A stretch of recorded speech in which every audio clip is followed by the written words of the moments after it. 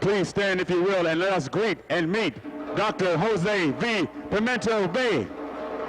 Brother Jose Pimienta Bey.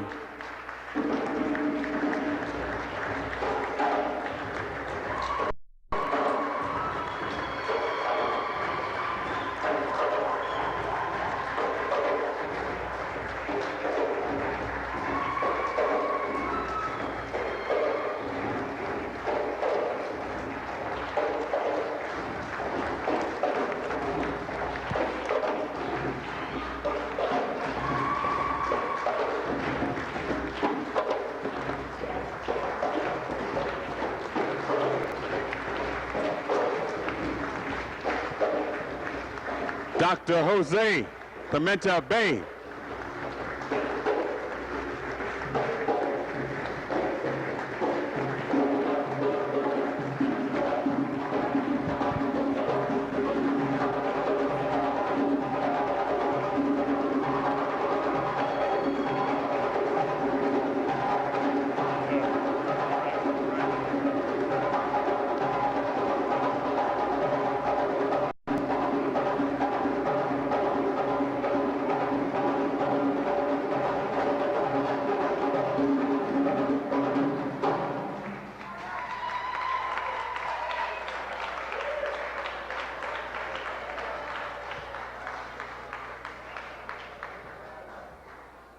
Wow.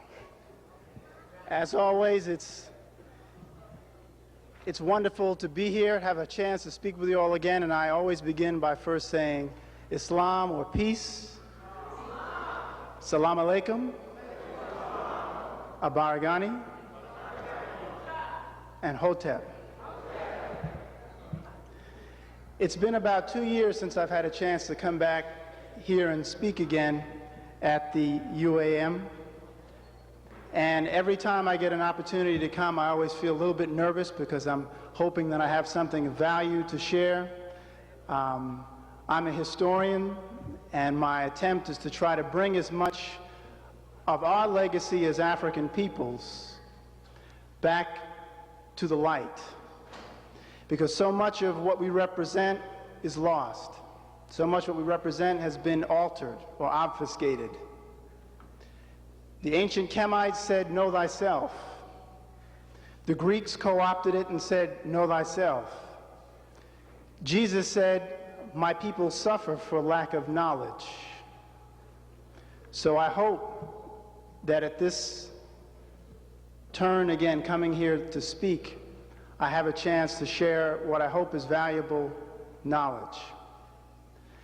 When I first spoke to Sister Karen Mason about what my topic was going to be, I said I wanted to do something a little different, because what I'm starting to do now is look at the connections between Native Americans and the Moors. Now, part of this comes from my having been mentored by someone who just passed away a few months ago, Dr. Sharcy Lawrence McIntyre, who was one of my mentors when I was actually at Temple University doing my doctoral work. And what the sister tried to get us to do, when I say us, the graduate students who were part of the program at Temple, was to remain mindful of the connection between African and Native American peoples. Of course, we're supposed to be clear on our Africanity, our connection to the African continent. But as Dr. Lawrence McIntyre used to say all the time, most of us are mindful in some way of our links to the indigenous peoples of these lands. And so what I wanted to do today was to go over some of these connections and have us take a different perspective on who we are as African people. Part of this also comes from a prophecy that I'm going to share with you. I've had the opportunity over the last 4 years to spend some time with the Lakota Sioux in South Dakota. And it's interesting that the brother was talking about Minister Farrakhan, because when I was in South Dakota in '96, actually, I stayed with one of the chiefs in Wagner. And when I went to the school, after I had finished meeting with one of the chiefs, he told me, he said, you know, one of the people who was just here recently was Minister Farrakhan. And we as Lakota people have a great deal of respect for him because he speaks up for those of us who are of color, the red man and the black man. And I thought that was interesting because it reminded me of a Hopi prophecy. The Hopi are an indigenous people that live in the Southwest. They live primarily in the state of Arizona. And the Hopi say that there will be a time after the close of this millennium when the black man will lead another revolution. And this revolution will be bloodier than the first. And after the revolution, according to this prophecy, the Native Americans will be empowered once again because of the efforts of the black man.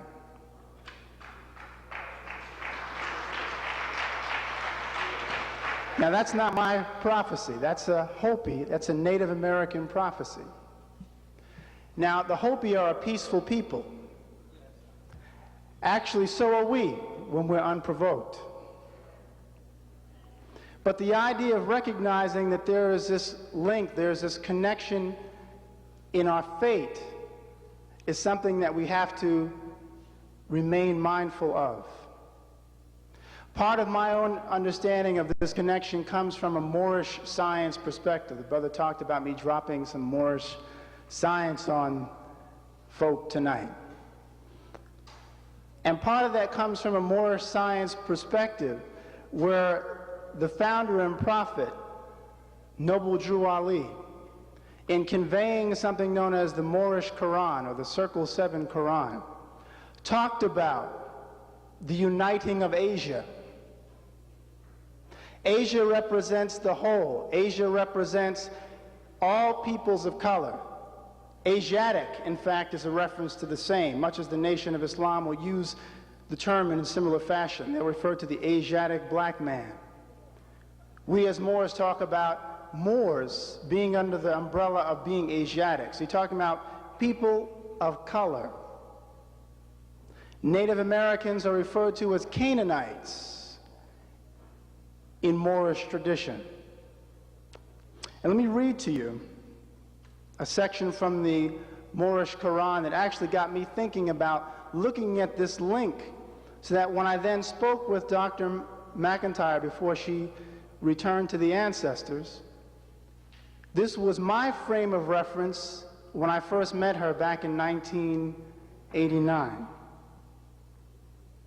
It says, their dominion, their meaning Moabite and Canaanite, their dominion extended from northwest and southwest Africa, across the great Atlantis, even unto the present North, South, and Central America, and also Mexico and the Atlantis Islands, before the great earthquake which caused the great Atlantic Ocean.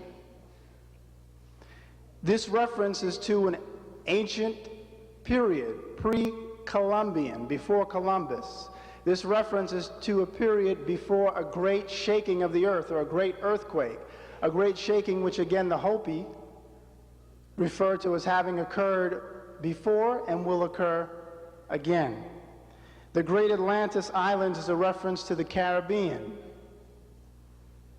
But this idea of the dominion of the Moors, the dominion of African peoples, at one time having extended into the Americas, is what is being presented. Now, Moabite and Canaanite are both understood to be references to Asiatic and African peoples. When you use the term Moabite, you're talking about the ancient peoples of Moab.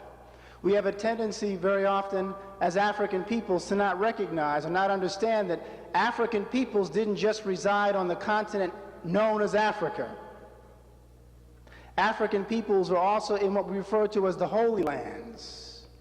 So when you talk about Jordan, and when you talk about ancient Israel, you're talking about African or Africoid peoples, black-skinned, woolly-haired peoples occupying those parts of the world as well. But we very often forget that, and we let Europeans essentially claim our home.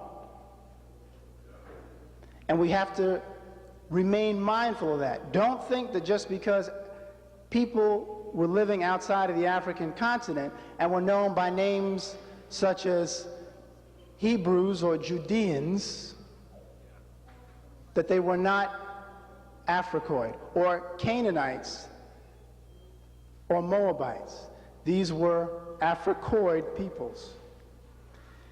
Canaan, of course, is a reference to, if you look at it from a biblical perspective, one of the brothers of Misraim and Cush, all of which are sons of Ham. Sheikh Anta Diop, who you may know, who wrote the several books, but probably one of the most prominent is The African Origin of Civilization. Diop says that the Canaanites originally were Negroes. That's his term, of course. Originally were Negroes, who later intermarried with lighter-skinned nations of Asia. These people were related also to the Phoenicians. Canaanite is a reference to both a language and a people. The West African scholar and statesman Sultan Mohammed Bello, who was actually writing at the end of the 18th and into the early 19th century, said that the Yoruba were descendants of the Bani Canaan, or the house of Canaan, as well as the kin of Nimrod.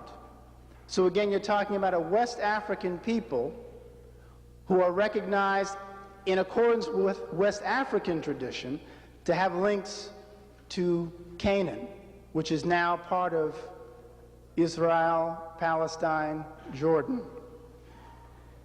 Descendants of the Bani Canaan, he says, moved westward and eventually established themselves in West Africa. Now, some people, when they talk about the history of the Indians, will discuss Indians as having come across something known as the Bering Straits. And the assumption is that being Native American means that everybody came from the same exact place. They came across the Bering Straits from Asia, and they all look like the customary dime store Indian. You have to have long, straight black hair. But this concept of an Indian is not true.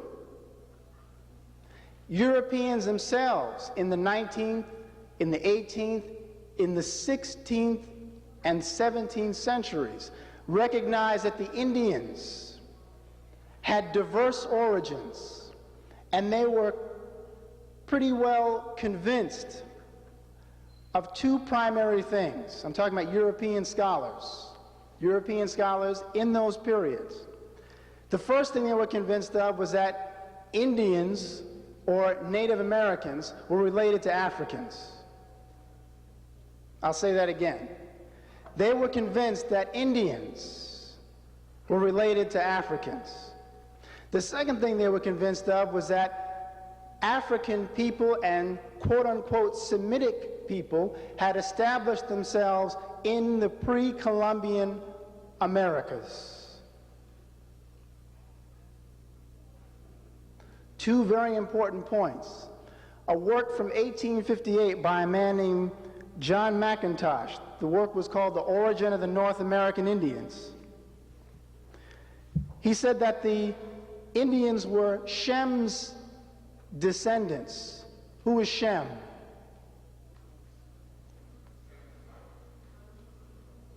And Shem is also recognized. Did you say Noah's son? Shem is one of the sons of Noah. And Shem is the root word for the word Semitic. So when you hear the word Semitic, someone being Semitic, that idea of being Semitic comes from the reference to Shem. But understand, the Semitic peoples were also part African. So he refers to them as Shem's descendants. But he also says that at a remote period, North Africans from Carthage came to the Americas. Martin Delany, who had been writing, if you're familiar with Martin Delany, the prominent African-American nationalist, major in the U.S. Army, one of the chief proponents of a kind of back to Africa movement in the 19th century. Martin Delany made the following statement. He said, "The continent of America, an asylum for all the various nations of the earth, among the earliest and most numerous class who found their way to the New World were those of the African race. And it is now ascertained to our mind, beyond a peradventure, a simple adventure, that when the continent was discovered, there was found in Central America a tribe of the black race, a fine-looking people, having characteristics of color and hair, identifying them originally of the African race, no doubt being a remnant of the Africans who with the Carthaginian expedition were adventurously cast upon the continent in their memorable excursion to the great island, after sailing many miles distant to the west of the Pillars of Hercules." Do you know where the Pillars of Hercules are? Gibraltar, Mountain. Yes, sir. Gibraltar, the area right between Spain and Morocco, once part of the Moorish Empire. European writers such as Pedro Martir de Angliera, a trusted friend and a teacher of Ferdinand and Isabella's children, actually wrote in a 16th century text called Decade or Decados of Ethiopian tribes living in Panama. Ivan van Sertima, who most of us are familiar with, who was responsible for really bringing this information and say out of the closet, the information about the pre-Columbian African presence. Other people had talked about it, but Van Sertima was the one who was bringing it back to the fore. Van Sertima talked about Chinese texts from the 12th century, the Sung dynasty. Chinese texts which spoke of Arab trading ships going beyond the Atlantic coast of West Africa. Abu Bakr II, of course, who was one of the rulers, an empire of Mali, who was both a Malian and a Moor, because the area also fell within what was recognized as Moorish dominions, had sailed for the Americas in 1311 with some 2,000 vessels. So we have in the 14th century a West African sailing for the Americas with 2,000 vessels. Obviously, he must have known where he was going. The work of Barry Fell, who was a linguist, shows how the Pima Indians of the Southwest, possessed a chant which they just passed down to their children. When this chant was first recorded in 1908 by the Smithsonian Institute, they called it gibberish. One of the earliest recordings that the Smithsonian would take, they called it gibberish. When they played it back in the 1950s, people started to recognize that this gibberish contained Arabic words. So then they listened to it again and realized they were listening to one of Aesop's fables in broken Arabic as part of a Pima Indian chant. As a result, Barry Fell, who was a as I mentioned, a linguist and archaeologist, European, concluded the Arabic-speaking Nevada people must have been well acquainted with the mathematics as taught in the Mediterranean Arabic universities, as well as other topics pertaining to navigation and astronomy.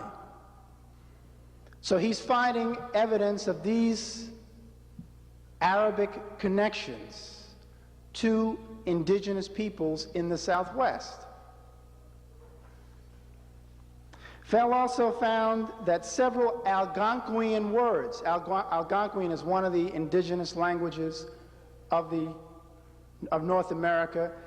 It's spoken basically from the North Atlantic coast. In fact, it's actually a series of languages, all the way to the Rockies. And this was also found to possess terms with Arabic roots that were navigation, astronomy, meteorology, medicine, and anatomy. Now, those of you who may have heard me before, or maybe read The Golden Age of the Moor and read my essay or anyone else's essay or heard me speak before, generally what I talk about is what? The profound impact of these African Muslims on these particular areas of science, and how this is the foundation for so much of Europe's ascension in the medieval period. But what is also significant is now we have to address this issue. If you had African Muslims who were able to travel across the water because of navigational skills, then obviously we have to begin to say, well, if they had the ability and if this information is there, we may have to reevaluate who we think some of these Indian people are. Or what is the ethnicity then of an Indian? And how far back should we go to really understand who we're dealing with when we talk about some of the various nations? There's a petroglyph, a rock carving, in Inyo County, California, which contains the phrase, Jesus ben Maria, which translates simply as Jesus, the son of Mary, which is a phrase commonly found in the Quran al-Sharif, or the Quran of Mecca. Barry Fell also informs us of another pre-Columbian Arabic script found in Nevada. The script reads, Shaitan Mahamayan, which means Satan is the font of lies. These scripts, which are found again in the Southwest and in the West, are pointing to this connection to a Muslim or Arabic influence. The question is, who was bringing it? Were these people from Saudi Arabia, or were these Muslims who were from Africa? The overwhelming evidence indicates these were African Muslims carrying this information from across the water. Some of you may be familiar with David McRitchie, Ancient and Modern Britons. Ancient and Modern Britons. David McRitchie was a Scottish historian, writing in the late 19th century. And he wrote that the peoples of ancient America and ancient Egypt were both known to refer to themselves as the children of the sun. Where have we heard that before? The children of the sun. Michael Bradley talked about the children of the sun versus the children of the ice. David McRitchie is a European, saying that even in his view, in his understanding of the historical record, the children of the sun was a reference to both peoples in the Americas and peoples in Egypt. An anthropologist named James Wright Jr., who studied various indigenous peoples in the Americas, one of which being the Natchez peoples of Mobile, Alabama, and Louisiana. The Natchez were known to build temples to the sun and burial temples for their dead. They also referred to their honored members as nobles.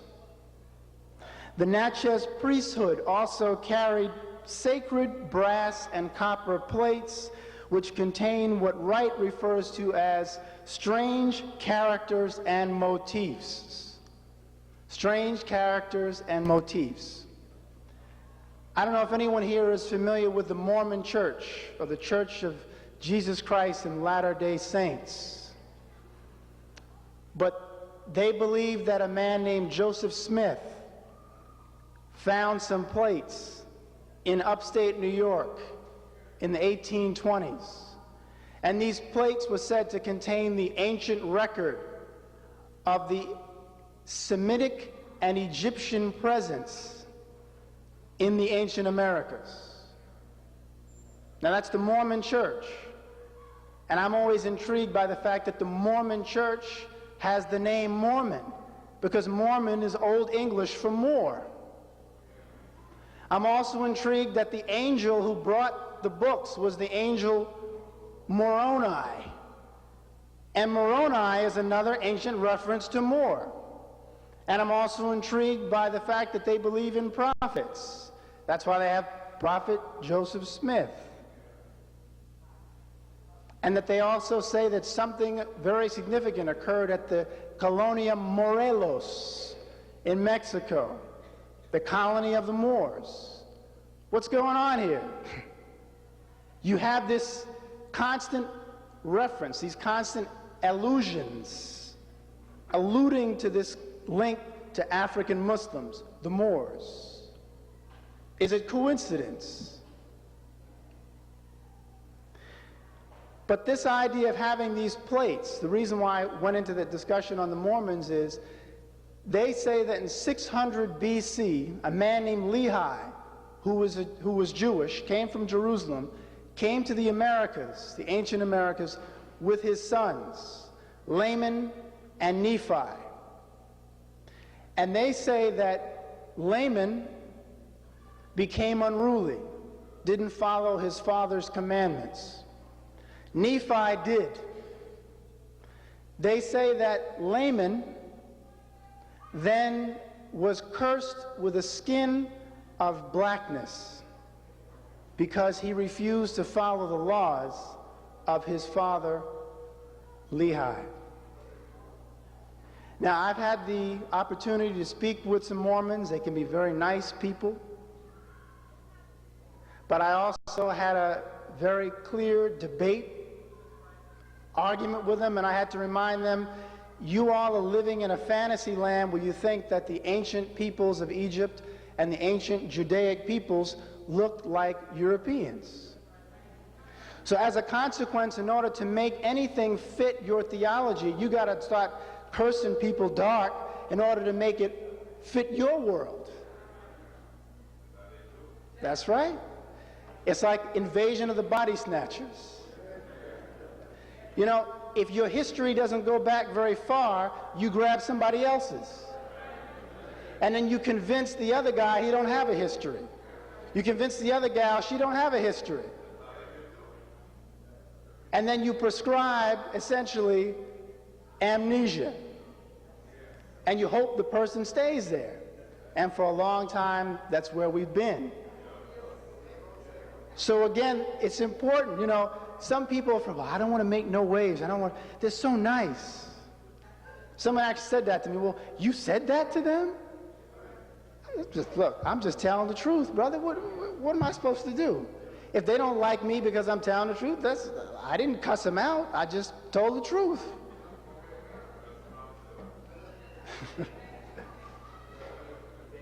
So it's very important for us to be mindful of what other people are thinking and saying, so that we can critique them and come back with the truth.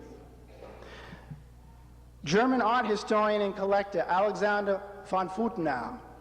Again, it's interesting because I have to say this. A lot of the work that has been done to uncover the truth about us very often is not done by us. And I have to say, sometimes it's lonely being in the library, traveling to Mexico, traveling to Morocco, traveling to Spain, traveling to South Carolina to do work on us, and sitting in a room filled with Europeans and don't see nobody look like me trying to find out about ourselves. So I have to say, encourage, for those of you who have children, for those of you who are just looking for a career, study history, study art history. Get in there and do it professionally so that we can start to disseminate more of this information, because it's lonely and it's tiring sometimes. But I know I have no other purpose on this earth but to do it, so I keep doing it.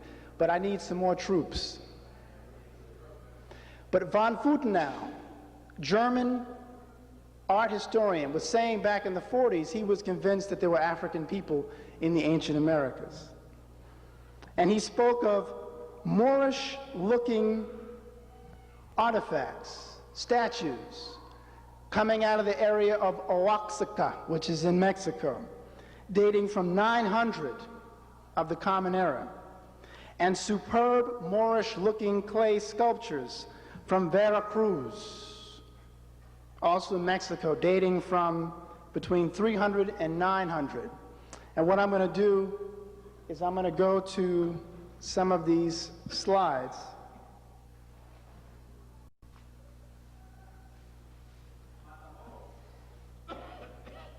Matamoros, somebody say?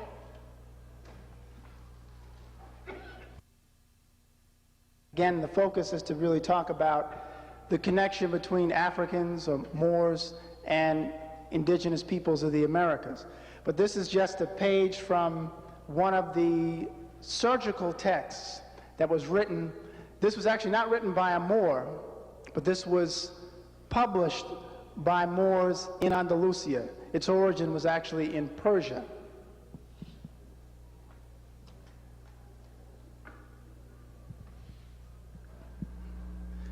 This again is just another indication of the legacy of the Moors in the families. Okay.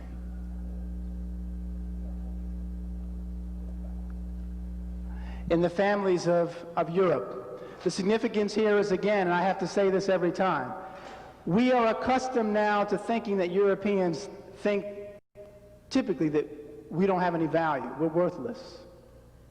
Europeans now, I can tell you stories of having given lectures, and after I finished, every Caucasian in the audience was swearing they had Moorish ancestry. Now, before I came in, nobody said anything about being related to no African folk.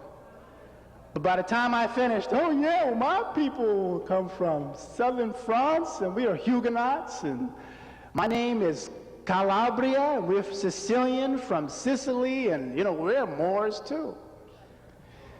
See, when you know who you are and claim it, then folk will, all of a sudden telling you all kinds of things.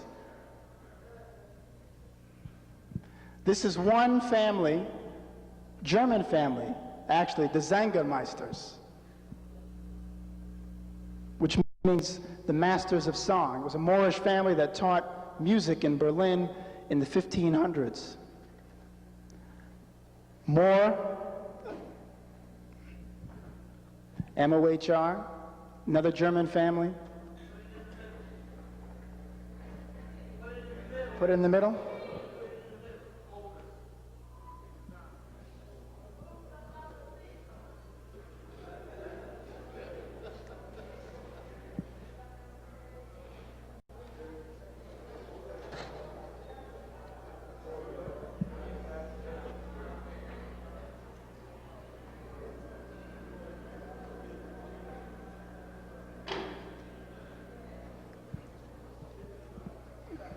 Okay, I'm going to have to kneel here in front of it because I don't have the remote.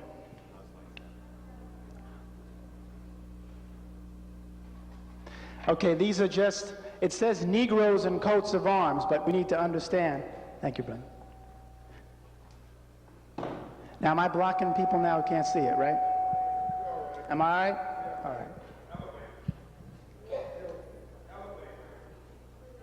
All right. Oh.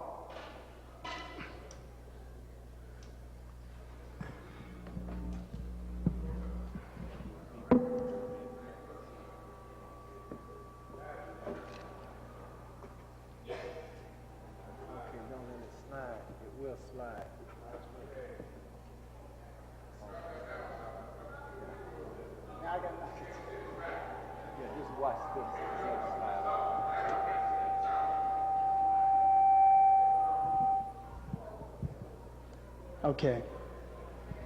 One of the problems that we customarily have is, again, and I use this example all the time. Think about this. You can sit in a history class or you can read a history text and you'll be reading about Phoenicians, Moors, Carthaginians, the Hamites, the Amorites, the Edomites. You're wondering who these people? As someone just said, they're all black folks. All African people. But we're accustomed to looking for the terms black and Negro to find ourselves, right? So as a result, man, where are we? We're not in here. Turning past every page that talks about your folks, because you didn't realize that those terms refer to us, because we've been given new terms. Negroes, blacks, colored folk. So we're looking for those terms, and of course they always refer to people who are subjugated, enslaved, and devalued. So that's what we find, the history of subjugated, enslaved, and devalued folk.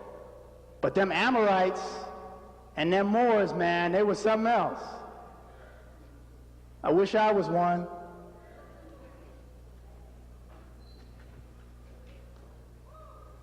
Again, just examples of Moors and European coats of arms. They're telling us that they want the world to know they descend from us. But most of us don't go to books of heraldry to find that out. All the royalty, the royal families of Europe, if you go and look at their coats of arms, you go back far enough, you're going to find someone look just like you. Including Queen Mother Elizabeth, who just turned 99 yesterday. This is the Moorish chief. This is actually from the Philadelphia Museum of Art, painted by an Austrian in 1878. Again, this actually is showing a Moorish knight who fought in the Norman invasion of England, 13th century. This is one of the rulers of Sicily. This is why when I was talking to a young woman yesterday at the gym, and she asked me what I did, and I told her I was a historian. So what do you teach? I said I teach primarily the history of the Moors. And automatically here it comes. She said, "Oh, I'm Sicilian." And I said, Calabria. She said, Calabres. The area where the Moors were in Sicily. So she was ready to acknowledge her Moorish ancestry. But you can believe that she probably wouldn't have told anybody that she was black. You understand what I'm saying? All right. This is one of the emperors of Morocco, Moulay Ismail, owned 10,000 European slaves. Yeah, you can clap.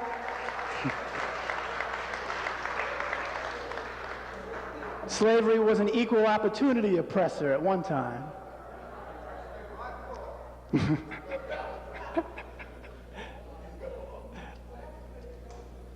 Saint Maurice or Saint Moritz, one of the patron saints of the Holy Roman Empire, worshipped in Germany. Can you imagine some Aryan nation folk worshiping him now? Right? Germans understood who we were at one time, and we understood who we were at one time, and who we still are. If we could just wake up. This is from a German Bible, the Queen of Sheba, 13th century. They knew who she was.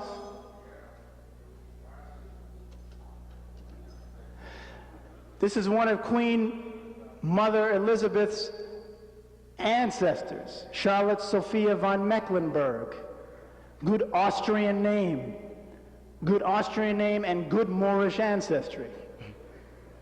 The wife of King George III, the same person responsible for losing the Americas during the American Revolution.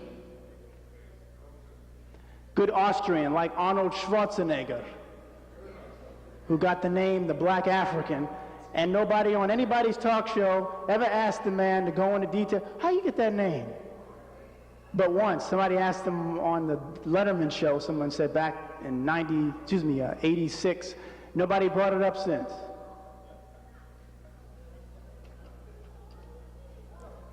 Duke of Florence, Alessandro de' Medici, of Moorish ancestry.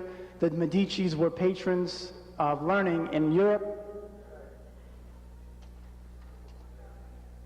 Just a map of Moorish-controlled Spain known as Andalusia. Again, another page from a text written by a Catholic monk who was writing down notes from Moorish medical and mathematical texts. A Spanish historian by the name of Vallecrosa found this in 1947 in a monastery in Spain, thereby establishing that the Catholic Church, Catholic Europe, was heavily interested in finding out as much as they could about Moorish medical knowledge, mathematical knowledge, theological knowledge. They used the theology of the Moors as well to understand their own Catholic theology, to make sense, to make better sense of what they were arguing. Just an example of Moorish architecture. This is a palace in Fez, Morocco. Another page from one of the surgical texts.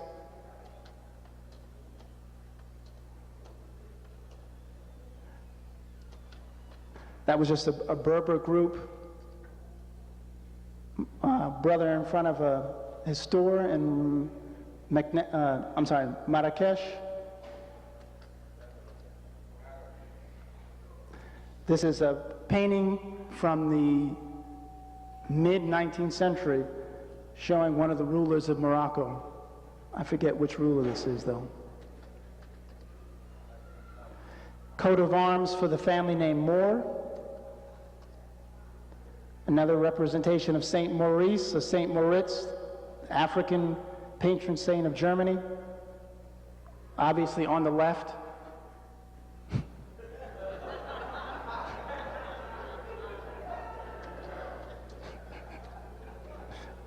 Okay.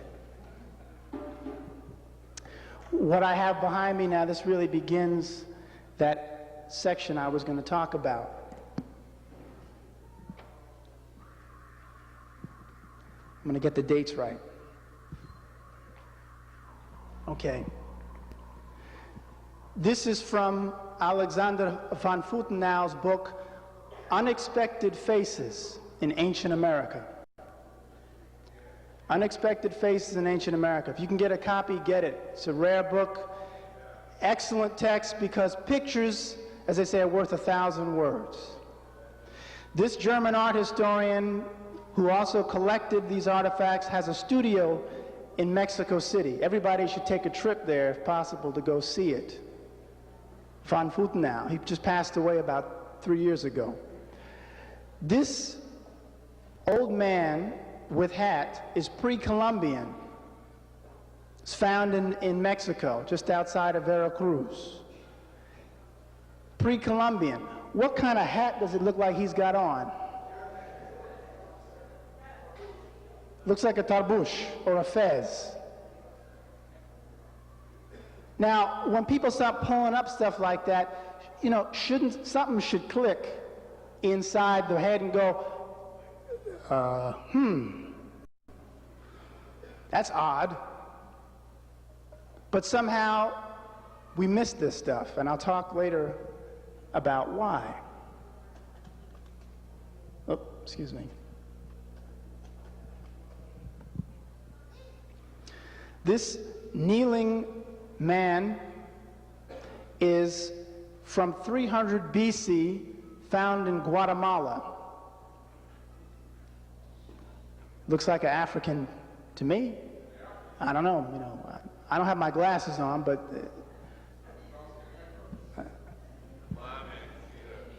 right. Somebody said a blind man could see that.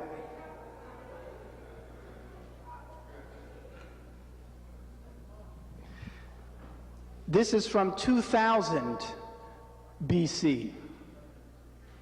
And this is also from Mexico, from the place I spoke of before, Morelos.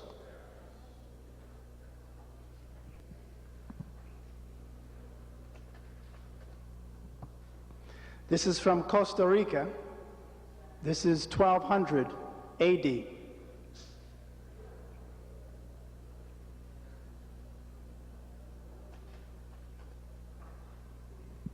This is from Mexico, 300 of the Common Era, 300.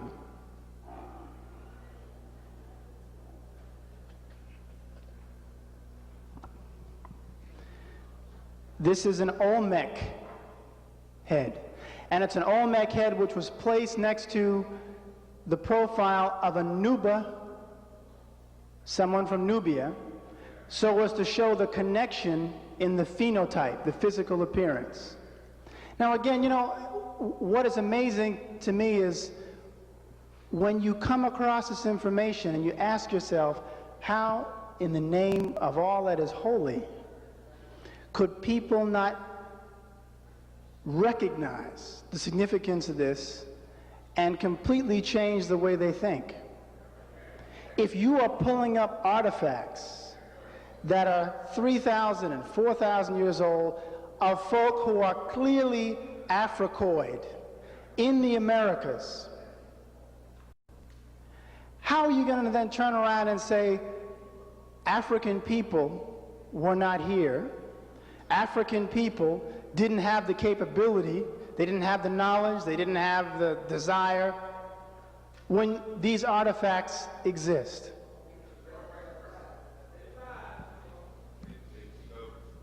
Right. Talking about who controls the knowledge base. Whose education, or as Woodson would say, whose miseducation are we getting? Another example of one of the Olmec heads. By the way, these Olmec heads are something like between 10 and 11 feet high and 9 tons. So you can imagine pulling something like this up out of the earth. That's why they're still there, because if it was little stuff, they might be able to hide it. But when they kept, you know, the Mexican brothers and sisters would be plowing right around it, you know. And people come in and say, well, how are we going to get rid of this? Well, we can't, because it belongs to the Mexicans. And the Mexicans themselves, essentially, those who study their own history, know that we are related to them. It's no secret. But the problem is, again, you know, we're in a situation where we're often competing with one another instead of trying to understand the link that exists. And that's what it's supposed to be about. That's right. Brother said, go to Tijuana, you think you in Harlem. So you go to Cancun, you see some of those Mayan brothers and sisters, and they look, in fact, even hair texture. People sometimes talk about, well, the hair is straight. Sometimes it's curly. It's a Moroccan woman with her baby on her back from the southern part of Morocco. These are Seminole women, Cow Creek Seminole. All right? Seminole are known primarily for occupying what is now the state of Florida. Here's one of the misconceptions that we often deal with. People assume, and again, being in the field of history, when I would talk about this, people say, well, the reason why Native Americans can be found to have African phenotypes is because Africans were running away from the plantations and intermarried with Native Americans. Well, yeah, that's true too. But the problem is that in the face of all this other evidence, why is it you limit the intermarriage to the enslavement period? You assume that, well, obviously the only way that these Africans could have interacted with Native Americans is because Europeans brought Africans over, They were enslaved, and then they intermarried with Africans. But if we've already looked at a whole ocean of statues in books like von Wutenau, he's not an African, this is a German. People say a good Aryan. And he's telling folk, these Africans were here in the US before, the Americas before the Europeans came. So, if he's saying, you know, come on, this is your own, so to speak, he's part of the West, what's going on? But the idea is, again, most of us don't take the time because we don't think there's anything to find. Because we're always couched within the category of slavery. And we're tired of hearing about slavery. Right? At least our own slavery. And we said, brother said, we don't believe in ourselves because we don't feel there's much to believe in. Right? Limited knowledge of self.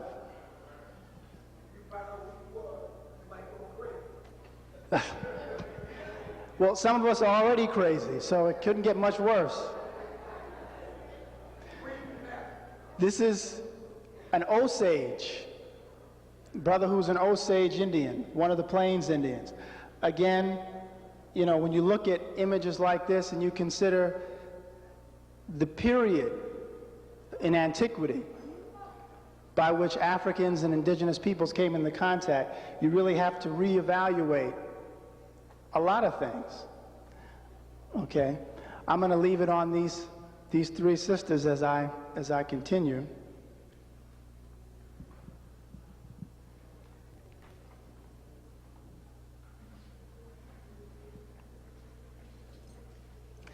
Okay. One of the things that von Wutenau said is that there was a cover-up. We're used to cover-ups. We hear a lot about cover-ups. That's how a system maintains its power. It basically covers up as much of the truth as it can. And he basically said that there were cover-ups involving people who were directors of the Smithsonian, people who were directors of the Museum of Natural History, to basically hide any and all artifacts which showed the African presence in the Americas. All right? Still goes on. And this is part of what has put us in this situation. But what other evidence is there to be found that exists among the various people? Sometimes you can read between the lines and find information. The Navajo Indians, who are actually properly called the Diné, because Navajo means thief. That's a term that the Europeans, specifically the Spaniards, placed upon those people. They're called the Diné. The Diné possess a symbol, the crescent moon, which they call the Naha. Now the Smithsonian's own text, the Smithsonian's own text called the Native Americans, says that this symbol spread from Muslim North Africa to Spain, then to Mexico, and then to the Navajo. But what I say is that, why did the Spanish have to bring it? If the symbol is an African Muslim symbol, and if there's evidence of an African Muslim presence already in the Southwest, it's obvious that they didn't have to bring it, meaning the Catholics. And why would they bring such a symbol? It's an Islamic symbol. They had a crucifix. Doesn't make much sense. Leo Wiener, who was again, it's interesting, you have all these German names. Leo Wiener wrote, most likely the Mandingos first reached America in the middle of the 15th century. He says, with the Portuguese explorers. He continues, in either case, one must consider the nature and significance of this Mandinka-Portuguese partnership in the exploration of the Americas. Now, the Moors controlled Spain and Portugal. The Moors are the ones who had created a storehouse of maps. A man named Al-Adrisi had written a book in the 12th late 12th, early 13th century, which is known as the Book of Roger, which already had in the text and in the accompanying globe the American continent. This particular book ends up being used by Catholic European powers to be able to spread into other parts of the world.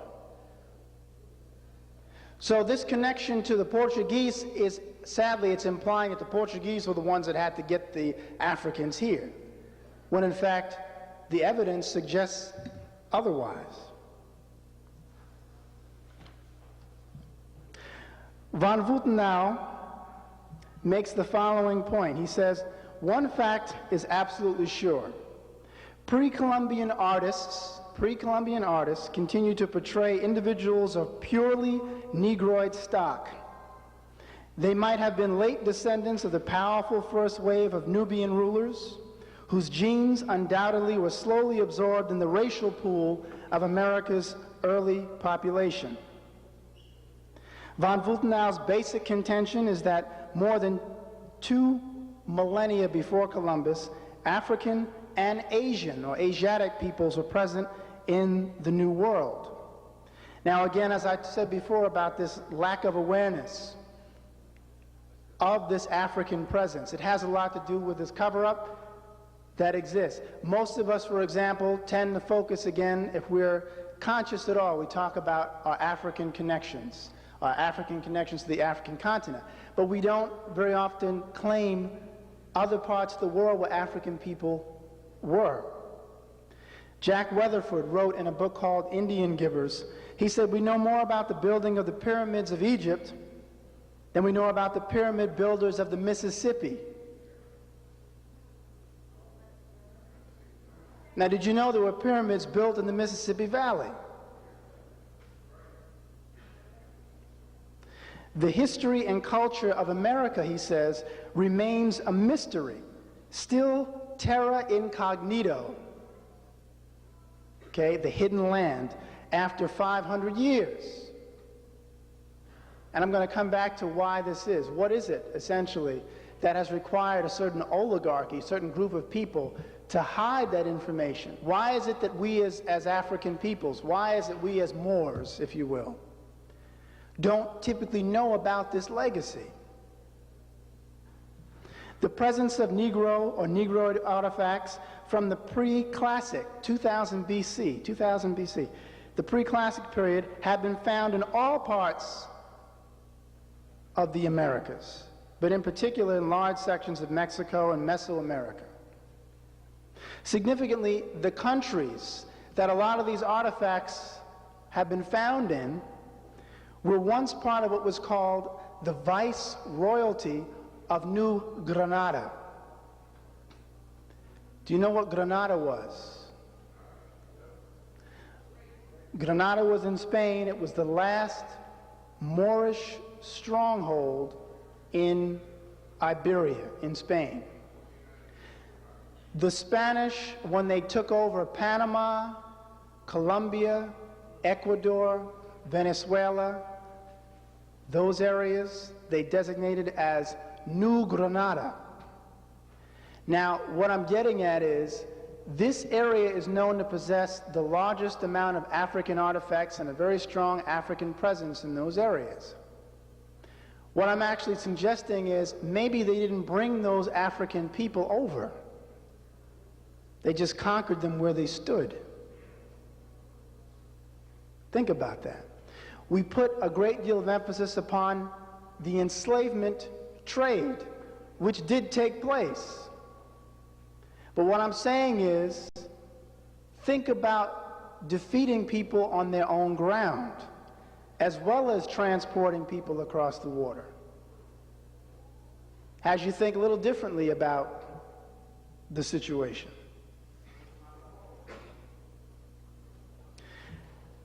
A French scholar by the name of Ambroise de Bourbourg, who was identified as the most prominent diffusionist of the 19th century.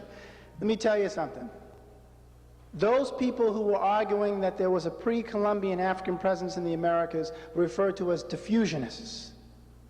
Most of them, or many of them, were Germans and French. De Bourbourg was one of them. He actually said that the ancient high priests of Egypt also possessed knowledge of the existence of America. And this was based upon his own research back in the 19th century. He also conducted a study of what is now Panama and Colombia. And he found that several of the rulers of the Indian rulers, the indigenous rulers, had names like Dobaida, Abibaiba, Aben Amici, Abraiba, which are all recognized as having been, as he says, a completely Moorish or biblical form. These names, these titles. You're also talking about African Muslims known as Almamis, who resided in Honduras and were found there when the Spanish arrived. Now let's also look at this Judaic or Semitic connection. Someone no less than William Penn, the founder of Pennsylvania, who lived between 1644 and 1718, actually commented that the American Indians, which he saw, reminded him of the Israelites or the Jews. Quoting from Penn's own work, he said the following about the Indians of what is now Pennsylvania. He said, "For their origin, I am ready to believe them of the Jewish race. I mean of the stock of the 10 tribes. I find them of like countenance, and their children of so lively resemblance that a man would think himself in Duke's Place or Berry Street in London."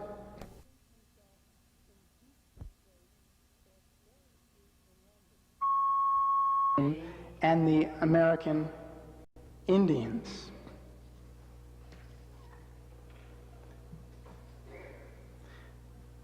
Significantly, even tobacco, which is traditionally associated with the American Indians, was once associated with Africa's Moors.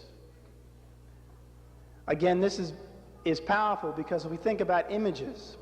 When most of us think of tobacco, we think of a particular, or people say that the dime store Indian, we think of a specific type of appearance. He's got to have long, straight hair, and essentially look what we would consider to be a classic Native American look. But in the 16th century, 17th century, Europeans also used Moors to sell tobacco.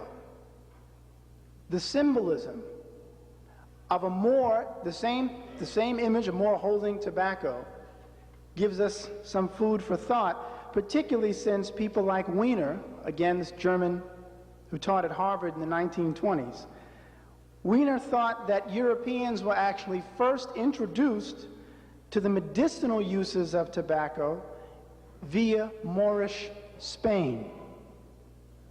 But Wiener also thought that wampum belts, the wampum belts, had an African origin. He said, it can be shown that the Canadian and New York wampum belts are related to the Brazilian wampum belt, which itself is of African origin. Robert Beverly II, who was one of Virginia's best-known historians, writing in the early 18th century, spoke of I just lost the... Okay. Robert Beverly spoke of several cultural connections and similarities between Africa, Near Asia, and the Americas. As a student of classical and modern writers, Beverly held a special interest in Indian society. Well-traveled, well-read in geography and history, Beverly said in 1720 that the Indian foods of Virginia were strange and reminded him of the same foods sold in the markets of Fez and of the diet of the Arabians, Libyans, Parthians, and Ethiopians. Van Sertima's works, also which have played such a primary role in bringing much of this information out, have also established that various West African peoples have similar names and naming methods that are used by American Indians. Tribal groups are also designated very often by the same titles, differing only in the aspects, he says, of an occasional prefix or suffix. In the 1930s, a French linguist by the name of Jules Cauvet found that the Moors of Northwest Africa, this would include both Morocco and Mauritania, had names which were shared by Indians, American Indians. The names were Atlantis. These are the common names between Africans and Native Americans. Atlantis, Baquetas, Bucoyas, Guiznais, Gualas, Chorti, Guamares, Guanchas, and Juarez. He then said that other names, such as Antis, Aturis, Gais, Lippis, Paraisis, Saracas, which sounds like Saracens, Saracas, Tames, Zamoras, and Dorans, also appeared to be African in origin but had been Europeanized. Also, a Sudanese ethnic tribal name, Marabitine, was also found to compare with the Marabitinas and Maravitinas of Portuguese Guyana, which is now Brazil, the Marabios of Nicaragua, and the Maravigin of Venezuela. It's highly significant that such ethnic names and national designations like Marabitine, Marabitinis, Marabios, Maravitinas would appear among American Indian names, even though they are all variations on an African name, Marabut and Murabit. The Marabuts, which were Moorish Muslims who had defended the African frontier against Catholic European invasion. The Marabuts or Murabits are also referred to as holy men of the Maghreb, which is northwest Africa. Some of you may have heard of the Seneca, which is one of the indigenous peoples that was said to occupy what is now New York State, the Seneca Indians. The national name of one of the Iroquois League's nations bears a phonetic synonymity with the Senega people and region of Western Africa, as in Senegal. Senega is even referred to in Peter or Pedro Martir's work, Decades I mentioned earlier, from 1503. The text indicated that Senega was one of the regions, and I quote, of the Kingdom of Guinea, Guinea being a reference to Africa, which is occupied, and I quote again, by the black Moors, also called Ethiopians or Negros. Brunson and Rashidi, and Runoko Rashidi, who is coming here, right, next week. Brunson and Rashidi contend that the African ethnic name Zenega is Cushito-Hamitic in origin, meaning its origins are in Ethiopia and Egypt, the Nile Valley region. So think about that. The word Seneca, or Senega, which is equated with Senegal, but also has this link to the Seneca Indians, has an origin in the eastern part of Africa. In the presence of so much evidence suggesting parallels between the continents and peoples of America, Asia, and Africa, it is logical to consider this as indicative of ancient and pre-Columbian contacts. Consequently, let's now take another look at the word Indian. J.A. Rogers had actually told a lot of us who were reading his books back in the 1920s and 30s that the word Indian comes from the Latin term indi, which meant a very dark complexioned person. That's why the people of the Indus Valley, India, are also linguistically, I don't know if you, well, two things I should point out, referred to as niggers. If you go to the International Dictionary, Webster's International Dictionary, the term nigger, believe it or not, actually includes the Indians of India. It was understood that they also are related to African and all peoples who are dark in complexion, all peoples of color. So this term Indian, which means very dark complexion, a reference in a 16th century text implies that the Portuguese viewed the Indies, that was the term that was used for the Caribbean islands, or the Atlantis Islands, as I referred to it earlier. The Portuguese viewed the Indies as an extension of Africa. Consequently, we must reconsider, again, the significance of Europeans calling inhabitants of the Americas Indians. All right, I'm going to back up and just try to clarify something here. What I'm actually saying is, when we read accounts given by Europeans of coming into contact with Indians, don't automatically assume that the person has to look like Chief Joseph. Yes, some people, many people look like Chief Joseph, but others may have looked like Lou Gossett. And all those in between. In Hernan Lopez de las Tenaras' book, it's a long title, the first book of the history of the discovery and conquest of the East Indies, published in London in 1582, Hernan Lopez cites the presence of Moors in the East Indies as well. Now that's in the East Indies as well. And let us not forget that the Portuguese certainly knew what a Moor was, because the Moors had ruled there for several hundred years. But a more revealing book published in 1822, which you can actually find right here at the Schomburg.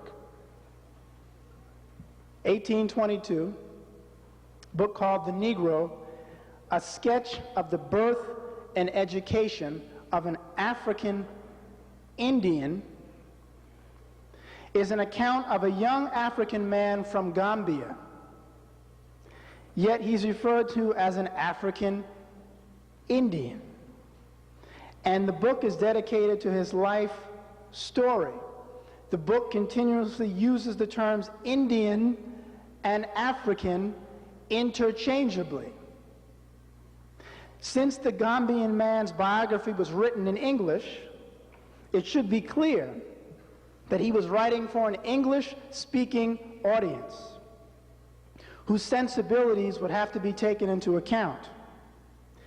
If sub-Saharan Africans could not be referred to as Indians, quote unquote, then the book would not have clearly implied such synonymity. Do you understand what I'm saying?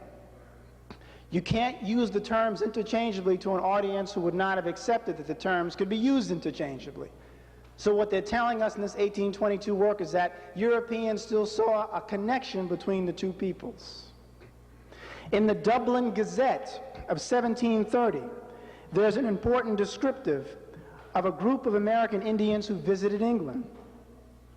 It stated, and I quote, "On Monday, when the Indian king and the prince and 5 of the chiefs of his court, all blacks, were introduced to His Majesty at Windsor."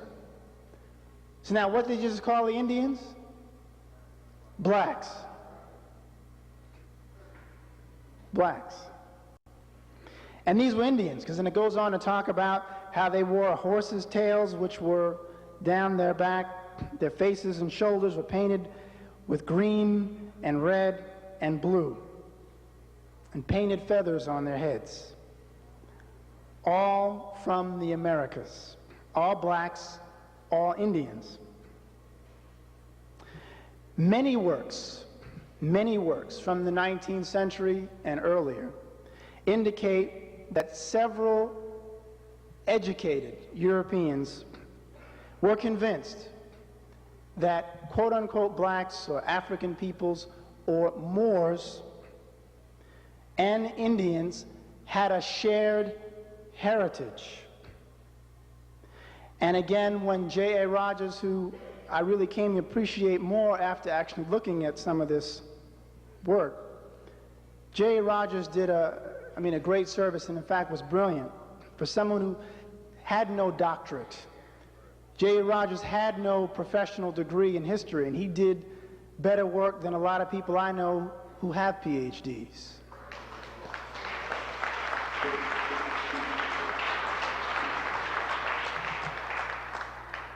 And so that's why I say again, if anyone has an interest, there is a certain technique and approach to analyzing information, but it doesn't take letters behind your name to have sense.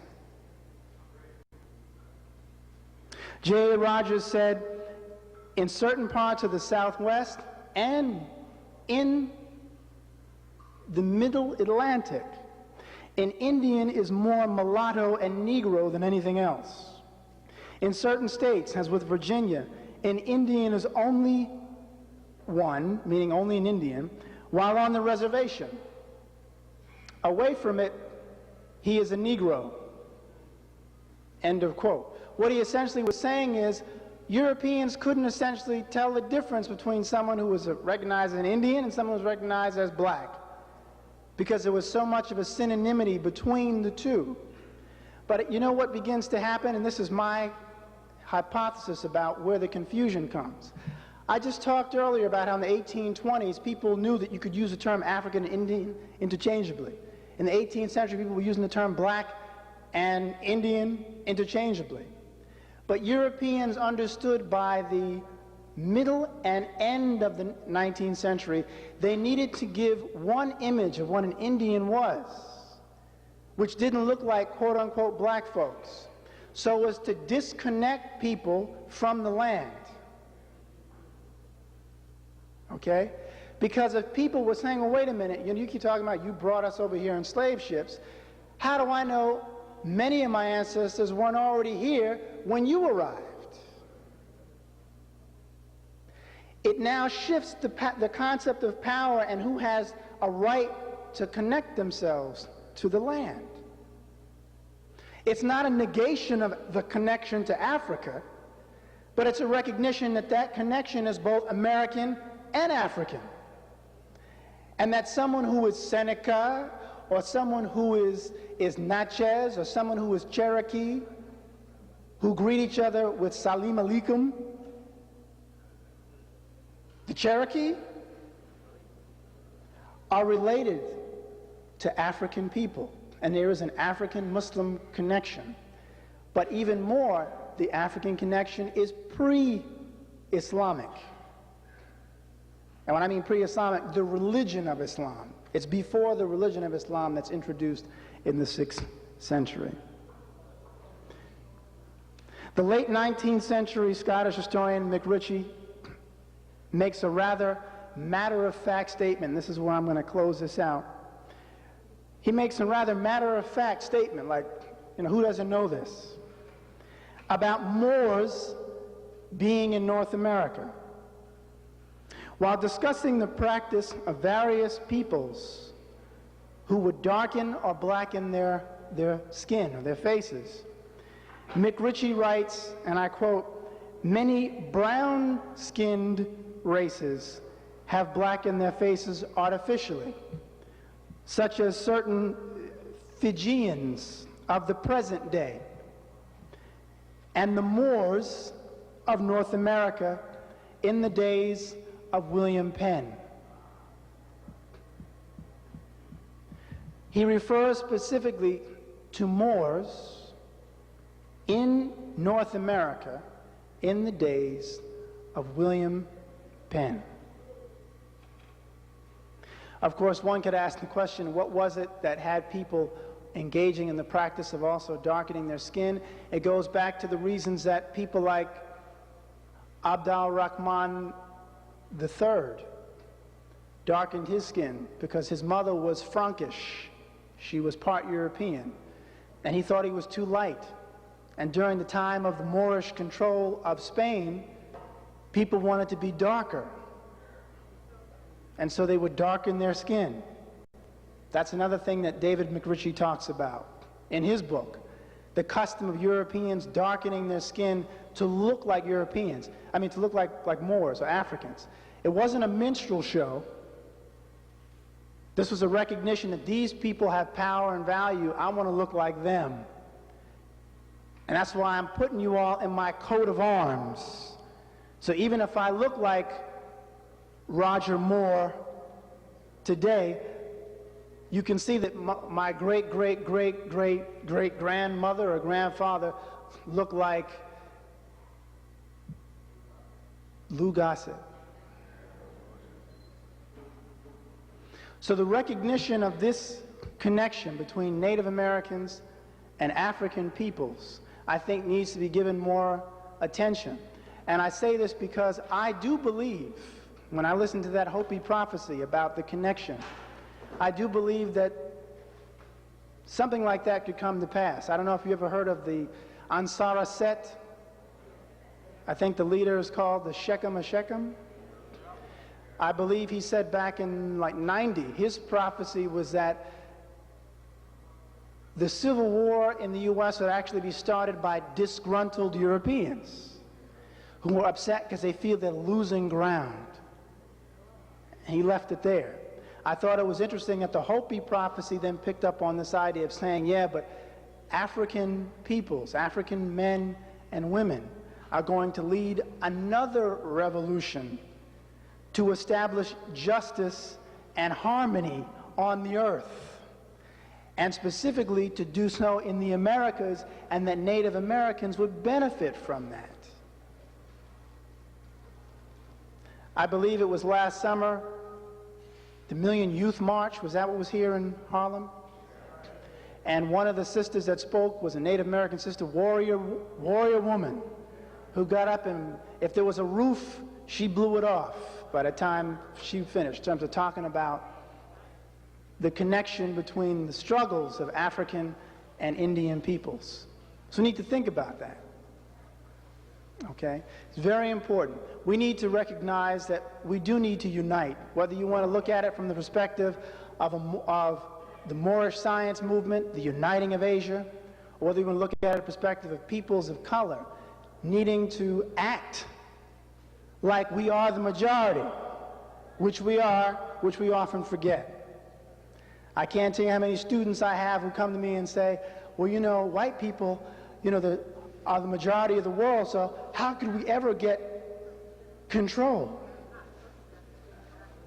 Again, you're talking about miseducation.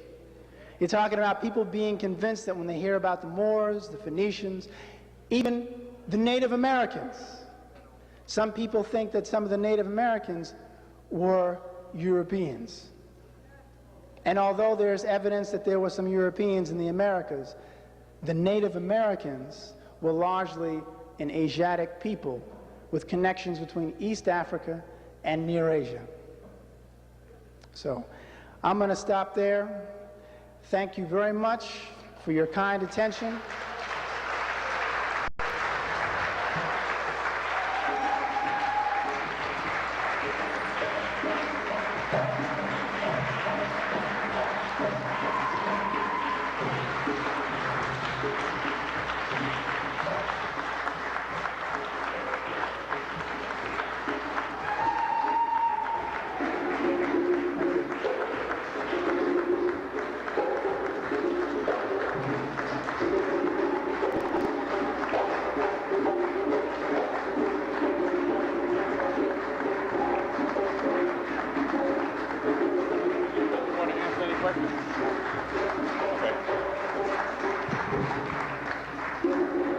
Hotep brothers and sisters, please be seated.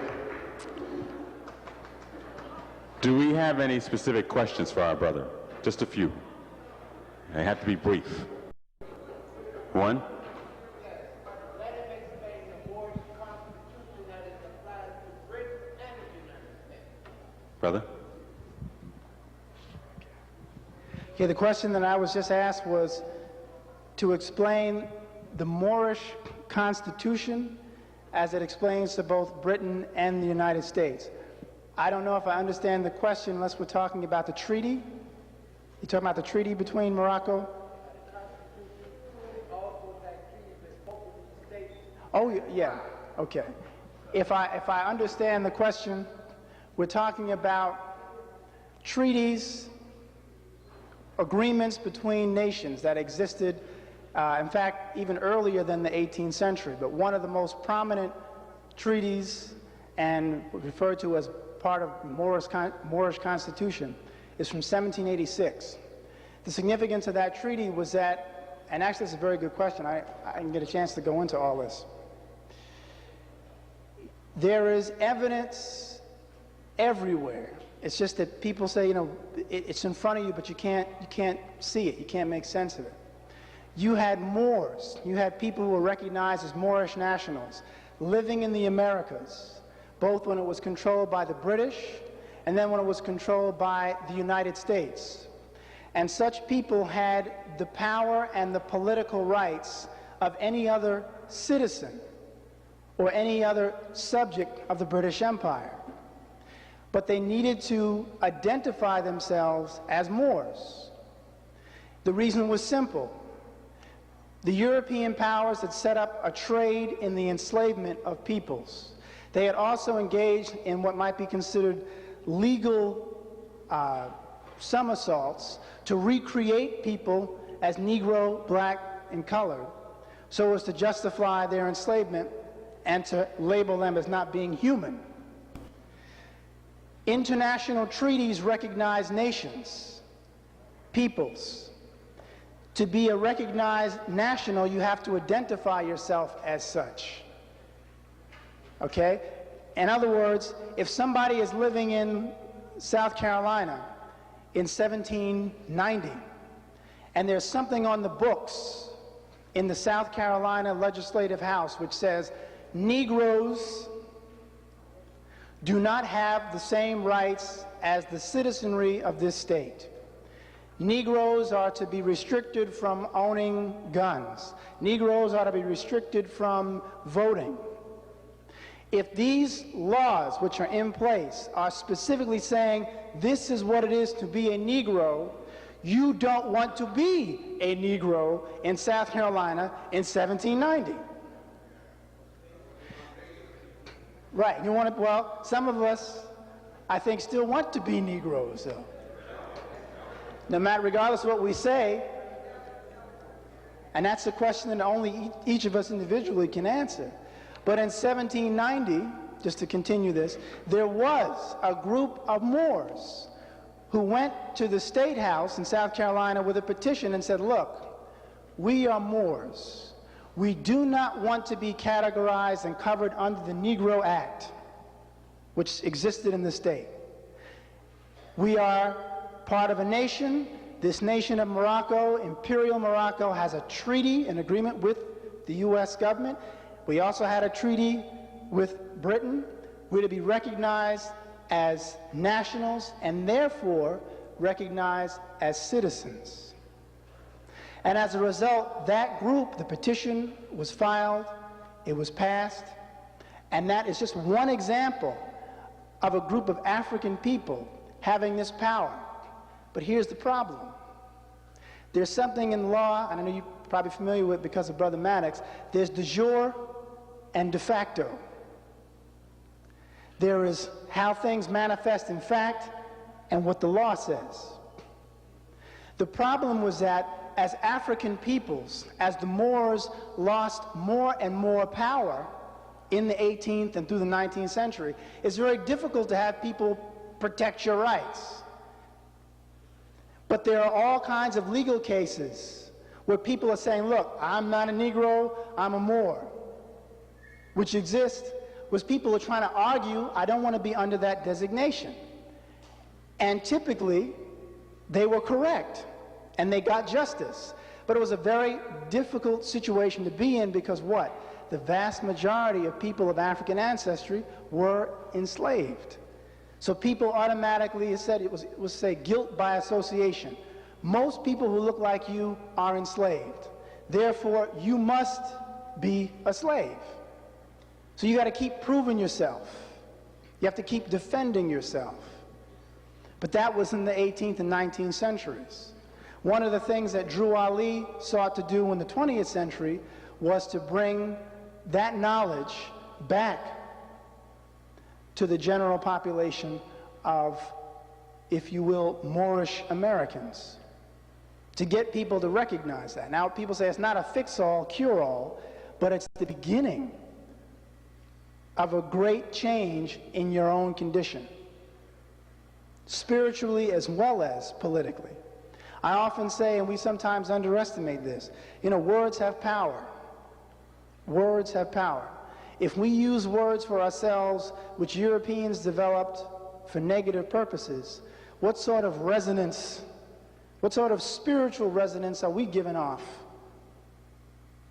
by identifying ourselves by such terms?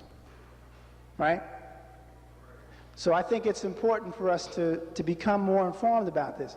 I'm actually finishing a book, finally. I need to clap myself. I have 2 weeks to get it done. It'll be coming out Karnak House out of London. So hopefully by January. But I've got 2 more weeks to get it done. I'm writing the conclusion now of that. So the title is Othello's Children in the New World. Okay, Othello as in the tragic figure, because much of our lack of historical knowledge is tragic. And New World is in quotes, because this is not new, because we have been here for millennia. Okay. Any other? Is there one other question?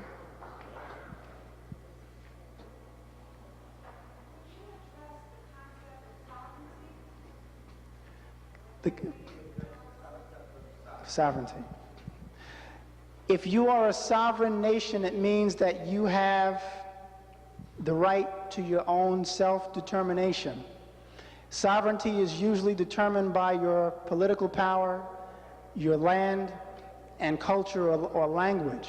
Most nations try to establish that they have a land, a culture, very often a language, which gives them a right to declare themselves as autonomous. They are a sovereign or independent nation. One of the things that exists when you look at the legacy of the Moors in this issue of sovereignty is the Moorish Empire at one time extended from what is now Morocco as far south as Senegal and all the way out to the to the western border of Egypt. That's a huge portion of Africa. And then if you include Moorish control of areas of the Mediterranean, Europe, at one time it included, his brother was saying, portions of what is now Italy and Rome at one time during the Moorish conquest, known as the Saracens. All those areas at one time were under Moorish domination. And then, after I just talked to you about the Americas, there is evidence that the dominions extended into the Americas as well. Now, establishing that this was something that the European world recognized is something I have not yet been able to do with a clear document. That would be the proverbial, people say, the smoking gun. To find clear evidence, here's something written by the British or something written by some European source or some source in Arabic, which indicates that these lands were also recognized as being under Moorish dominion. But the idea of sovereignty means that you are an autonomous nation which has a right to govern itself. And you may or may not choose to be part of a larger nation. You may or may not choose to be part of a larger nation. Native Americans, essentially, if they are recognized nations under the Bureau of Indian Affairs, are recognized as what? Sovereign nations. Meaning they're supposed to be recognized as autonomous. They can conduct their own political affairs. Yet they choose to remain within the domain of what is now called the United States. So their sovereignty is recognized, and they choose to still interact within this society. Of course, it's kind of hard not to if you're surrounded by, a structure, political structure that's more powerful than you are and set up around you. But that essentially, I don't know if that answered the question. You talked about the issue of sovereignty. That's what I would say on that topic of sovereignty. Brother Mann.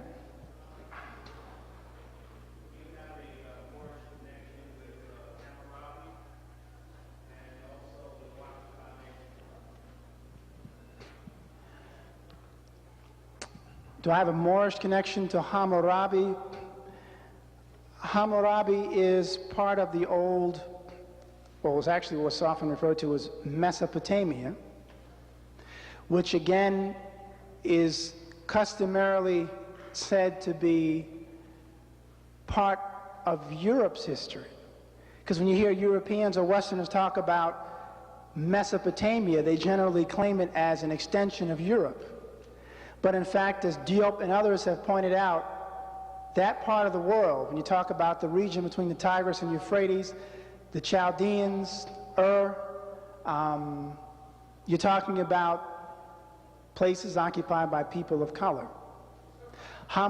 Semites and Hamites. Hammurabi is responsible for developing one of the first legal codes, and it's a code of laws. His name, certainly, Ham, H-A-M, etymologically, Chem, is a reference to Africoid people. So automatically we should take notice of that. Names can tell you a lot. That's why I'm interested in names. Schwarzenegger and Hammurabi too. Chem. In terms of the Washita nation, which is down in Louisiana, there's a sister who's I know she's referred to as the Empress, who recently got land back from the federal government that she said belonged to her Washita ancestors. The federal government obviously agreed and returned the land to her. The Washita are also, and this is where it gets, to me, why I remember and why it's interesting. The Washita name is also the same name that was anglicized as Washington, as in George Washington. Now that's a fact. Now the question, when people often talk about old George's European or English ancestry, yes, he had English ancestry as well. He was, as they say, mixed, or so it would seem, based upon his name. But the Washita Indian people, the Washita word, the name itself, is the origin of the word Washington, which again should have people beginning to look again at this person referred to as the first president of the United States. But I don't know a whole lot about what the Empress of the Washita Nation is doing now, so I really can't speak to that, beyond that. Okay. Islam.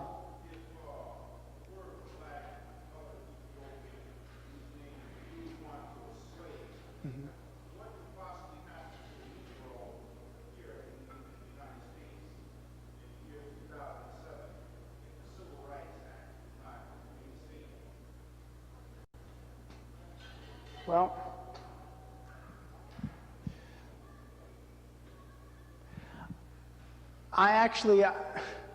that's an interesting question, but I would actually just say I'm not so concerned about whether the Civil Rights Act, is reinstated so much, because your point is that that would affect certainly those who go under those categories. Legally, that would be true. But whether or not I think people would stand for it is something else. But I think you're right. You're making the point that legally, of course, right, people under those designations would be legally limited. They would have limited themselves by allowing themselves to be designated under those categories.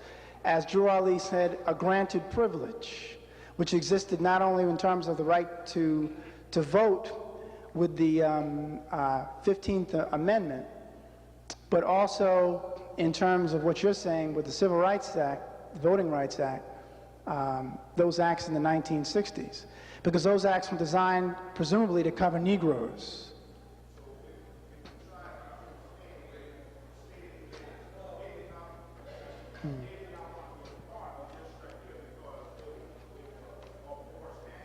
Right. Right. Well, legally, that's right. Right. You're making a good legal point. Legally, those folk would be able to be treated in any way that the legal system chooses. Right. Okay. All right. All right. Can I let the sister just ask? All right, let the sister ask one question.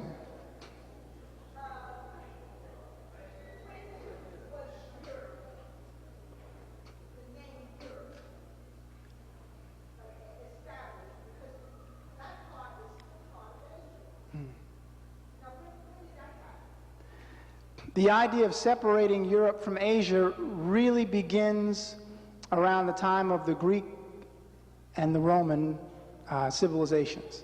And it was designed to indicate their separation in values, in cultural values, as well as the conflict that they were having with peoples to the east. So to my knowledge, to my understanding, it comes out of that period of Greece and Rome. What Diop would probably also say is, it's really based upon the separation in, like I said, the value system. In the African origin civilization, for example, he talks about Europeans emphasizing a nomadic lifestyle where strength and theft become part of their value system because they came from an area that was resource poor. And those peoples who occupied areas of Asia and Africa who were resource rich had a value system which was much more sharing and open. And so the idea of the separation of those known as Europeans from those known as Asiatics or Asians really begins with the value system. Because the fact of the matter is, if Europeans began to act as Asiatics in their values, then they become Asiatic. If we recognize, as the sister just pointed out, that that whole area was part of what was called the Asiatic world. So the separation is based largely upon how they act, the value system that emerged in the face of limited resources, the value system that emerged when they started to worship themselves, when they decided to put up an image and say, this is God and he looks like me. And that focus upon the worship of self and the justification of taking from others is what separates them from the rest of the human family. So that's an excellent point, very, very important point, because people often get into the idea of how do you identify the enemy? We can't necessarily identify the enemy all the time on the basis of them not looking like us. If it was that easy, we would probably have gotten out from under this condition a long time ago. Thank you very much for your kind attention, and I say peace. Brothers and sisters, Dr. Jose V. Pimienta Bey. A round of applause, please. Yes. Thank you. Dr. Jose V. Pimienta Bey.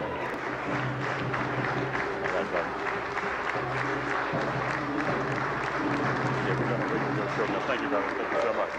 All right. Once again, brothers and sisters, Dr. Jose V. Pimienta Bey.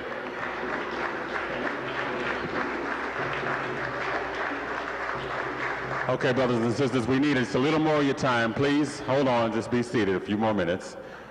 We want to bring up some young people who are going to assist us in the raffle that one of you may be a part of in terms of winnings. And we're going to have Sister Leola Maddox come up and do that right about now. I'm sorry. Correction. Sister Brenda Aline will do the honors, and Sister Leola Maddox will assist. Here we are. I thank my brothers and sisters. On behalf of the Education Committee, I would like to thank each and every one of you for supporting us with our raffle. The proceeds of this raffle will support our summer freedom retreat, which we just completed at 1 month, for the whole month of July at Mountain Valley Resort. So thank you very much for supporting us, and now we will proceed to the drawing. We have 3 children here who are going to help us, and this is Claudette. Claudette took part in the summer retreat, and she had a wonderful time, so let's give her a round of applause for that.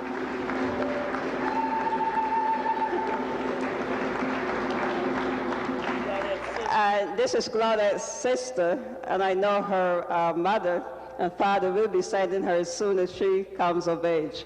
So let's give her a round of applause too. This is Jeffrey, and I'm sure Jeffrey is going to be joining us when he comes of age also. So let's give Jeffrey a round of applause also.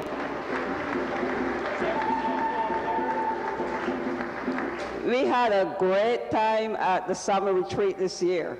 It really was great. The children enjoyed it. They really had fun. And we want to thank all of the parents for really having confidence in us and sending the children with us.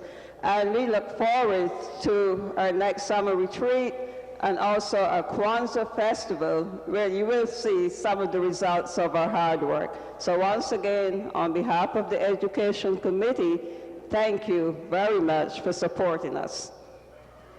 Now, Sister Leola will proceed with the drawing. Okay, Jeffrey has volunteered to pull the 3rd prize, which is a web TV. The African image favorably. So, I know that Reinaldo Dassel and Otto Freising were considered to be great thinkers. Now, obviously, what they were thinking about is of great interest also. To have them, view African people favorably. I want to kind of shift directions a little and begin to look at, well, before I go into that, the Inquisition, just in terms of what it was. We know it was the defeat of the Moors, but it was the church. Just kind of give a synopsis, a closeout on that, and then I want to look at what that meant to Africa, the rest of Africa. I want to talk about for a while the defeat of the Moors. The Inquisition was set up by the Catholic Church in Catholic kingdoms. It's most often remembered for having had the greatest power in Spain, the Spanish Inquisition. Torquemada, who was in charge. The Spanish Inquisition's purpose was to oversee the conversos, those who had converted to Catholicism. Its purpose was to eliminate heresies, those who opposed the Catholic Church's teachings, those who were seen as opposing the Catholic Church's teachings. The Inquisition had extraordinary power and is sometimes referred to as having had limitless power. Anything it did was fine. They had some interesting practices, such as taking someone's property after accusing them and keeping it, whether they were found guilty or not, under the contention that it would defray the court costs. So the room for corruption was great, because you could accuse someone just to take their property. And if they were found not guilty, you still had their property. The Inquisition has a reputation for, of course, torture. They would torture people to force confessions. There's been some recent scholarship by some Spanish historians that says that the level of torture that has been argued by many historians has been an over-exaggeration, has been an exaggeration. But the bottom line is that the Inquisition was definitely more concerned about maintaining the power of the church and securing power than it was maintaining human rights. Mm-hmm. So as a result, we can only, assume, rationally hypothesize that there were significant abuses in order to get people to conform to the church's system. It's also true that the Inquisition went after not only the Moors, who were Muslims, but went after the Jewish population. They also went after Protestants. Once the Protestant faith starts to emerge in different parts of Europe. And they again resorted to whatever means necessary to subdue those who they saw as a threat, those who they saw as heretics, those who they saw as a danger to the maintaining the power of the church. That's the Spanish Inquisition, basically, and it functions from about the 15th through the 17th century. So it's almost like the mop up after the Spanish, right. After the Moors have been driven out right. of Spain, it goes after the remnant. And the reason is because the final what's sometimes considered the final expulsion, the final mass expulsion of the Moors, doesn't occur until 1609 under Philip III, where more than 1 million Moors, Moriscos, are forced to leave. 1609 is 120 years, something like that, after the expulsion from Granada in 1492. So you still have large numbers of Moors who are still living in the country even after that expulsion, even after the conquest of Granada. So 1609, when Philip III removes more than 1 million Moors, that's telling you that there are still large numbers of Moors living in the country.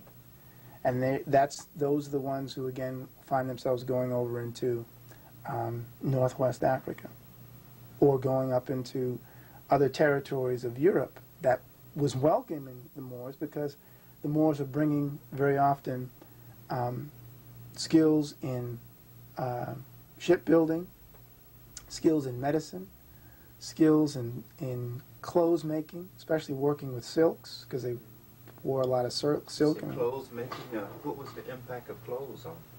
What kind of clothes did Europe have? Well, Europe had, cotton that had been introduced by the Moors. I didn't get a chance to mention that. The Moors had introduced the use of cotton fabrics centuries earlier. The word itself, cotton, is Arabic in origin. And silk, which was very popular. The Moors were known for wearing silk, so much so that one of the restrictions on the Moors was to not allow them to wear silk, because it was an indicator of their culture, right? They were seen as tantamount to, telling a Scotsman he can't wear his kilt in order to subdue the expression of Scottish nationalism or Scottish culture. So you have the Moors being masters of, master tailors, okay? And those skills they would then carry into other parts of Europe.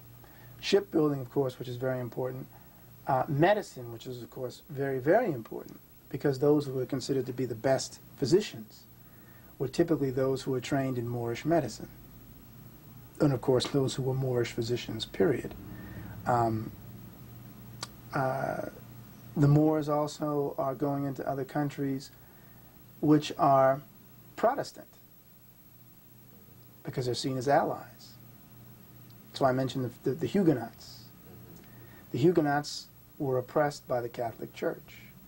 The old saying, my enemy's enemy is my friend. So the Huguenots now are welcoming or aligning themselves with Moors because they both despise the Catholic authorities. And the same is true to a large extent then with England, because when Henry VIII breaks away from the Catholic Church, and then one of his descendants, Elizabeth, takes over after her father, and she is a Protestant, and you find large numbers of Moors living in London during her reign. So many, in fact, that there is a request, and it's passed, but it's not followed. There's a request to try to contain the number of Moors who are living in London. That's in 1599. Many also were there because of arrangements or agreements between the English merchants and Moorish merchants, something called the Barbary Company, which is set up with agreements between Morocco, the Empire of Morocco, and the English. So these alliances exist, and the shared attitude is a contempt for the Catholic Church, which was known for being very oppressive and manifest that oppression in the form of the Inquisition. And the Inquisition, as I say, holds power for quite a few years. It leaves a bad taste in the mouth, of course, of a lot of descendants of the Moors, who then commit themselves to attacking Spain. And it results in piracy. It results in Barbary wars, the taking of Catholic Spanish captives, who were then ransomed in markets all along the coast of the Maghreb, coast of North Africa. Millions of Europeans are enslaved, which is never talked about, customarily. Thousands, over the course of time, are ransomed. They're bought back by different Catholic orders or brotherhoods, or bought back or ransomed by different royal houses, because they were family members or, people who were associated with them, who were trying to get them back. The man of La Mancha, we talk about, and I forgot, his name just jumped. I knew that was going to happen. His name jumped right out of my head. Cervantes.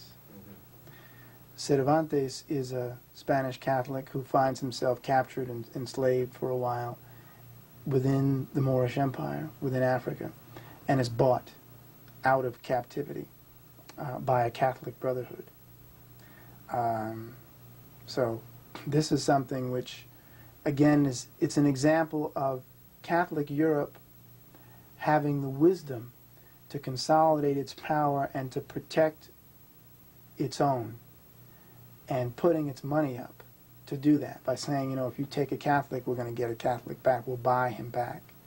Something that is not done as universally as is done, universally among the Moors or other peoples as it is among Europeans. And maybe it's because the Europeans understood they were truly in the minority. So they had to consolidate themselves, whereas the tendency was, again, people just looked out for their immediate own. You from my village? Are you from my town? Are you from my particular nation? Whereas everybody beginning to consolidate under the flag of Catholicism becomes more and more of a concern, and that's why the Spanish have the reputation of being the most fanatical, the most serious about Catholicism of all the European peoples. I'm going to come back to that, but because we're fixing to move into Africa and the enslavement of African people, you mentioned Europeans having been slaves by the thousand. Maybe we can give a backdrop so the viewing audience will have a perception or an idea that Africa was not the first enslaved. Matter of fact, this may have been the period of the most enslaved Africans in history. But before that, it was not. I mean, the Arabs enslaved Africans, and we're going to talk about that. But looking at European enslavement of themselves, of selling themselves, even the Children's War. But look at explain the European enslaved period. Well, slavery's been going on for thousands and thousands of years. It's nothing new.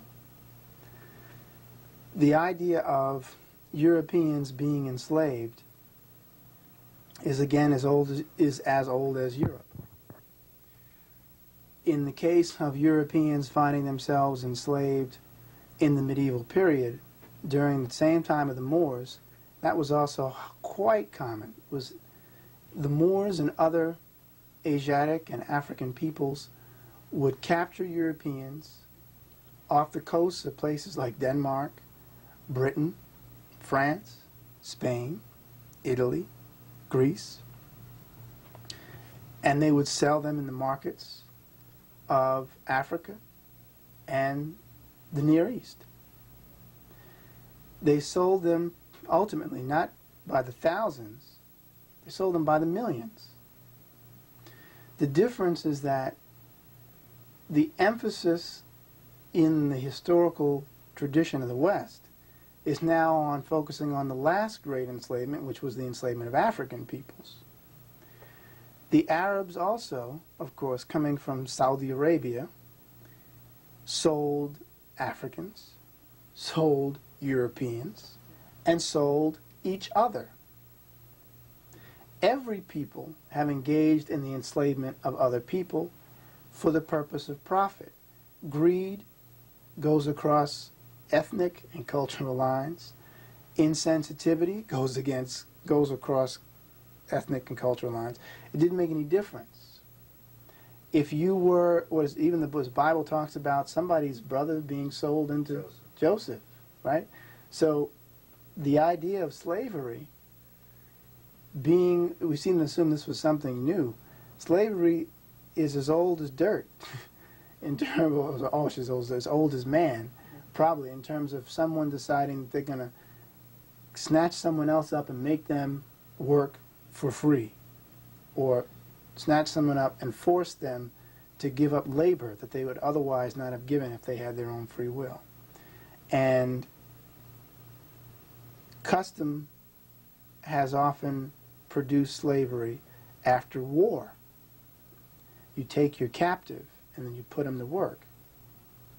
Now, how people treat the captive is more revealing, I think, than just the idea of having slavery at all. People have often said, and I've had students who will say, well, slavery existed, everybody's been enslaved, which is true. No nation on the earth has escaped the enslavement of at least some of its people. And I agree and say, well, yes. I said, the only thing that I maintain is that the difference in the system of slavery is what needs to be noted. Africans, for example, traditionally enslaved people who were prisoners of war, criminals, debtors, orphans, or wards. And the idea of being a slave meant that I owned your labor. I didn't own you physically. I could make you work, but I could not argue your non-humanity, nor could I tell you you can't wear the clothes that you're accustomed to wearing in your culture, nor could I really justifiably tell you you can't you can't speak your language. Diop talks about the custom among the Moro Naba in Burkina Faso. I think it was some of the old kingdom of Kayor, where he says that even the slaves had a representative in the council. So if you have a situation in traditional Africa which has slavery, where the individual who was enslaved has a representative in the political body, that's tantamount to sending a slave to Washington, D.C. in the 1850s to discuss the conditions of slaves in Mississippi or Virginia. It's unheard of. In the Western mind, you're a slave, you have no rights. John Blassingame, historian, talks about the enslavement of Europeans and how, again, it was done by angry Muslims who were remembering what happened to them under Catholic domination. Talks about how the Spanish, the Italians, the Portuguese were the primary victims. Talks about how, ironically, he says Africans treated the enslaved Europeans better than the Arab Muslims did. Which speaks again about the humanity and maybe is an issue again of resources in terms of outlook, and clearly an issue of anger, in terms of who you had recently engaged. I just finished fighting you a couple of months ago on the coast of Africa. I just finished looting. I was formerly a resident of Andalus. We lost our property. We were thrown out of Spain. So the resentment for the Catholic authorities of Spain would certainly have been great. And the desire to go and to fight and to enslave and hurt those who hurt you would be make a lot more sense under those conditions. And there are many references to Europeans being sold in the markets, in Salé, in Ceuta, in Tangier, Tripoli, and various other parts of the coastal regions of Africa. And also sold somewhat in the interior. Africans, though, and African Muslims tended not to purchase slaves for purposes of setting up a system, economic system, predicated on slave labor. Slaves were customarily taken as symbols of power and done for reasons of honor. They were not used, as Walter Rodney says in How Europe Underdeveloped Africa, they were not used as the primary mode of production. So even as millions over the course of years and years, even as millions, perhaps 10 million, over the course of 5 or 6 centuries, millions of Europeans being enslaved didn't result in them being the primary mode of production, so that the whole social, political, and economic structure had to be predicated upon the maintenance of slave labor. But we got to keep capturing and bringing people in here to run this system. And it was more difficult, of course, to do also with Europeans, as Europeans sought to improve their own power base. Because as I said earlier, what did they focus on? Military technology. They were creating a condition by which fewer and fewer Europeans could fall victim to slavery. And what was the unifying factor? Catholicism. Christianity, essentially, becomes a great unifying factor. It was true for a while also in the Islamic world, and will be true again later, and certainly it's a periodic thing. But the Catholic agenda of protecting Catholic lives being pushed by so-called fanatic clerics is actually a benefit to a considerable degree to those average Catholic, Spanish, or Portuguese sailors who would find themselves snatched up and sold into slavery. Again, these little brotherhoods, Catholic brotherhoods, which had, how do you say, patrons who would provide money to buy people out of slavery. Because that's what the Africans, that's what the Moors and the Arabs wanted. You pay the ransom and we'll hand them back over. They didn't want them for the purpose of putting them on a plantation forever as a primary mode of production. They didn't look at it that way. The European world looks at slavery as we capture you, we need you as part of this system because you are the system. The whole foundation of the American economy up until the middle of the 19th century is predicated on slavery. Now, as a backdrop, and that's a wonderful backdrop for us to begin to look at the European entrance into Africa. Mm-hmm. The Moors have just been destroyed, not destroyed, but defeated. Mm-hmm. And how did that then open the door for the ultimate enslavement of African people? And looking at the church as a unifying factor and what Europe had going for itself, mm-hmm. and then coming around after the sailing and the guns and the whole mass of military power and being on a war footing. I want you to go into that and talk about that, how they then come around to the west coast of Africa and essentially set up trading, but they weren't just setting up trading, even though the Africans on the coast might have only looked at them as traders and to do trade, but the European may have had from the very outset an entirely different motive. And so I want you to talk about the clash of these two cultures and how the African, because of this, a coast along the coast was at such a disadvantage because he didn't have that military structure, even though they could fight and everything. They weren't on a war front. Well, as you said, the Moorish presence resulted in giving Europe the technology to get there. I won't go over all that again. Yes. Right? They had the technology to get there. They had the knowledge to get there because they had the cartographical information. In fact, they had it as early as the 12th century with Al-Adrisi, who actually produced a silver globe and a book known as the Book of Roger, which had 7 zones of the world and gave all the trade routes and what was to be traded. So Europe had that information, and those who had it first became wealthy first. The Venetians, the Genoese again, the Venetians having had access to this. The result is that these Spanish merchants, particularly after the so-called discovery of the Americas, now need to find a labor force to develop the Americas.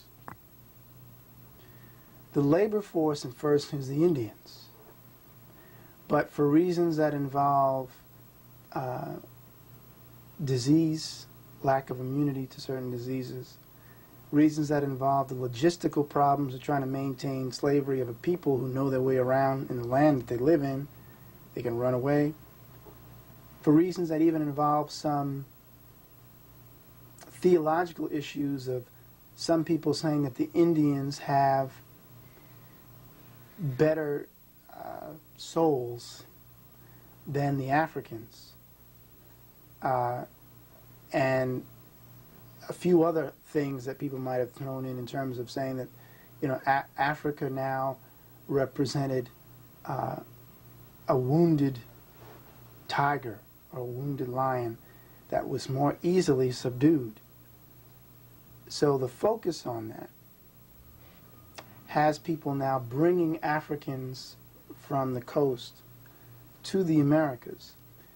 The ability to do it is because the European world focused upon long-range ships that had massive firepower. They took that to the coast and then established a foothold among different African nations who were at odds with the larger African nations. So you had vassal states, for example, fighting to subdue the larger kingdoms. When people talk about a larger rulers of particular, or ruling groups in particular kingdoms, the Malian Empire, of course, had as its, the primary peoples control the Mandinka. The Ghanaian Empire had primary peoples like the Akan. These individual nations, though, were not necessarily on the best footing with some of the smaller groups that lived there. So the custom among Europeans was to align themselves with one of the smaller vassal states that had a problem with them and fight against a larger nation. That's why people like Queen Nzinga fell, ultimately. You have also European powers who are bypassing the old trade routes that had once dominated by trading along the coast. The trans-Saharan trade routes that used to go right through the Moorish Empire from Morocco all the way down through different parts of West Africa, Senegal, Senegambia region, on up to the east and up into places like Chad and up into Egypt.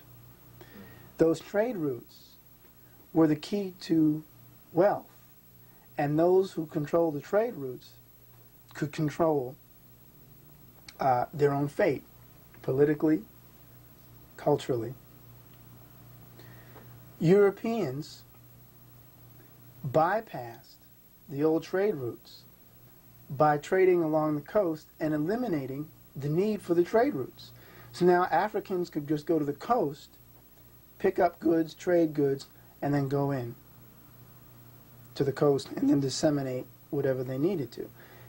The trade routes then were bypassed altogether by the sea power, by creating ports and forts along the coastal regions. That was a way of then eliminating the power of the various kingdoms. So the salt trade could now be conducted on the coast. You didn't need to do it at trading centers along the trade routes. The cowrie shell trade, that was so important, is taken over by the Portuguese. The salt trade is taken over by the Portuguese. Where are they bringing it? Where are the Portuguese getting the salt? They're getting it from other vassals who are vassal states, vassal kingdoms, who are just bringing it in from the interior right to the coast and giving it to the Portuguese. And then the Portuguese take it to another part of the port, another port, and sell it to other Africans. Okay, now I begin to see. Which means that they're bypassing the existing system, economic system. Because what you have happening is tantamount to countries coming into the coastal United States and saying, we'll sell you cars that normally cost you $10,000 for $4,000. And so you go to the coast and buy the car, and what happens to the whole structure that was already in place that had been maintained for however long to keep people employed and to keep the economy strong. So it begins to whittle away at the economy. It begins to whittle away then at the political structure, because now people are raising hell around what's going on. But if you can't do anything about it, if every time you try to go to the coast to stop it, the people take off or they're fighting or whatever, they're firing on you, you're increasingly helpless to prevent it. And so it continues until you lose power. So the Europeans will fire these cannons and they got guns and they are stable. Yes. Well, the Europeans are emphasizing military might to allow them to maintain control of whatever they want to trade by bringing it to the coastal areas, and there are always Africans who are willing to get a bargain. It's the law of economics. Come to the coast and trade with the Europeans who set up trading routes along the coast, pick up all the goods and trade along the coast and collapse the economy Right. from the inside. Right. And so then you get more chaos Exactly. in the interior Mhm. of Africa. Okay, please continue, Mhm. because I hadn't quite saw that. Yeah. And then what also, of course, happens is as the chaos increases, what are Europeans increasingly requesting? Because they need labor. They're requesting captives. You want certain goods? Give us some people. So now Africans are increasingly turning to taking African captives to bring them to the coast to sell to Europeans, which means they're draining their population. And the means to survival is now increasingly based upon who owns guns. Interior Africans are not producing guns. Moors in the northern parts of the country do, and this is one of the things that I say is that the Moors are able to withstand the encroachment of Europeans longer because they did begin to emphasize a little bit more military technology because they saw what was coming. But of course, who would know better how to fight a European than Moors who had lived among Europeans for how many centuries? So they knew this is what they had to do. Africans in the interior didn't know what they were up against.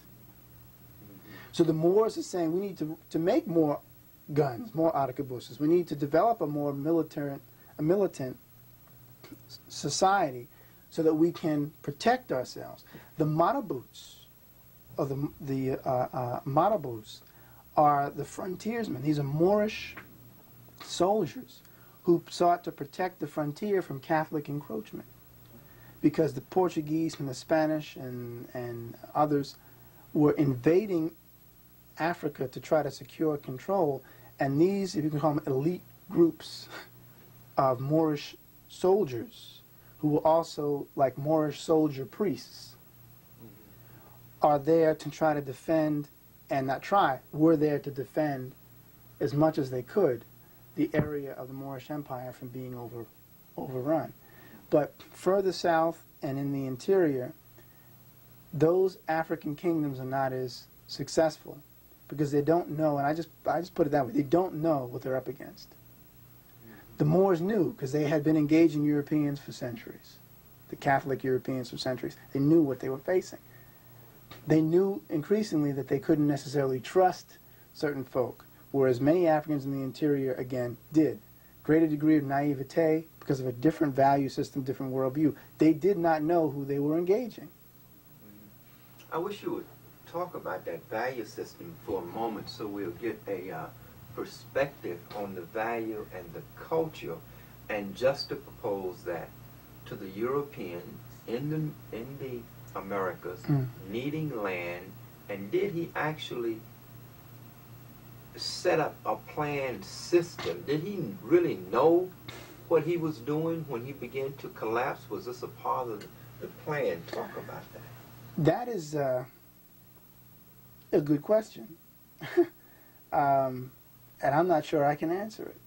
I don't know if the ultimate end was no. I would even say, what I would say is no, because it took centuries.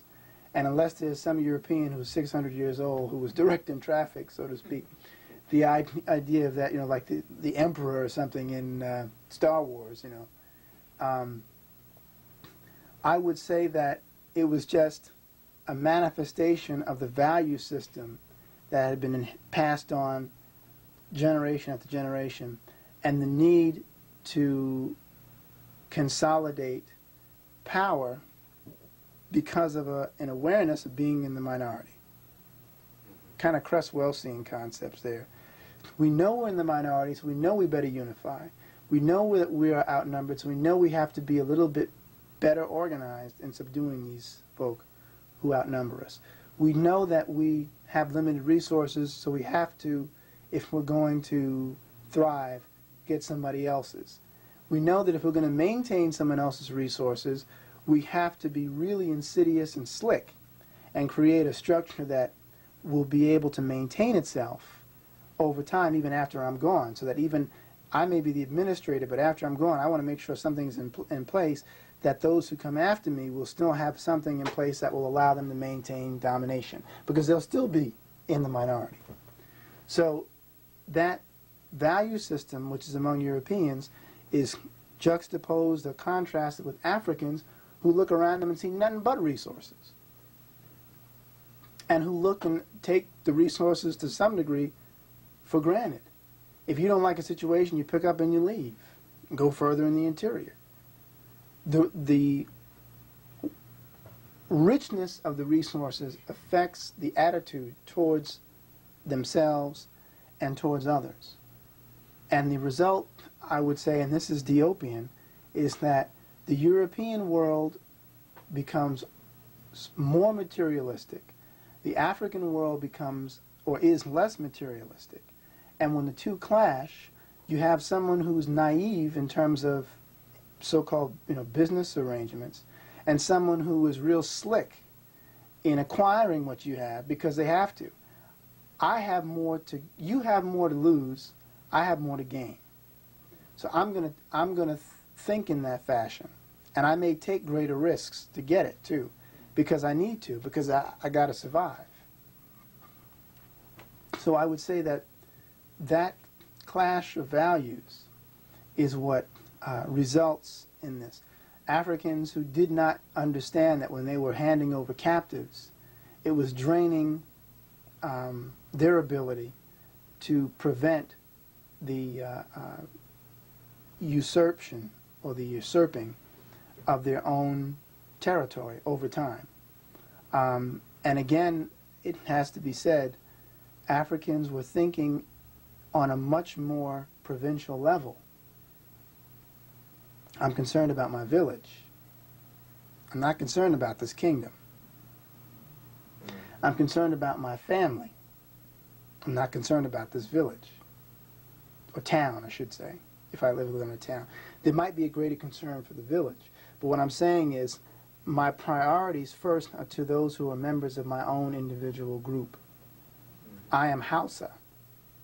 I am not Yoruba. I am Igbo. I am not Hausa. Those sorts of divisions allow for the conflicts to continue, whereas Europeans were breaking down those barriers at the same time. I am Catholic. You may be from Braganza, and I may be from Lisbon, but we're both Catholics, and we're both Portuguese. So the establishment of a nation state, right? The establishment of a nation state mentality allows for the greater ability of the European world to operate cohesively while the African world is fragmented. The African world that fares the best are the Africans who are unified by a singular religion. Hence the Muslims, hence the Moors are able to prevent greater incursions for a greater period of time. Because many African traditions are very provincial. Religious traditions are provincial. We have our own unique gods and concepts that's right here. Your viewpoint is not mine exactly. There may be a commonality in ancestor veneration, but I don't know your ancestors. I'm worshiping my ancestors. You're worshiping your ancestors. The link spiritually is not as great as if there was something tying us together. I'm a Muslim, you're a Muslim. You believe in one God, in Allah, I believe it. We pray the same. We share a common worldview. That essentially exists, while at the same time I probably still venerate my ancestors. But that's secondary. So I venerate my ancestors, but I'm still praying to Allah. You venerate your ancestors, but you're still praying to Allah. So there's a little bit more in common. We may even speak Arabic, or a dialect that has been infused with Arabic. That mindset exists in the Muslim circles more, the old Moorish dominions. And those are the places that fare better in preventing the European incursion for longer. Europe doesn't finally get a hold of controlling the Moorish Empire, Morocco, until the end of the 19th century. And then, if you talk about officially, it's when Morocco becomes a French protectorate in 1911. So prior to that time, there was still autonomy. But the Moorish Empire begins to suffer the same problems as well over time. It was just a matter of time, but they held on a little bit longer than a lot of these other regions. The old Ghanaian kingdom and empire, Mali and Songhai. But, you know, the Muslim world, people often say too, the Muslims played a role in the enslavement of Africans. Yes, they did. But Africans played the larger role in the enslavement of Africans. Well, let's talk about the Muslim enslavement of Africa, because Dr. Clark often says that had it not been for the Muslim slave trade, Africa would have had a better chance and perhaps would not have, would have been able maybe to defend themselves better with the European slave trade. That the encroachment of the Muslims in terms of doing pretty much the same thing that Christianity did, changing names, I mean, you know, the gods, I mean, changing the whole concept and breaking down the worldview of the African and converting him to. The spreading of the religion of Islam in Africa is largely done through trade, and then is largely done through appealing to the rulers of African kingdoms. That's the same way that Christianity also comes into Africa to a large degree. The rulers become practitioners of Islam, and as a result, they forge an alliance with a larger Muslim world. The problem that I think we face, and like when I hear, and I've heard, of course, Dr. Clark talk about that before, is we're assuming again that Africa had no tradition of slavery prior to the religion of Islam. And that's not true. So slavery existed before there was someone called a Muslim. What Islam does do is it does create a kind of third party, so to speak, whose agenda is now to look out for the third party interests. The same can be true, or is true of any group which gets power. The Ashanti are involved in the enslavement of other Africans. The kingdom of Dahomey is probably one of the greatest enslavers of all African kingdoms. These are people who did enslave others because they didn't see any connection between themselves and the other group. It didn't have to do with the religion of Islam. It had to do with them not seeing a connection, period. Islam's presence represents, as I said, a kind of third party which tries to consolidate people around this notion of, you know, one God, and God sends prophets. That's really not different from a lot of other traditional African faiths. The Yoruba talk about Olodumare as one God, and yet there are different orishas or gods, mini-gods, if you will, that exist within it. The problem is that most people were not looking at the cosmological links or the parallels. They were simply manifesting a very simplistic understanding of their faith. And they did it at a time that was very difficult to get, to get away with, because the European world was on the march. And the European world was consolidating itself, while the African world was increasingly becoming more of a cow to be milked by an ascending Europe. And what I mean by that is, if you remember Mansa Musa, Mansa Musa begins to really get what might be considered undue attention by displaying the wealth of West Africa. Rex Melly, as he's called. Yeah, talk about that and how he brought that. Right. Mansa Musa goes to Cairo on his Hajj, brings something like 80 to 100 camel loads of gold,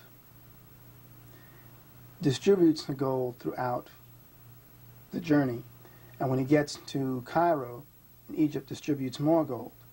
People from southern Europe, people from near Asia, and of course Africans are all conscious now of the great gold wealth that this kingdom possesses. And it puts him now at the forefront. And remember I said before about King of the Hill. All of a sudden everybody now knows now that you're the one with all the goodies. People don't have it and now pursuing you.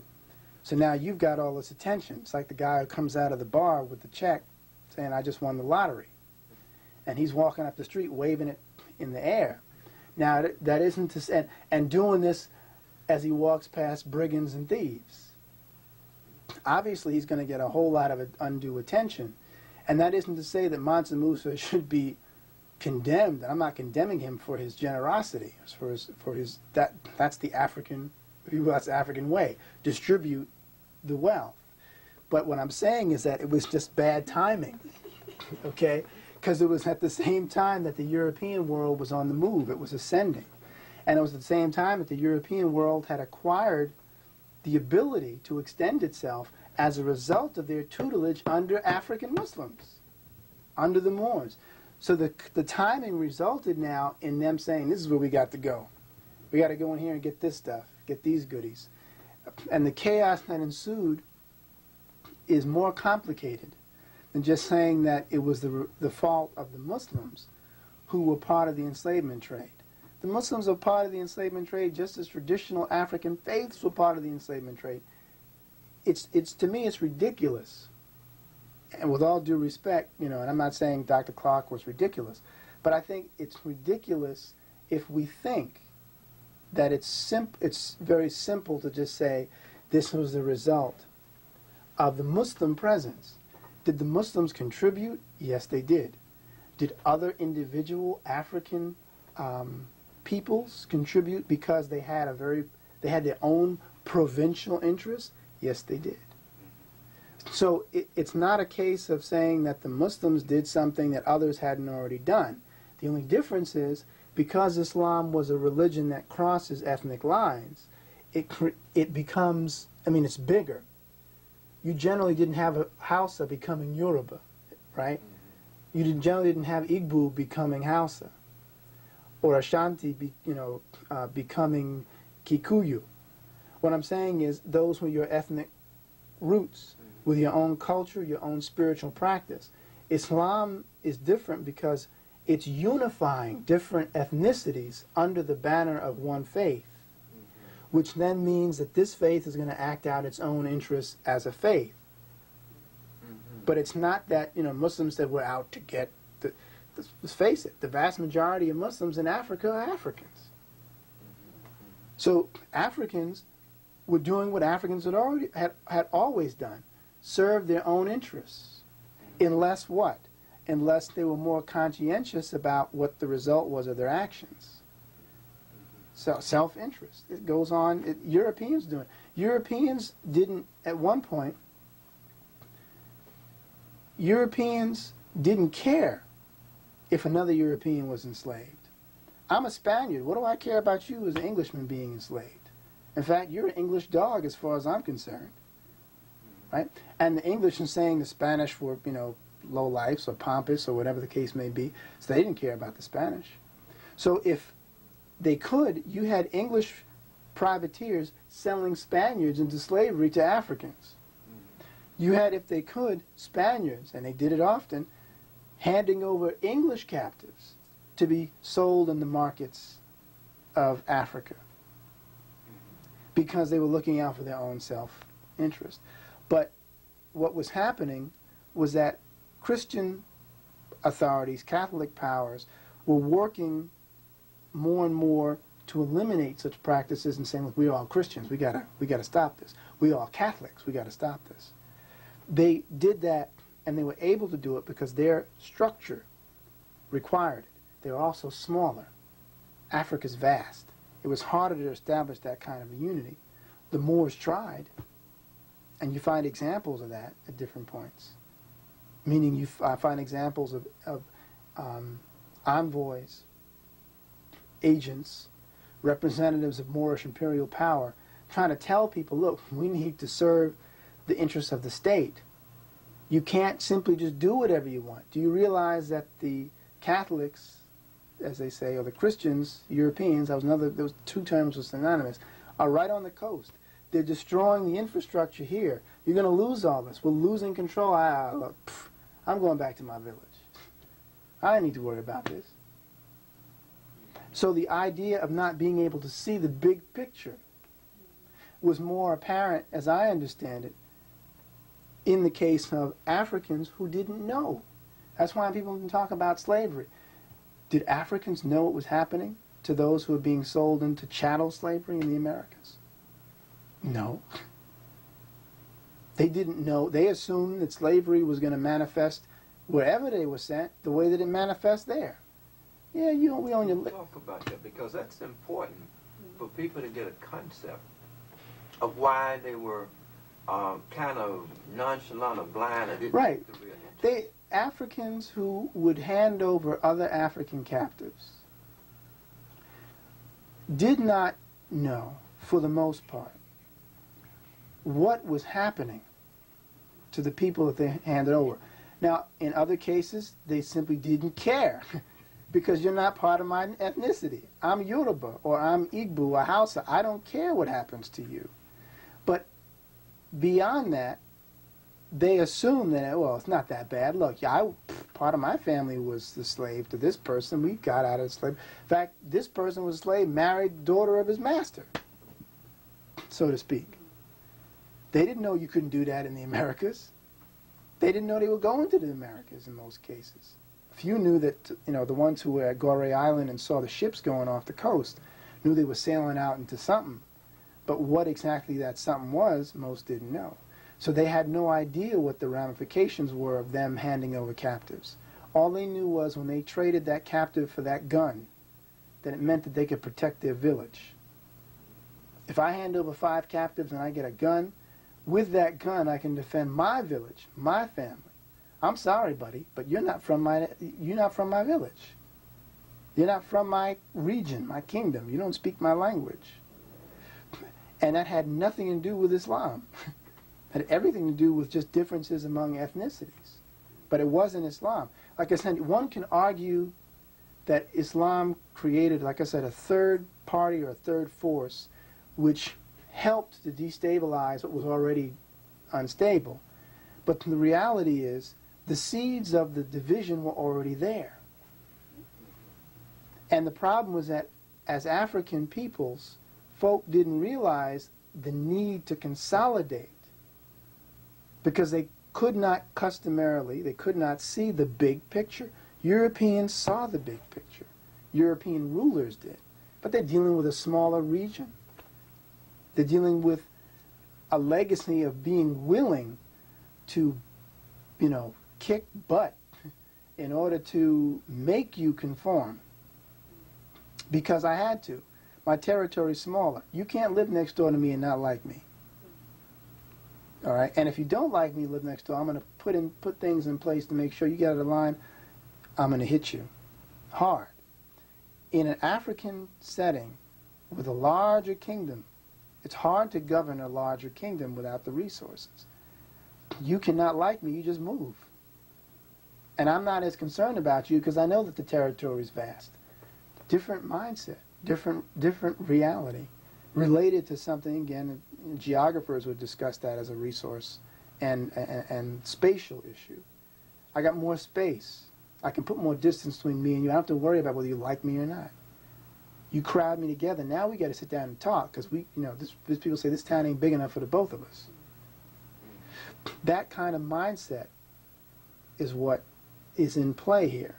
And again, I just say, to the credit of the Moors, the African Muslim populations that had engaged Europeans over the course of centuries, we knew the need to consolidate better.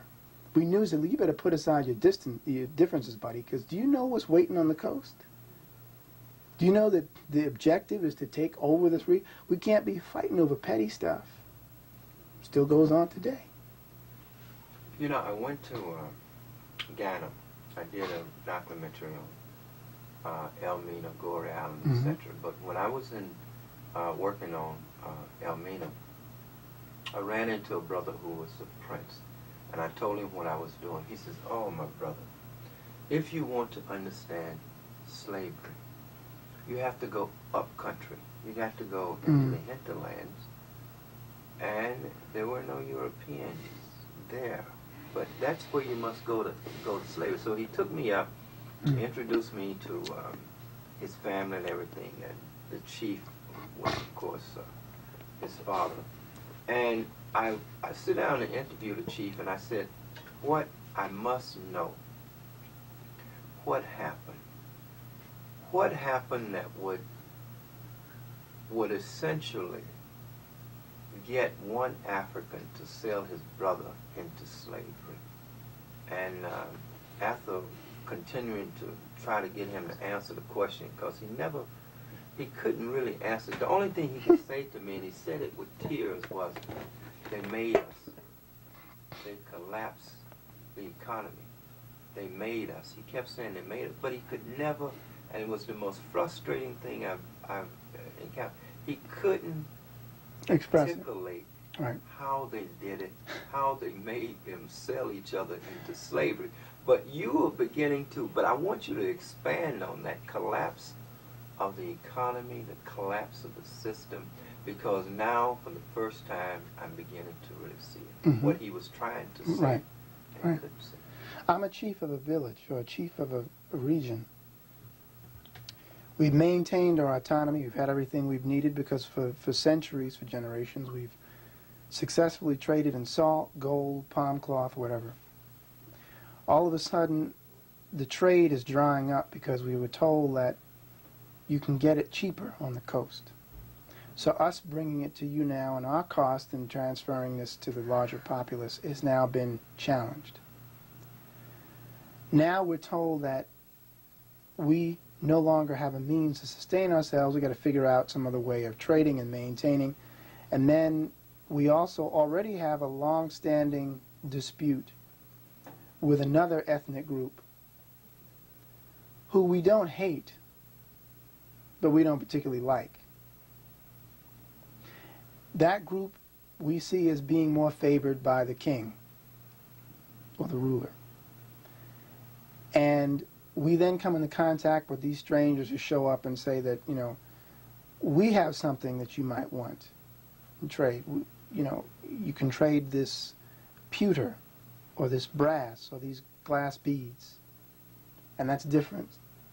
And so we give what we have to get those things, and we start getting pulled into the European economy.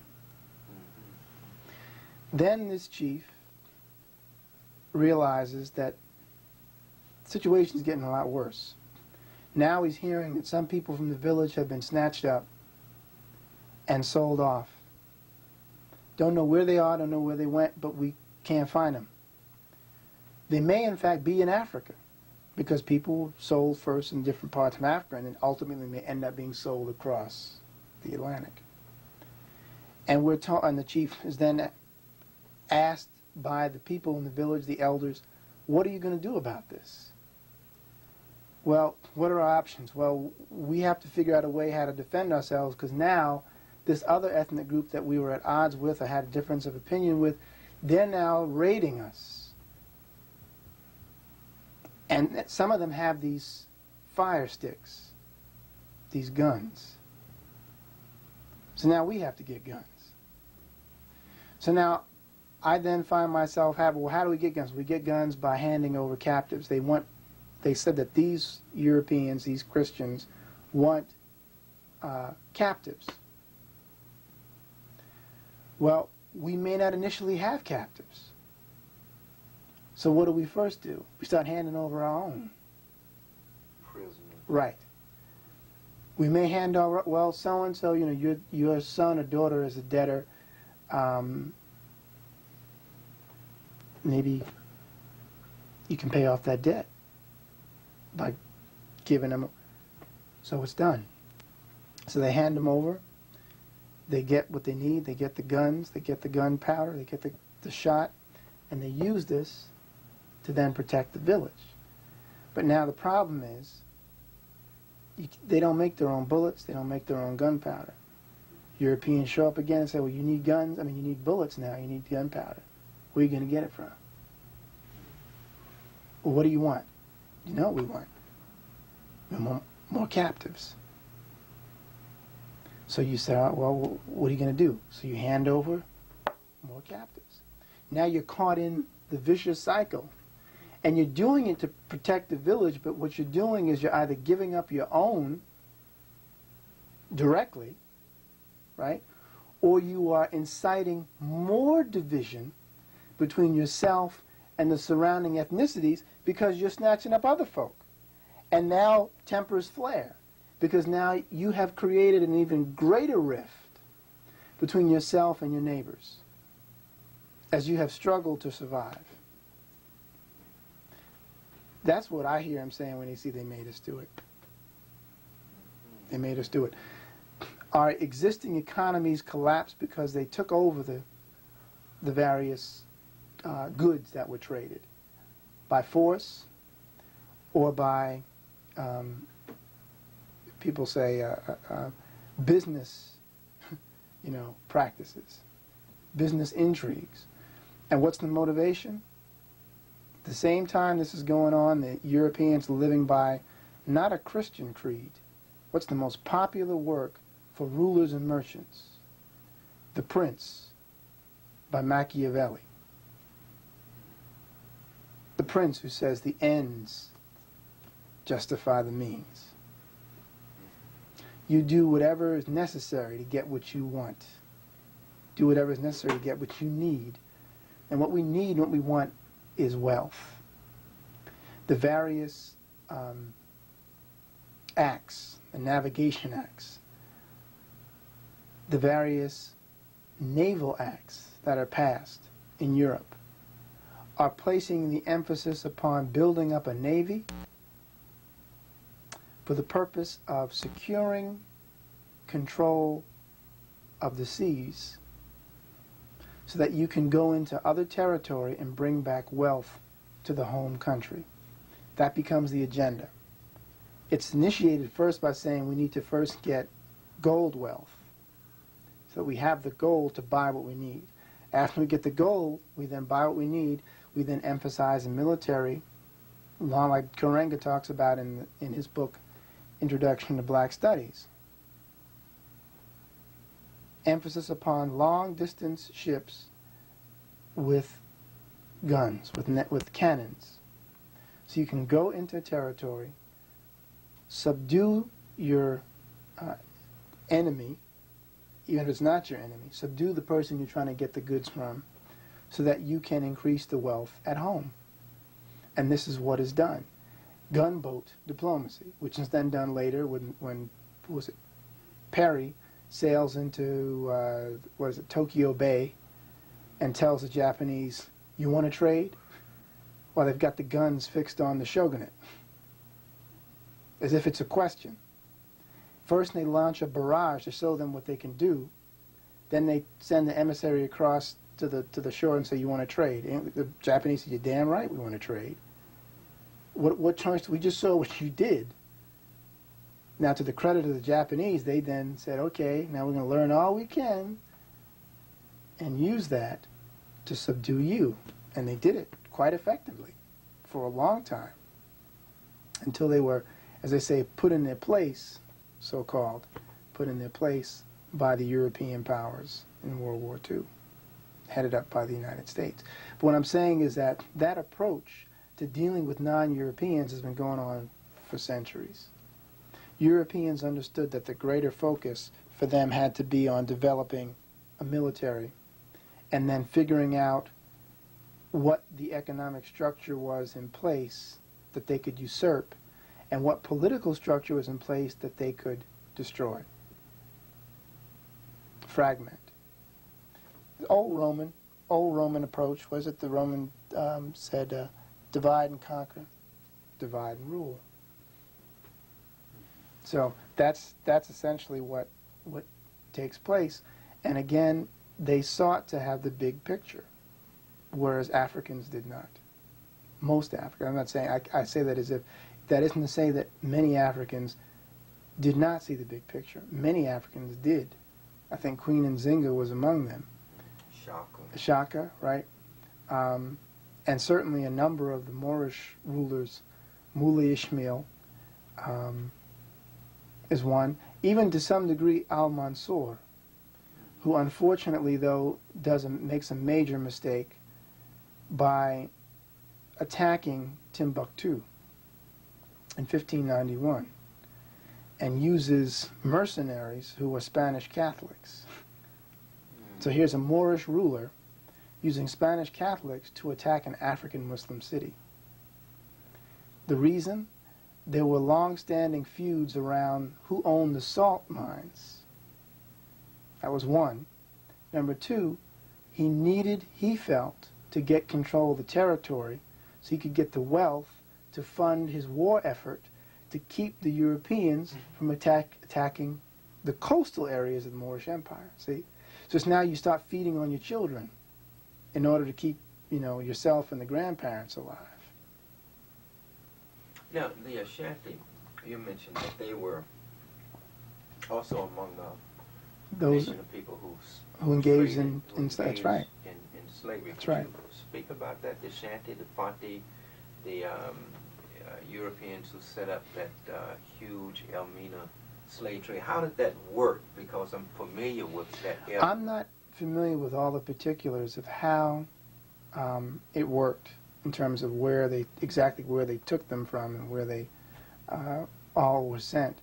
I only know that the Ashanti were part of the trade because they were one of the most powerful ethnic groups and nations in the region. And again, they had no great love for a number of the other ethnic groups, I think including the Akan.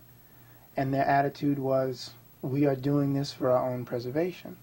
And so they were willing to capture Africans and hand them over to European slavers. They were willing to capture Africans and hand them over to African slavers, who would then sell them to European slavers. Their concern was in maintaining their power. And again, it has to do with not really being fully aware of what the larger ramifications were on the whole African continent. But I couldn't tell you in intimate detail all the particulars of where people were sent. Perhaps in winding down, we can look at how Africa built Europe. Look at Europe, the need of Europe, and how that need was fulfilled. The cities that grew up, the power that grew, the plantation that supplied the cotton or whatever. I mean, but we often say the wealth of Europe is built on the blood of Africa, and if we can look at that, we can begin to close up on that perspective. Another thing, if you know though, I had heard that there was at all times about 1,000 ships on the seas that were involved in one way or another in the African slave trade, either from America to the Caribbean, from the Caribbean to Europe, from Europe to Africa. But the countries that were involved in that slave trade, from shipbuilding to whatever, but the number, the wealth that ensued in so many dimensions was awesome. That's true. And the English are the ones that take the enslavement trade to new heights. The English are the ones that pour a great deal of effort into maintaining the enslavement trade. The Spanish, of course, and the Portuguese are the European powers that initiate this contracting in slaves for bringing them to the Americas. The English pour considerable resources into the process and make it more productive than the Spanish. In fact, the Spanish actually get greater revenue. and sought, let me put it this way, the Spanish sought to make the fees for engaging in slavery the greater source of the revenue than the sale of the slaves themselves. In other words, the way that it was set up, the asiento was set up so that you would have to pay the Spanish for the right to engage in the enslavement of Africans and the sale of the Africans in various ports. So you were paying a fee, this revenue to the Spanish for the ability to do it. It's like getting a license or something. And then the English see the greater value in the actual system of slavery and making the agricultural the agriculture that they're engaged in more productive through the slave labor. So they're saying we're going to get our wealth by having the maximum number of slaves in a particular area produce the maximum amount of crops to increase our wealth and keep our overhead low by giving them just enough to survive. See, so the focus with the English is on making the business of slavery, the actual production aspect, more fruitful, more productive. That's different, like I said, than what the Spanish focus had been initially. And that's why the Spanish actually get a little bit of a reputation for not being as effective in their system of enslavement as the English. The English are much more better organized in terms of making slavery productive. Have you done any research on the number of ships that may have been involved? And the reason for that is that you can look at the ships and estimate the number of Africans. Right, that would be ship held approximately 250. Right. They made approximately 2 voyages a year. So if there was 1,000 ships on the shore, on the sea, during the period of, when because they didn't do it all year round because Right. of the hurricane season. They Right. didn't.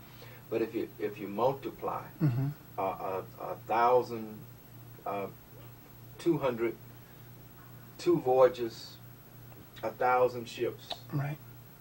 over 300 years, you come out with almost 300 million people. That's why it's important to kind of get a handle Yeah. on how many ships really were involved and their ship records. That estimate sounds about right. I was going to ask you where you heard that from, if that is something you heard I've from. heard black historians throw it around, but I haven't seen them come up with any hard data to prove it. I don't know of any source that I've read that's actually said the number of ships that were on the sea. They estimate. Right. At any, you said that was 1,000 ships a day? No, 1,000 ships. Yeah, 1,000 Right. ships. That any one day you would have found 1,000 ships engaged in that.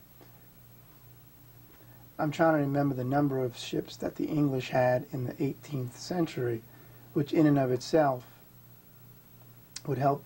Well, that's possible because the English alone, I think, had utilized greater than 300 ships. They added 300 ships to the Spanish 54. So they had 246 more ships that were being used for the enslavement trade. Now that's more. So they added that. So you figure if that's 54 ships that the Spanish had, how many hundreds of ships did the Portuguese have? The English had some 300 ships. Right there you're getting in the 500-600 ships. If you add other countries, what other countries would have been involved in the enslavement trade? The Dutch, the French, and we would even have to add African ships, more specifically Muslim and Arab ships, which would have been also carrying captives along the coastal regions. Germany was not. Well, Germany didn't exist as we know it today. There was no Germany. There were Germanic kingdoms. But you would have had some Germanic kingdoms involved in the enslavement trade. Some of the Swedes and the Swiss were involved in it. But like I said, the lion's share was the English and the Portuguese, right? So I would say that that's a reasonable estimate then.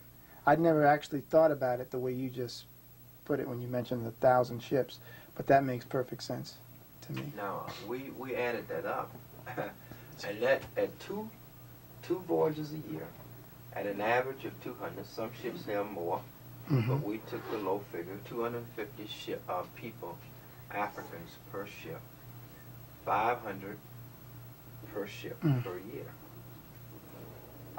times 1,000, and then multiply that times 250, say 250 years. You come out with over 200 million people. We cross-reference that with the slave dungeons. Right. In Ghana alone, there are 40-something slave dungeons along the coast with Ghana. At the largest slave dungeons, the figure's slipping my mind now, but I think they could hold at maximum about 1,000 people, El Mina. And the ships came approximately 6 to 2 months, but you could average it out, say every 8 weeks you would have a ship. So if you begin to add the dungeons and average them out with every 8 weeks, you'll come out to approximately the same number of people, 200 million. Right. And that is an astounding number of people, because that's the ones that got on the ship. That's not the ones that were killed in battle and lost. Right. So when they say that whole population, whole area of Africa would be populated, then you can see that that is highly possible. Yeah. That Africa is in the condition that it is in now because it lost its people. It lost the youth, the productivity, and the best of its people. I heard somebody say one time that for every one who made it, 5 people were lost in the process. So that includes the ones who were lost on the continent during the fights. The fighting took place, as well as the ones that didn't make it because they died during the Middle Passage. Again, so you have to multiply the number by 5, whatever it is. So if you had 200 million over the course of how many centuries, you're talking about 1 billion people. And, you know, Africa's a huge continent, so of course it can, you know, you figure what China has, how many? 4 or 5. Well, no, 1.5 billion. Oh. 1.5 billion people, right. Right, China. I'm giving China all the people. Right, that's right. China has 1.5 billion people, I think. So you figured 1.5 billion people. 1 billion people were lost, presumably, over the course of those number of years, as a result of the enslavement trade. Not at once. You know, people say, that's a lie. You got to be kidding. Over the course of centuries. That's amazing. And seeing what people get confused at, they say, well, you know, it couldn't be because after emancipation, during the time of emancipation, there was only 4 or 5 million slaves in America. But that's how many was in America at that one particular time. But you had 300 years or 200 years of people dying every day. Exactly. Of every day. So you can't just look at the... And that 4 or 5 million was actually only in the United States. I'm not even talking about Central and South America. And it was only 4%, I think, came to America. 38% was in Caribbean. No, in Brazil alone. No. I was going to... Well, yeah, 38%. You're saying the majority were in Brazil or in South America, right? Because that's where the largest population of African people are outside of the African continent. Yeah, the majority of all of them went there. But they were dispersed throughout all of the islands. So we had 4 million here. If you add them up, you had 100 million Africans in America at that time, throughout the Americas. Brother Bey, This has been a marvelous and wonderful interview, and we cannot thank you enough. Your information, I think, has been extremely clarifying, and we just thank you. Thank you. We thank you more than you ever know, and I think people around the world who get a chance to view this program will be blessed and enriched by your work, your research. And again, we want to thank you very much. There's always too much, and I say this, you know, they have a saying that speaking of the devil, well, that's not really a correct saying, but let's give them one round.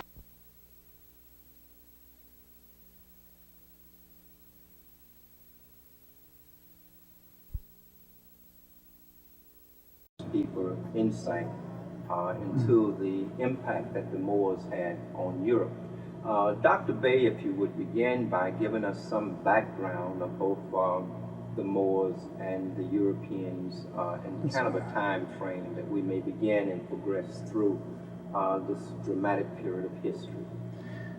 Well, generally when we talk about the Moors, and I should say that I appreciate your introduction referring to me as a world authority, I can only say that I've spent a little bit of time, about 12 years, researching the legacy of the Moors, the history of the Moors. The Moors are a somewhat difficult topic because there's so much confusion around the identity issue. And the reason for that has a lot to do with the presence of these people in Europe. And they play such a profound role in the history of Europe that to allow them to be recognized as an African people would result in the alteration of the West's image of itself. The Moors are recognized by most historians as having been a predominantly Africoid, African people who entered into the Iberian Peninsula of what is now Spain and Portugal in the 8th century from northwest Africa. And these peoples spoke Arabic, various Berber dialects from the continent of Africa. They brought into Europe not only their own cultural attributes of being Africans, coming from various parts of the African continent, parts of what's called the Maghreb, Northwest Africa, West Africa, but they also brought much culture from areas of Asia, because as a Muslim people, they were carrying the accoutrements of ancient Persia, China, India, parts of the Asian world that had either been Islamicized or had been in extensive contact with the Islamic world through trade and or conflict. So the Moors represent an African people who have a very international link to other parts of the world because of the religion of Islam, which is established about a century or more earlier than the Moorish invasion into Spain and Portugal, what becomes Spain and Portugal. Their reasons for coming into the Iberian Peninsula have to do with an interest in expanding the territory of the Islamic world. It also has to do with actually seeking to assist those persons who were of African ancestry and Semitic peoples who were in Spain and Portugal. In fact, one of the accounts that's also given about this Moorish invasion, this African Muslim invasion into Spain, involves the Sephardic community, the Jewish community, having sent emissaries and information coming out into the area of northwest Africa under various rulers who had heard essentially about the Iberian Peninsula, which at that time was under the control of the Church of, well, it's called the Arian Church, but Arian as in under Arius, A-R-I-U-S. Arius, who was remembered as a somewhat of a Christian heretic for his unique interpretation of the gospel. And the followers of Arius included people like Roderick, who was a Visigothic ruler in the Iberian Peninsula, who also had opposition from Greek Orthodox groups that had settled in the Iberian Peninsula.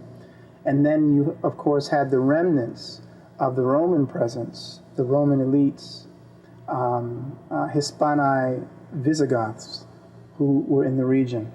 Now, the region had always been occupied by Africans. There had always been African people coming up into the Iberian Peninsula long before 711 of the Common Era.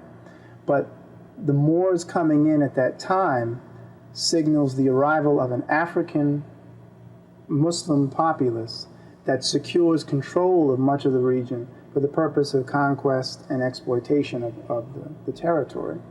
In terms of the level of culture that existed, the Moors, as Muslims, of course, having links to nations like Egypt and Syria and Persia, and what is other parts of the Maghreb and Northwest Africa, what is now places like Tunisia and Libya, and of course Morocco, already had a culture which emphasized such things as hygiene and cleanliness. I just use that as a major example of one of the drastic changes that occurs as a result of this presence, because the Moors would acquire a reputation for putting so much of an emphasis upon hygiene and cleanliness that you had Catholic rulers in the medieval period who would complain about that and would actually destroy public baths after the Reconquista, the reconquest of the territory. The level of culture among most medieval Christian Europeans, as one medievalist referred to it as cold, hard, and brutish. It was a very difficult existence. People relied upon charms and amulets for health, maintenance of health. People would not see the difficulty or problem with, say, eating from the same bowl that was used perhaps to carry manure or human feces from the home. There was not a recognition of the importance of cleanliness among the vast majority of Europeans. The Moors, as a Muslim populace in particular, would introduce knowledge of chemistry, such things as alcohol, which obviously was used as an antiseptic, and the origin of the word itself, alcohol, is of course Arabic in origin. Ibn Khaldun and Ibn Qatima, later on in the 14th century, would be recognized as having concluded that unseen contagion or unseen items existed on the garments and the vessels of the afflicted. So people who understood that in the Moorish world, Islamic world, knew to avoid, for example, the items that the sick had used. And this did a lot to cut back on plague or problems with health. Those are two examples that I think are rather profound. Even the custom of bathing, which would catch on among certain Western Europeans who were Christian, would create quite a stir. Frederick II of Sicily, Roger II of Sicily, who was his grandfather, both were actually Germanic and Christian, but they recognized the legacy of Moorish and Muslim, or as they would often use the term, Saracen knowledge, and bathed themselves and became known as the two baptized sultans of the West, essentially saying that these individuals were Christians, but they had picked up on what was seen as a Muslim practice of bathing. And it caused quite a stir among the Catholic authorities, the Catholic elite. But it was understood over time that these things were prolonging life. It was not uncommon for people to seek out, of course, individuals who were trained in Moorish medicine in order to be treated. The European world, of course, heard about this legacy. You have in the 8th century, as I say, this wave of African Muslims settling in the Iberian Peninsula in what they would call Andalus or Al-Andalus, and would secure, control, and then begin to Africanize, as many historians have said, Africanize the Iberian Peninsula. Inevitably, great intermarriage then occurred between the African peoples of North and West Africa and the European peoples who occupied the Iberian Peninsula. Actually, the first dynasty, however, that's established in Andalusia is the Umayyad dynasty, which is actually from Syria. Coming in from Damascus, this is set up with this then Asian or Asiatic link as well to this African wave of Muslims that comes in. The two peoples, so to speak, come together. But the rank and file, the vast majority of those who invade into the Iberian Peninsula are Africans. And one of the problems that we sometimes have if we look at the legacy of the Moors is people assume that because they were Muslims, they were Arabs. And this can't be any further from the truth. The vast majority of the people who went into the Iberian Peninsula were African Muslims. They spoke Arabic, but they were not Arabs. But the reason also for that confusion has a lot to do with, again, a lot of Western historians consciously not wanting to recognize that this introduction of culture, I should say introduction of a higher culture, to be more accurate, introduction of a higher culture in terms of the knowledge base of the people in areas of science, in areas of technology, in areas of even religion and philosophy, was much greater among these African and Asian newcomers to Europe than those who occupied the European world itself. You had asked also about the economic or political reasons. Because the Moors were Muslim, the structure was essentially governed by Islamic law or Sharia. But the African Muslim interpretation of Sharia or the religion itself was much more eclectic. And Diop would often write about how Islam in Africa typically has represented a living religion, something that is not static and that has become, it's dynamic, it's changed, it's adapted.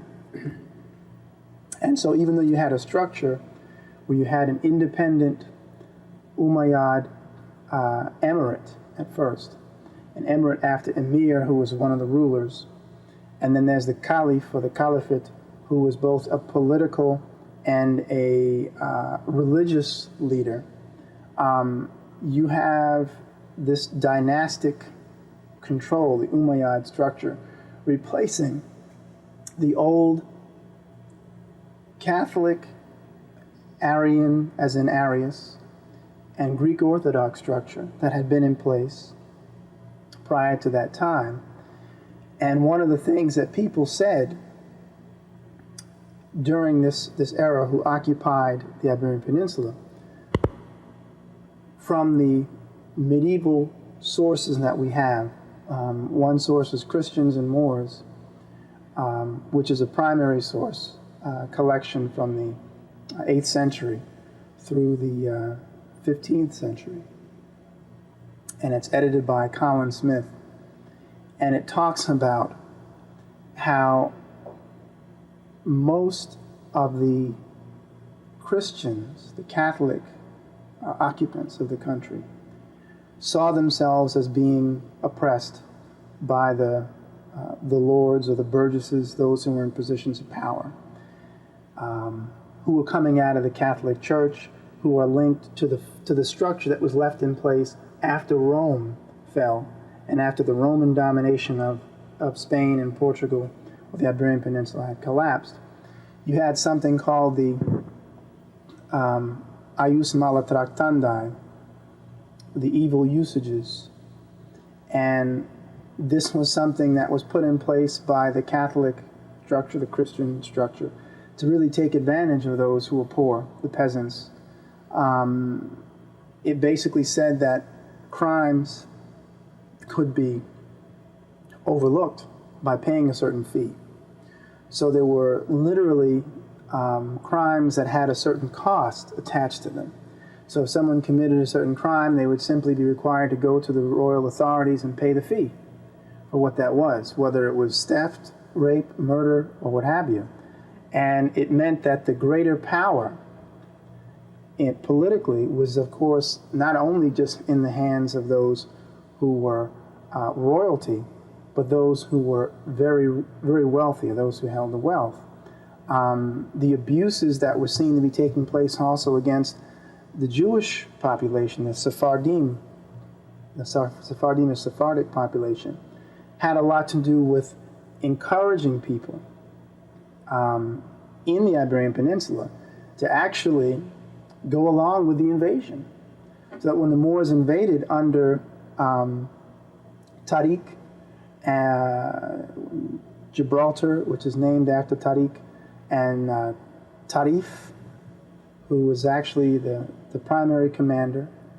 And when they entered into the Iberian Peninsula, many of the locals, many of the people who were the quote-unquote natives, went along with the invasion because they themselves had been so badly treated by the Catholic or Christian structure that had been in place, the remnants of the Romans and even to some degree the remnants of the Greek Orthodox church residents who lived in different parts of the country as well.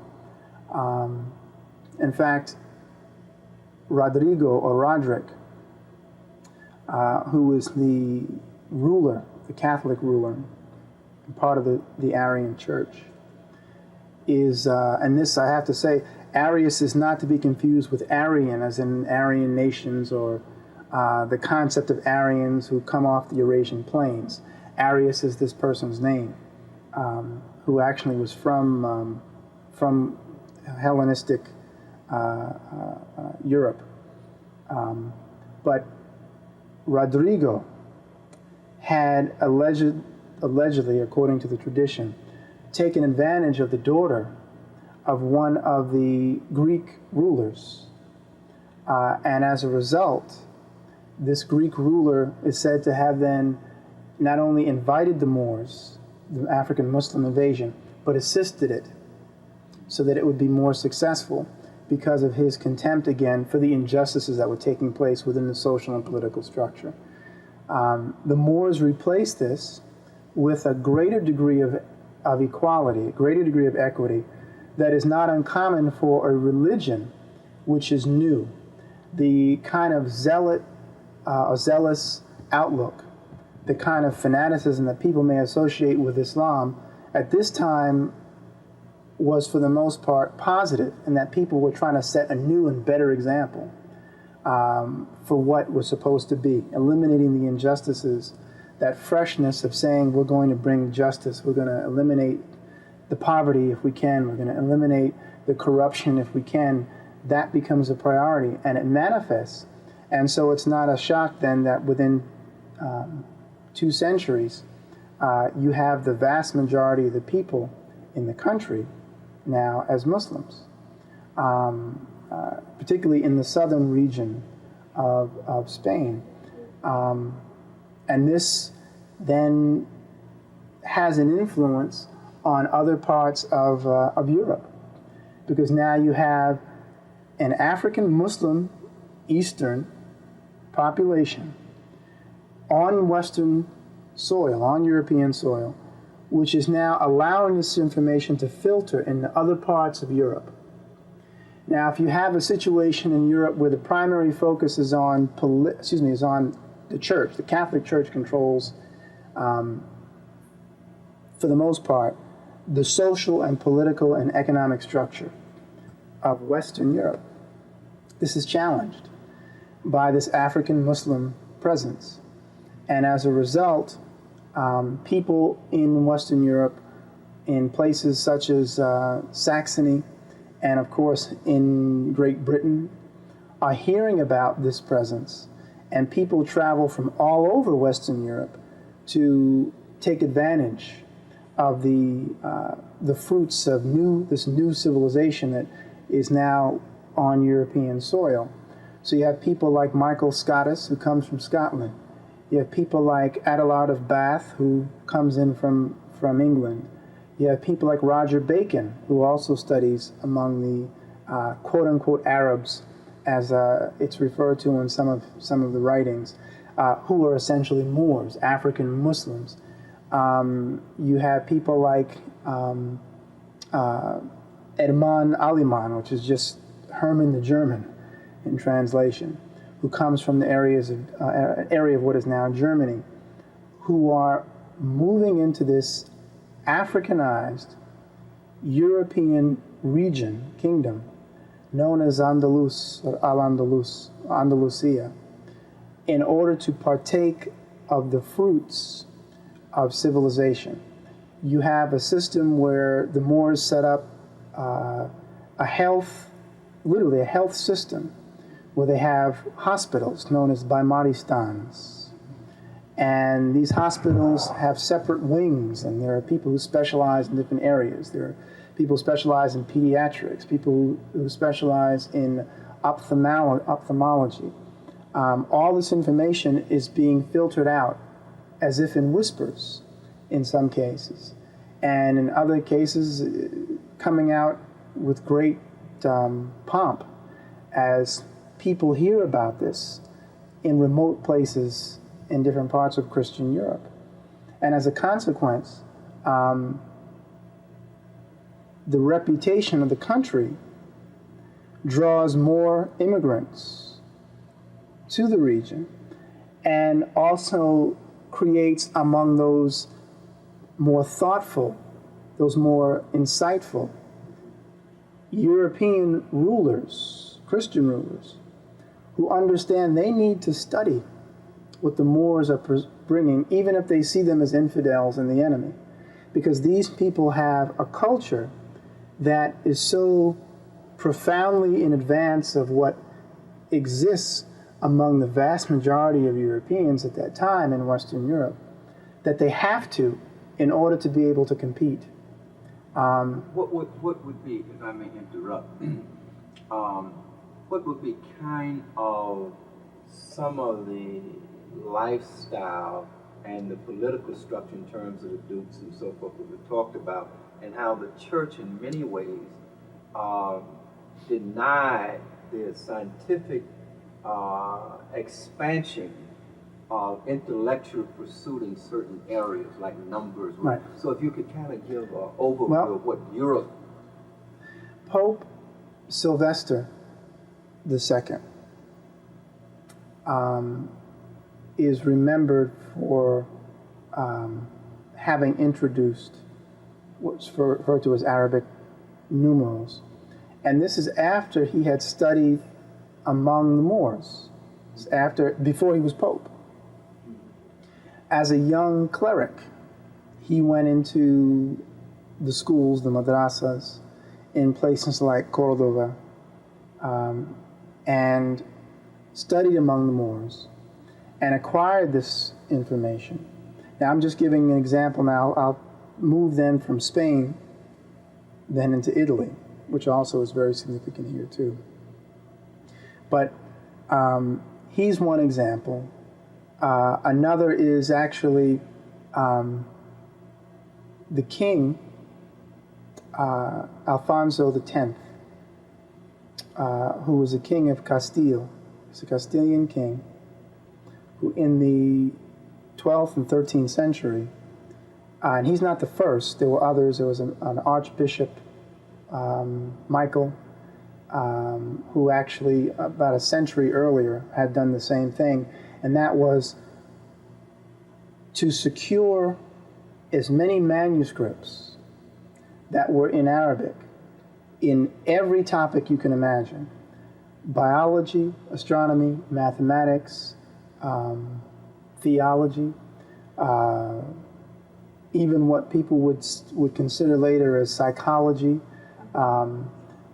different areas of science and the humanities, in order to translate those texts into the developing Spanish vernacular language, as well as into Latin, and ultimately into the different languages of Europe. He did this and was criticized customarily by papal authorities or church authorities, the Pope, of course, the different popes, because they saw this as inviting trouble. They were afraid that the more that the Catholic rank and file engaged this information, the more likely they would then not only accept the science and the benefits of the technology, but they would then become Muslims, which often happened. And you do have people complaining as early as the 9th century about how Catholic authorities, about how you can't find a young Catholic man anymore who can even write a decent greeting in Latin. Anwar Cheni, who was a historian of Moorish Spain, talks about that in one of his texts called Muslim Spain. This recognition that they were such a threat to the Catholic power base, to the European Catholic power base. So that's an example. Like I said, Alfonso X even sets up a school of translators at Toledo in Spain to improve the speed with which the information could be translated and to improve the dissemination and the accuracy of that. And has at Toledo many scholars who were, of course, multilingual, a lot of Jewish scholars who act as middlemen to translate works, as well as, of course, Muslims, African Muslims or Moors themselves, who are translating the material as well, because people were multilingual in this society, not surprisingly. You have people who are speaking Latin, you have people who are speaking Arabic, you have people who are speaking various Berber or African dialects, you have people who are speaking the various languages of Europe, the French vernacular, and of course, Hebrew. So all of this is being spoken, and what actually is manifesting over the course of centuries is what we know as Spanish, which is then an aggregate of all those languages. But again, someone like Alfonso X sees the value of that, and he's attacked typically by the church for doing it. There's a whole cultural group that emerges called the Mozarabs, which are known for maintaining their Catholicism or their Christianity, but they learn Arabic, they start wearing Moorish or Islamic style attire, and they are then known as middlemen with their own interests. But they are then seen as a threat by the Catholic authorities because they are speaking Arabic, they wear the attire, and they are seen as sending mixed messages to, again, the average Catholic citizen, if you will. It's seen as a great danger by those in power. If you then go over to Italy, you have schools like the University of Bologna and the medical school at Salerno, which emphasize a great deal of the scholarship of the Moors. Specifically, the University of Naples and Bologna were both established to focus on that. That was their purpose. This is a shift from what were formerly referred to as cathedral schools, which basically just taught people how to be clerics. You learn the Bible. You, of course, would then have to learn Latin. You would learn something called hagiography, which is the biography of the saints. to be able to do that was seen as being highly educated in Catholic Europe at that time, in the medieval period. For the Moors, to be highly educated was, or to be educated, was to be able to know botany, astronomy, Sharia, which is the law, mathematics, such as algebra, which of course is Arabic, the word, and its origins are in the Arabic world, the Muslim world. Others would expand their knowledge by studying geography and geology. You had people who also were then studying various areas of medical science. To have a holistic education was seen as a mandate. To simply know a little bit about one area, if you only knew the Bible, you weren't seen as being as effective in functioning in the society, because you also would need someone who knew something about agriculture. You would also need someone who knew something about mathematics, if you're going to set up any kind of structure and building and everything else. All those things are necessary. So from a Moorish perspective, to be highly educated meant that not only did you know Scripture, but you had to know the various areas of what we call the liberal arts, or the sciences. This really is a shift from the old cathedral school style that had dominated Western Europe up to that point. And this is why the Moors, again, is seen as such a threat, because of that. To the credit of the Moors, also to say this, the Moors encouraged discourse and the polemic, the argumentative and didactic debates and engagement with people so that you could improve upon your knowledge base. They liked the idea of having Christians, Jews, and Muslims living together and engaging one another on different topics. So they encouraged, essentially, people to maintain their right to express themselves intellectually.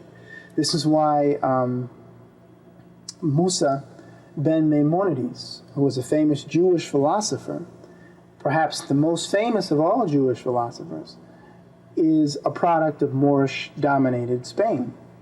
That's no accident. He maintained his Judaism. This is why Thomas Aquinas, who was not living in Moorish Spain, but who studies Moorish texts and documents in theology, partially it's said in Catholic tradition to be able to debate and argue against the Muslim position, but also because he saw great value in the writings of Abu al-Walid ibn Muhammad ibn Rushd, known as Averroes, and was really relying more upon Averroes for his own theological interpretation of Catholicism than his own interpretation. And Averroes, who also was interpreting earlier Greek texts, which were preserved by the Muslims, preserved by the Moors, is also being conveyed. So the Moors have really fostered a very universal environment academically, intellectually. And this is one of the greatest, this is why it's one of the greatest flowerings in Western Europe. The legacy of this is something which will reverberate for centuries. And it's often been said that one of the worst things that the Spanish Catholic powers did after the Reconquista was to suppress the Moorish population and to remove them. Because as a result, Spain's golden age is very short-lived. It's like they were given all the gold and the wealth, so to speak, of the Moorish presence, but then quickly spent it up because they had removed the people who had really allowed for that growth. And the ramifications of that are reflected later in conflicts involving piracy and the Barbary Wars and everything else. While we're on the subject of Europe and the difference between the educational institutions and the two cultures, I'd like you to go a little bit more in the educational institution to paint an even broader picture of it. We talk about the women were being burned at the stake, so people were being burned for being considered heretics, witches, heretics. Right. How did that play into the confines of the outlook of the church and the limitations of people in the exploration of science in the century? Well, it's the reason why people still are under the false impression that everybody thought the world was flat until Christopher Columbus sails in 1492. It's the reason why people thought that sickness had nothing to do with disease as a result of unclean conditions, and the concept of antiseptics was a non-issue because the church, essentially, at that time, pretty much prescribed it. I refer to it sometimes as a kind of prescribed ignorance to the masses. The Moors knew the world was round. In fact, many people knew What that. do you mean that the church pretty much prescribed it? Members of the church, the clerics, the Catholic structure, did not typically see it as favorable to inform the average person about whatever knowledge they were acquiring by reading, say, Moorish treatises, Moorish manuscripts and texts. That information was kind of like a for your eyes only thing. Similar to in many governments of the world today, we have a recognition that there are things that the higher-ups do not feel is in the best interest of the rank and file, the average citizen. Judgments are made for us as to what we can handle and what we can't handle, and a lot of times things are just withheld because knowledge is power. If they told the masses essentially about these things, and the masses would have the power to govern their own fate more effectively. So what I'm essentially saying is it was understood by many of those who took the time to study the Moors and the Moorish culture that the Moors were leaps and bounds ahead of the Catholic European world. If you had people going to the Moors with all kinds of diseases, and the Moors use some liquid which seems to be like water on a wound, and the wound heals, and it seems like magic to someone who doesn't know anything about alcohol, or someone who is suffering from cataracts or kidney stones, and the Moors are engaged in surgery to remove these things. The Catholic Church had clergymen who certainly knew about this. They lived all around them, but they had to contain the information from as many of the rank and file as possible who were beyond certain borders to prevent a kind of mad rush to acquire what the Moors had to offer, and most importantly, to alter how the Moors would be seen by the Catholic European populace.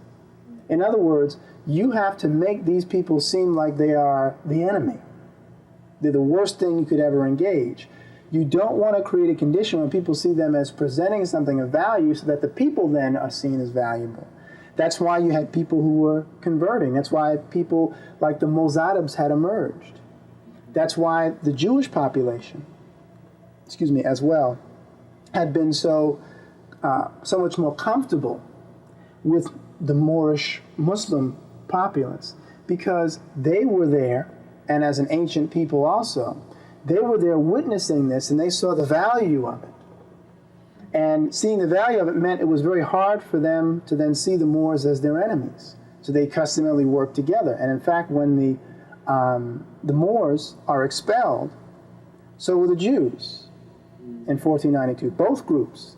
And when one reads the surrender agreement, it's right in the surrender agreement that these people, Jews and the Moors, are required to leave.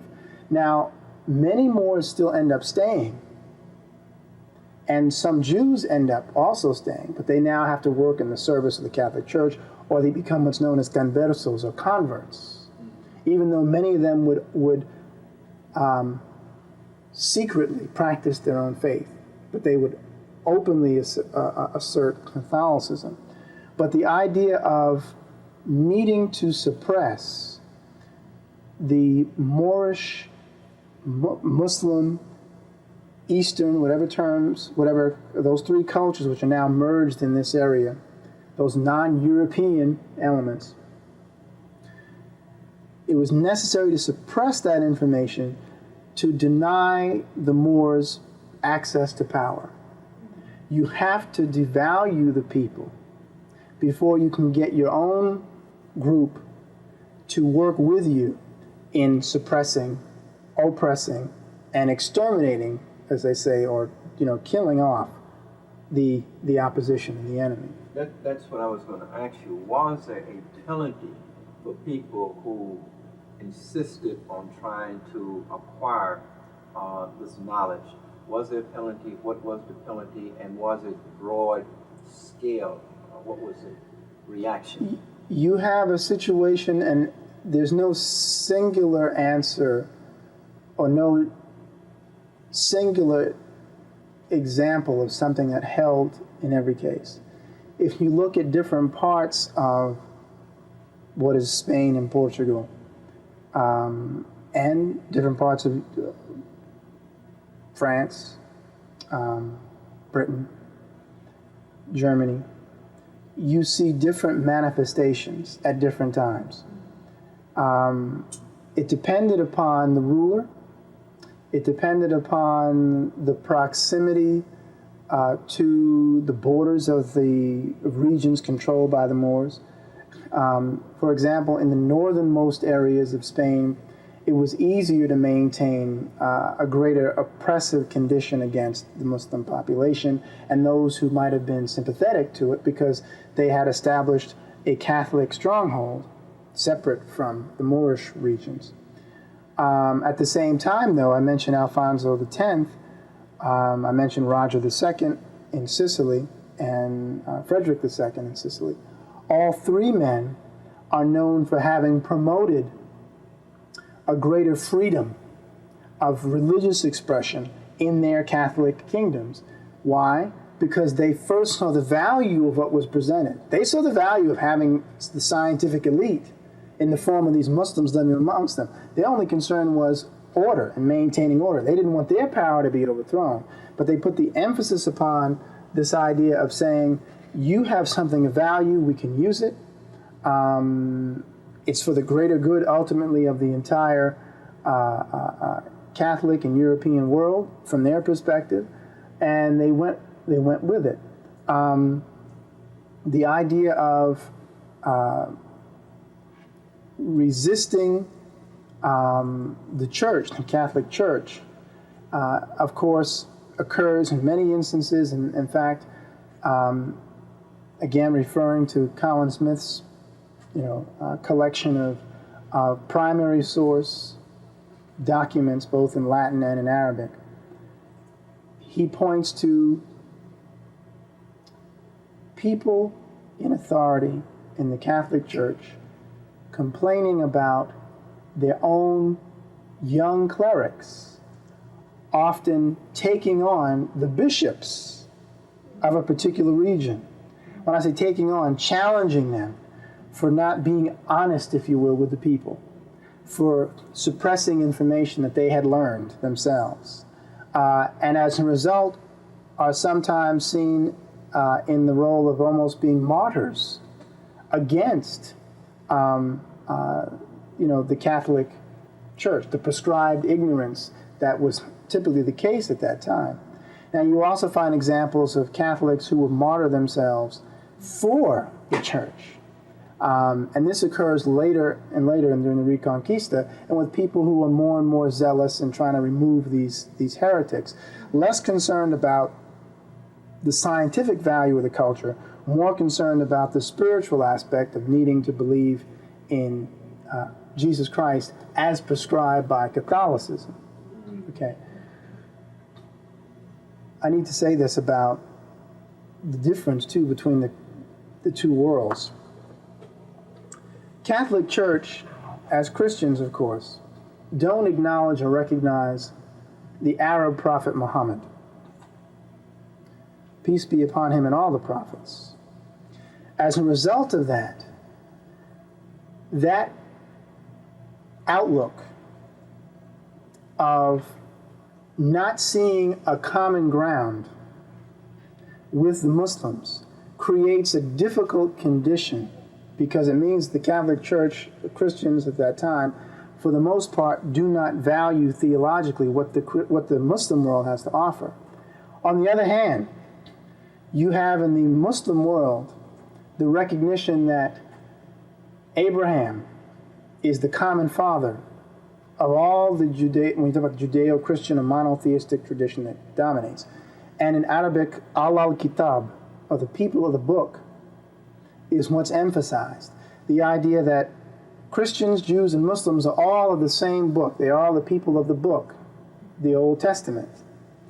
But they also recognize Jesus, okay? The Muslims don't deny Jesus. The Muslims say that Jesus is a messenger, a divine messenger of God, of Allah. As a result, they're able to get along with Christians theologically, because that's part of, they say, well, you're wrong for seeing him as God, but they at least acknowledge him. Whereas the Catholic population customarily does not even acknowledge any other prophets of having significance, and certainly not Muhammad, after Jesus. And so it creates a problem. And that problem is manifest then in the church's need to, again, suppress and deny and hide what the Moorish population is offering to Europe. And you have, like I said, a few examples of people in different parts of the country of Andalusia and in different parts of Spain, of Italy and France, who will risk, in some cases, it's a risk, studying what the Moors, the Muslim population, has to offer, in spite of what the church says, and finds himself persona non grata among many of the church authorities and many of the popes. But again, the period, in other words, the century and the region determines how that's played out. Sometimes things are more, sometimes things are less oppressive, sometimes things are more oppressive. It depends upon time and space. What I was trying to do was get an insight to your study into the burnings that happen at the stake with, so like the Queen of Joan of Arc's story, with so many. I've read that there were 3 million European women burned at the stake over a period of 300 years. Wow. I wanted to get some insight into that in terms of why that was done. Did it happen and how it happened? You know. Well, it was done because they were seen as a threat to the existing spiritual knowledge. It was done because they were seen as a threat because their worldview differed from that of those men who were in power. If I'm a cleric, if I'm a bishop, if I'm a cardinal, if I'm a pope, and I want to maintain my domination, and my primary worldview is very, very patriarchal and very, very xenophobic, I'm going to try to maintain that because it's suiting me. It's suiting the system that's in place. Anything which challenges that, I'm going to try to suppress. Let me give an example of a group which faces this, and they're not Muslims. The Cathars, or the Albigensians as they're called, who lived in the southern part of France, had a different interpretation of Christianity. They still believed in Christ, but they had a different interpretation of Christianity. They saw Christ as more like a prophet, but they still saw themselves as Christians. When I say more like a prophet, meaning they said he was divine, they believed he was divine, but they believed that his divinity was not their conception of divinity was not the conception that the Catholic Church had. They talked about the need to have a greater emphasis upon a kind of open-air expression of one's faith. You don't need a church. We can go out in the field and pray to God. And we shouldn't be expected to give necessarily then tithes to a structure, because now what we have is a bureaucracy that's in place. And they're trying to avoid the bureaucracy. They're trying to emphasize God as a more personal experience. They also had women who were religious leaders known as parfaits. This, of course, is against the Catholic Church because a woman can't be a priest. Essentially, these women were priestesses in the Catholic tradition. As a result of them being seen as a threat, Pope Innocent in the 13th century initiates a crusade against them and has several thousand of them annihilated. Part of it was political. Big part of it was political because he was trying to take control of the territory. The justification was religious because they didn't believe as the Catholic authorities believed. This is where the saying, if you've ever heard it, comes from. One of the envoys, or one of the agents of the Pope came in and told him, we've initiated this attack against the Cathars, but, some of the people are innocent. Meaning we launched this attack, but we don't know who is who when we burn and raze these cities, these villages. And the Pope is reported to have said, kill them all. God knows his own. Which essentially doesn't make a whole lot of sense because then it's innocent people who were being slain in the process. But that kind of fervor, that kind of zealous, justifiable fervor saying, look, just kill them all, I ain't got time. We don't have time nor an interest in figuring out who's innocent and who's not innocent. Just kill them all and let God deal with it. That attack, which occurs against followers of Christ, not Muslims, is seen, I think, in history as a classic example of the greater interest in preserving the power, that these individual rulers had than in perpetuating a real spiritual understanding among their populace, among the peoples or subjects in their kingdoms. So that would be, I think, a good example. It was not uncommon for people to be vivisected. What is that? Vivisected was a custom of taking an individual out in front of the crowd in the court square, the market square, I should say, the market square, and cutting them open while they were conscious and alive, so people could see their inners, as they would say, and sometimes even pulling their entrails out. Drawing and quartering people, where you would tie each limb to a horse, and then you would hit all 4 horses, and they would run in 4 different directions, and they would just literally tear the person, as they say, from limb to limb. It was not uncommon to break people on the wheel, which meant you would strap someone to a wheel and strap them so that you would break their bones around the wheel, because you strap them, of course, backwards. Burning people alive was popular. Torturing people before the crowd was very popular. It was seen as entertainment. This was something that was not customary among the Moors by any way, shape, or form. People were executed in public squares for crimes, but generally they were swift. Executioner came out with a sword, took the head off, and everybody went home. The idea of doing these kind of things before, as Joseph McCabe says, another historian, before delighted crowds was quite brutal. And this was done for, again, attacks, whether they were imagined or otherwise, on theological issues. Someone would disagree with a cleric and could find themselves being tortured alive. That was not the custom among the Muslim rulers of Spain. People had differences of opinion all the time theologically, but to be tortured and vivisected in a market square was not an acceptable practice among those in authority.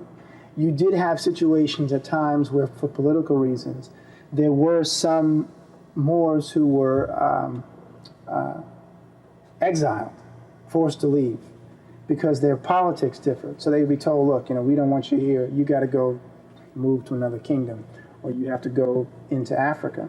That even happened to Averroes, to Ibn Rushd for a while. So that could happen.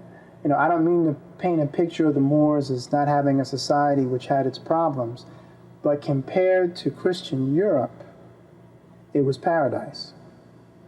Now, while we're on that, I think it's important for one to kind of understand the political structure of Europe at the time, where these kinds of laws of punishment for laws were possible in terms of how the common people live, the social structure that rendered life in these stratas, feudalism, stuff like that. The structure was based upon strength, military strength, power. And it goes back to the issue of resources being limited. Limited resources meant that one had to be strong and have enough military capability to protect the few resources that they had. So you have a system that develops serfdom, the knights, the lords, all nations, probably, I think it's safe to say, or the vast majority of nations, has some sort of regal element, some sort of royalty in its structure. It was true then even of Catholic Europe. The idea of having a serf on the land, and a serf was someone who was a peasant, who was required to remain on the land. He or she could not leave the land without some real special conditions or circumstances. The person who owned the land, the lord of the manor, or the duke, or the count, or whomever. So how did that structure go, lord, duke, count? What made that? What made the structure was, again, the need to partition the land and the kingdoms. And it came down to who was most closely related to the king, or who was most closely connected to the initial power that had secured control of the territory. Dukes and duchesses controlled duchies, which was a particular parcel of the kingdom of land. Counts as well, or countesses, controlled a particular portion of the land. The thing is that we also need to be mindful that the structure, how much land, how little land, differed, again, depending upon what kingdom, what country it was.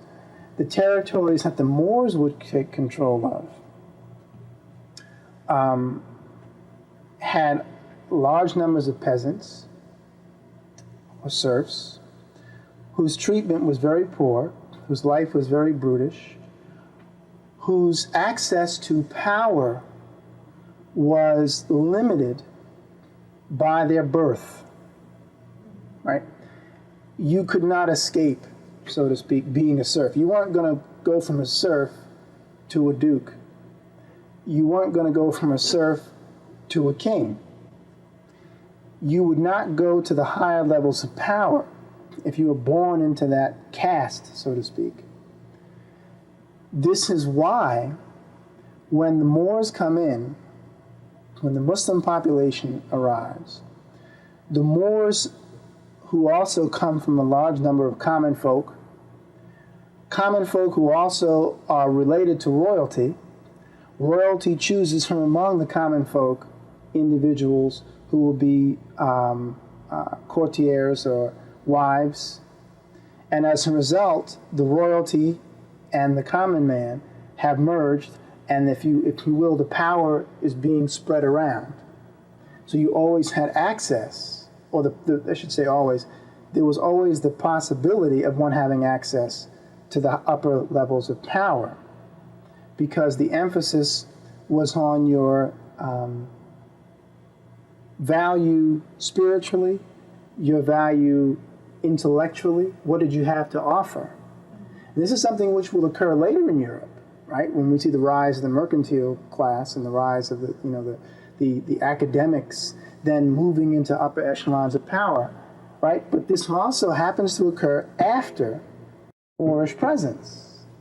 So it is a reasonable assumption to say that this structure of beginning to give people access to power on the basis of their skills is something that appears to have a lot to do with this contact with the Moorish world, with the Eastern world. To be able to be a slave and then be chosen as the wife of the emir or the wife of the caliph or the wife of the dey or the wife of the bey, and then the child ends up being royalty, and it then elevates the status of the mother who was enslaved, is pretty profound. And even when we look even at the names that people have, Abdul Walid, the slave of Walid, Abu al-Walid ibn Muhammad ibn Rushdi. The names are actually telling you that the person is descendant of someone who was a servant or a slave. So in other words, there was not the stigma attached to somebody being descendant of a servant or a slave, because it was just part of the process. Because you're also descendant of someone who is not. Holistic. It's much more holistic. It's overall, it's like, this was the entirety of who I am. And that access appealed to the European Catholic communities, typically, who saw this as a way of elevating their status. That's why many of them converted to Islam, because it resulted in improving their condition, not only among Muslims, but ultimately among their own. Because now they had access to things they didn't have access to before, whether it was education, or whether it was a trade, or a combination of both.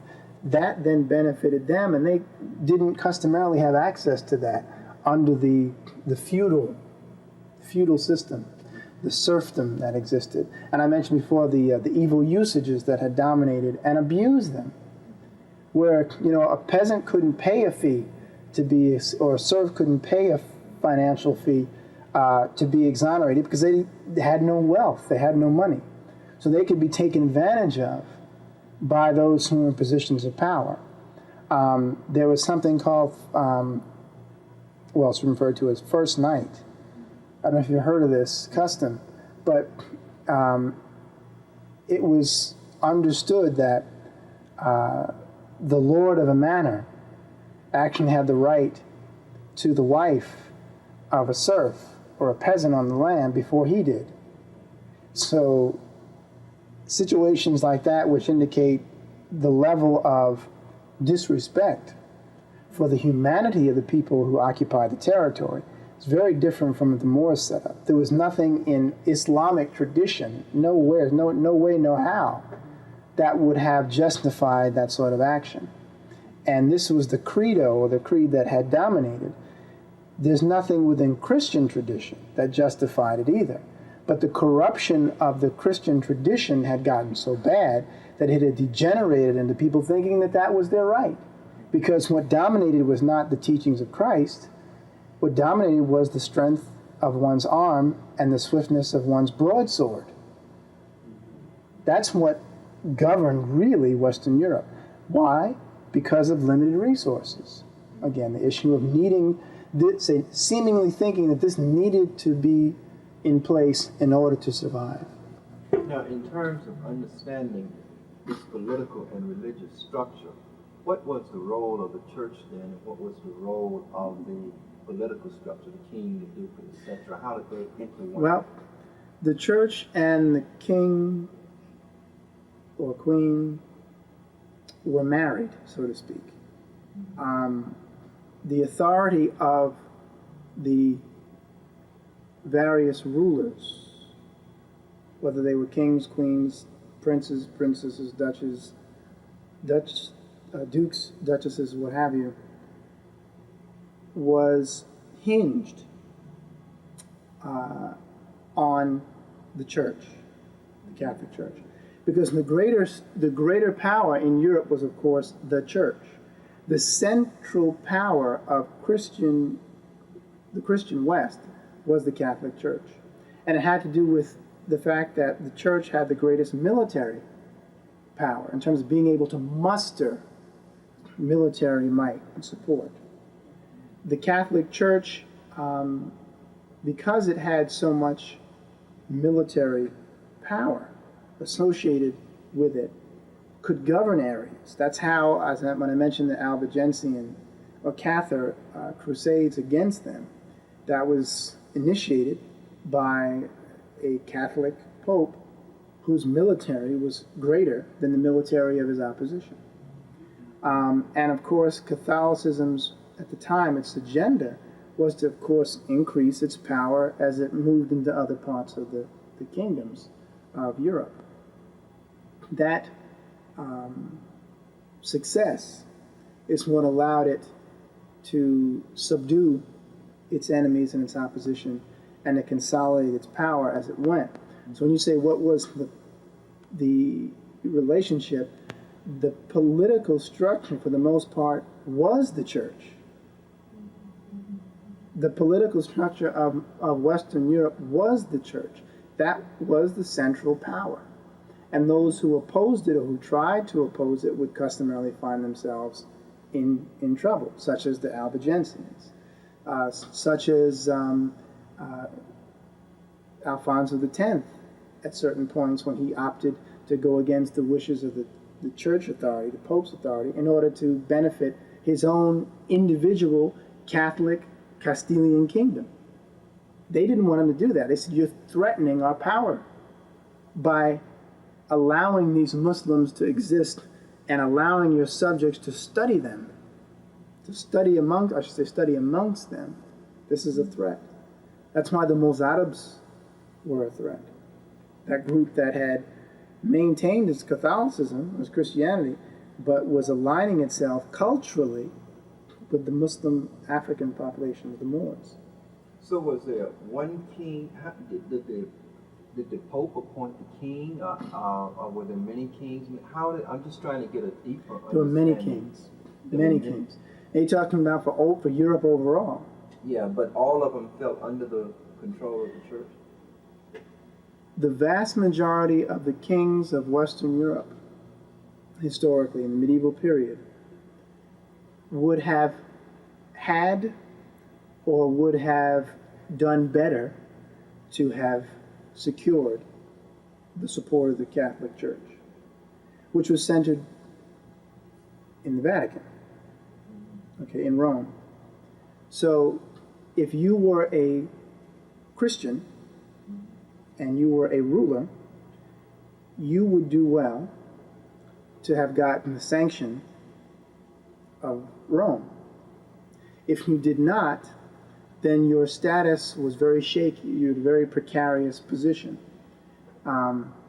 because you were in territory, the Holy Roman Empire, which was what emerged after the old Roman Empire fell. And its borders extended through to about the border of what we consider now Eastern Europe.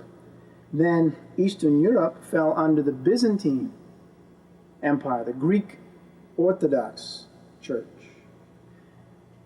Believe it or not, both, even though they were Christians, fought crusades against each other. Now, let me phrase that better. The Catholic Church launched a crusade against the Greek Orthodox Church and stole many of the artifacts and carried them back to Rome. Now, the Greek Orthodox Church was in what area? Is in what is now, well, the Byzantine Empire, Constantinople, which is now Istanbul in Turkey. that territory prior to Islam's establishment was part of the old Greek Orthodox, the Byzantine Church. And, it would later fall to the Ottoman Turks some centuries later. But the presence of the interest in the Roman Catholic Church taking control of the Greek Orthodox territory had to do again with resources and power. So the bottom line very often was political, driven by economic interests. We're doing this because we want that territory to increase our wealth. We want that territory to increase our financial power so that we can then expand our territory even more to acquire more resources to improve our condition here in Europe. Now, why, some people have asked the question, I know Diop has raised it as well, Michael Bradley has raised it. This idea of needing to consume territory and really control it, lock, stock, and barrel, in some people's minds is seen as a kind of sickness. Because what happens is you have a condition where enough is never reached. One never has enough. It's like we have to continue to suppress and oppress the opposition to make sure that we have more than enough, because we're used to having less than enough. So it creates a sickness of material acquisition. It's like we're driven simply by material acquisition, material goods. We are not concerned really about spiritual things. And I think it's safe to say that that manifestation is quite apparent in the history of Europe, particularly when you contrast the Moorish period with what comes afterwards, with the rise of the enslavement trade, where people are now considered as objects and not humans. The Moors practiced slavery. Other African peoples practiced slavery. But it was not a slavery that had people think the person was no longer human. Their labor was owned, but their bodies were still understood still to be human beings. The idea of having the West intellectually being able to create a whole different category that dehumanizes people has a lot to do, I think, with this sickness of greed growing out of a lack of resources. And it spiraled out of control. And like I said, the result is the asiento, or the contracting for slaves.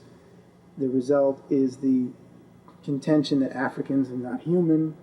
The result is the contention that African peoples don't need to be recognized as being people who have a culture, but simply as objects or property like you would consider cattle. That is unique. And the preparation for that grows out of this period of Europe's ascension under Moorish domination. And that's kind of what is kind of the, the irony, that the Moors would actually play a role in improving the conditions of Europeans, Catholic Europe, and then that information, that knowledge would be used against the Africans themselves. That's what I want to talk about next in terms of this impact that the Moors had, looking at it educationally, looking at what they brought in terms of structure, what did they bring educationally, and so forth, and how that ultimately empowered the Europeans to then have enough power to overthrow the Moors, and the kind of movement that led to that. period there. Some of the walls who were the primary strength behind those walls. Well, I'm just jotting down here a few of the things that are coming to my mind. Well, if you create a condition where European peoples can come into a madrasa or come to schools in Cordoba, Granada, Seville. I mentioned already the different, some of the different famous European early scientists and thinkers who came in. I've talked about Michael Scottus, Roger Bacon, Adelaide at Bath. Roger Bacon, who produces a gunpowder using a saltpeter, and the chemical compound that he uses, he gets from the Moors and the Arabs. The lateen sails that are introduced to the sailing ships are brought in from Northwest Africa and from East Africa. So the design of the sails for the shipping is influenced by the Islamic world, by the Moors. And what impact did that have? Well, it allowed Europeans then to extend their boundaries across water. The European Catholic world emphasizes the development of military technology. And this is very, very important, because when people talk about, for example, the existence of firearms or guns or the arquebus, Africans and Chinese knew about gunpowder and they'd used it. Chinese used rockets centuries before. There's evidence that the Egyptians even had knowledge of gunpowder. But the use of gunpowder and fire sticks, as it's sometimes called, the guns, is something that existed in Africa. The Moors, the Berbers had guns. The difference is that they didn't mass produce them. The difference is that they didn't see the benefit of putting an emphasis technologically on the development of weaponry. And I think it stems from a different mindset, different worldview. The European world, again, has less resources. It's more xenophobic. They recognize that the way to improve the condition is to take somebody else's resources and to be able to do it and secure it. We were covering the areas of the Moorish impact on Spain. Right. But I had just finished talking about the European emphasis upon military technology. Yeah. So if you would begin where you started that. Okay. What I was essentially pointing out is that the Moors contributed to Europe's own ascension, politically, economically, socially, certainly militarily. And it was because the Moors, having introduced in an organized fashion schools which were teaching chemistry, schools which were teaching architecture, schools which were teaching cartography and geography, schools which were teaching medical science, various areas of medical science. All these things were impacting upon Europe's own improvements. The health of Europe improved because people now understood better the need for things like bathing. People understood better what caused or contributed to disease and sickness, those who were paying attention. People then understood better the structure of the world and the various routes, trade routes, that would allow for the increase of wealth.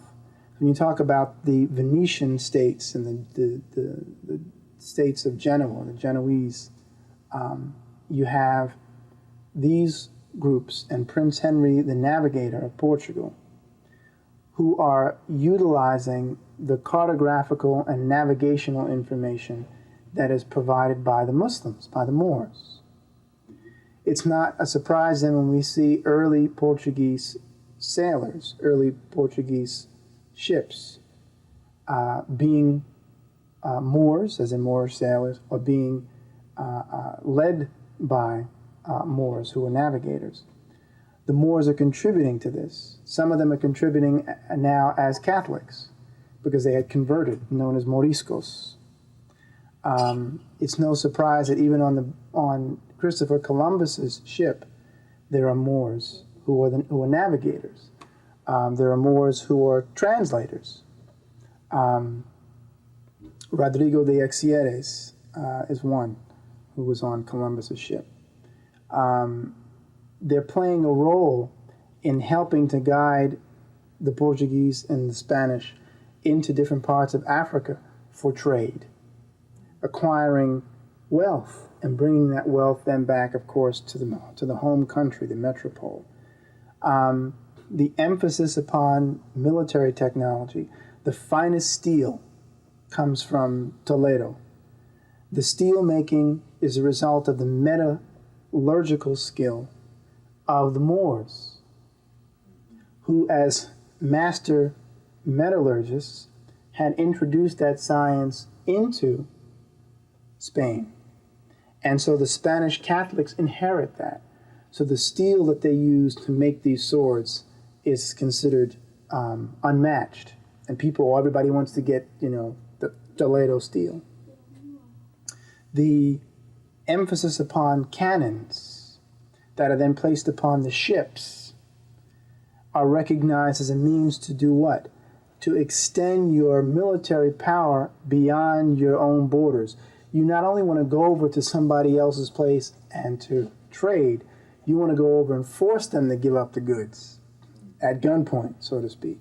And then you need to create a more sophisticated arsenal to defend the goods that you're bringing back from others who want your goods. Now, one of the fascinating aspects of this whole historical era is that the Spanish and the Portuguese are the first to emerge as the greatest powers of Europe. They're the first. That's why they're the first ones to conquer the Americas. Spain and Portugal dominate in the Americas. It's not an accident.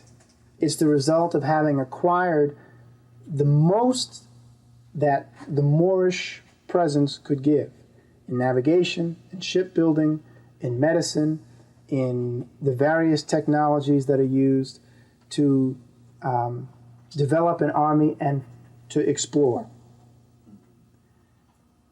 What happens? After the Spanish and the Portuguese emerge as the greatest powers, they are now, as they say, the kings of the hill, and the other European powers want to knock them off the hill. So what do countries like England do? They create a navy, privateers, sanctioned by the rulers of England, to attack Spanish ships. So what they do is say, well, you bring the goodies and then we'll take them from you. And so they then develop this focus upon going after the Spanish ships, the Spanish galleons, and stealing the wealth that the Spanish have now secured from the Americas and from Africa. And this ultimately, of course, is seen as contributing to the ascension of Europe's own power. And ironically, it's the result of the tutelage, having been tutored, under the Moors. And it's one of the strange twists of fate that, the areas of shipping and military technology are directly related to what is acquired from the Moors, who had given them the ability to do these things. And they turned around and used it to then subdue the Moors themselves. Most of the Moors end up going back into, of course, Africa and settling in places like Salih and Ceuta. Others, which is in modern-day Morocco, others are invited to go into other European countries, believe it or not. Many go to France, end up part of the Huguenots, the Huguenot Protestant movement, which then finds people settling in South Carolina, French Huguenots, who are actually descendants of Moors and Frenchmen. It's fascinating. And that's why if you look at some of the early French settlers in the Carolinas, people always talk about how dark they were in complexion because they were descendants of these Moors. I went through the records in South Carolina, Charleston, and found people with names like Moreau Saracen, who were French Huguenots. Well, the name Moreau is Moor, and Saracen is a Saracen or a Moor. So the name is telling you. Court records which have references to French Huguenots being thought to be Negroes because they were dark, and they would insist that they were French and didn't want to be classified as Negroes because they knew what that meant if they were classified as, I'm French, and they were French. But they were also avoiding the designation of Negro.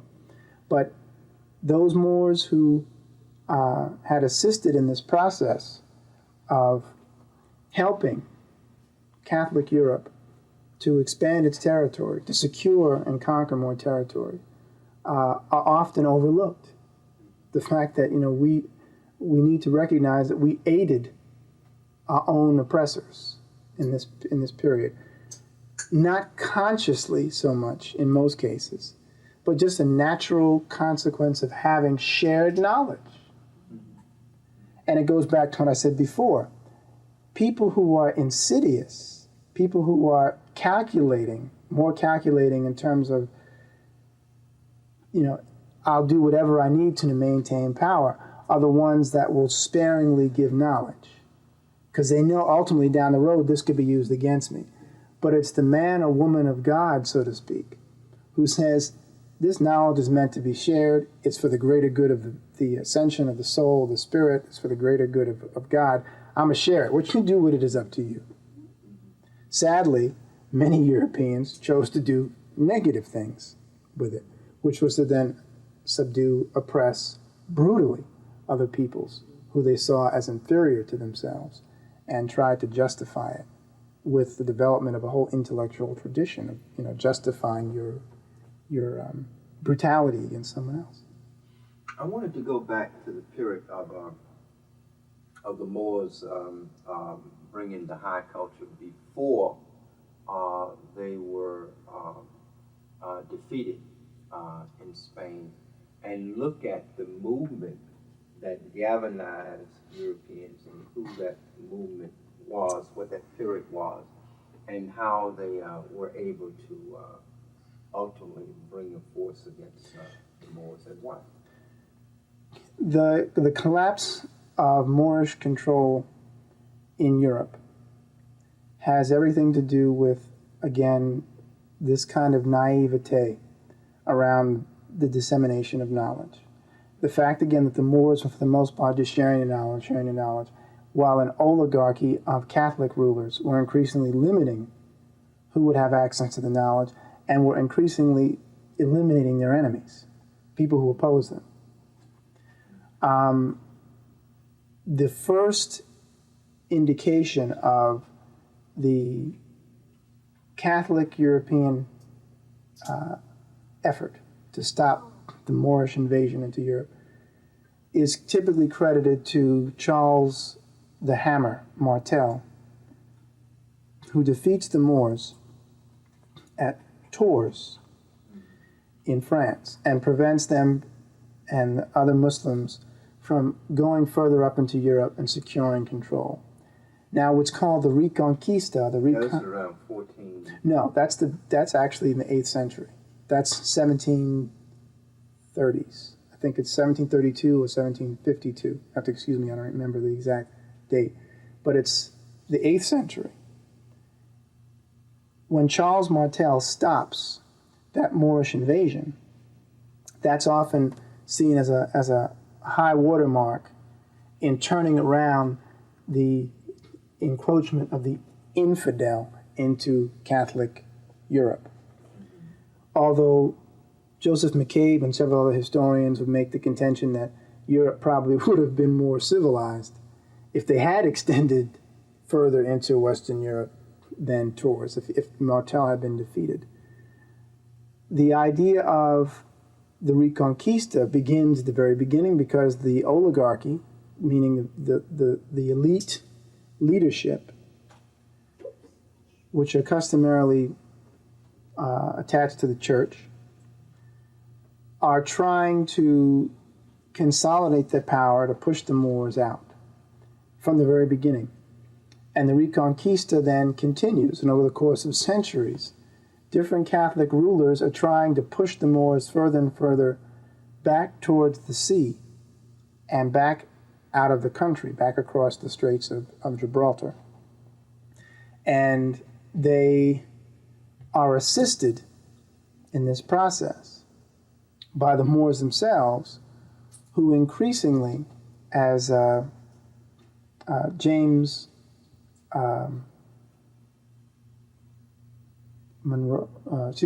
Joseph Callahan, historian, said, they are essentially trading virtues for Spanish vices. What he was saying, and what others are saying, in fact, no, excuse me, it was Monroe. I was right the first time. Historian Dr. Monroe from Berkeley made that contention about trading Moorish virtues for Spanish vices. The idea that over the course of time, the Moors become less concerned with maintaining a fervent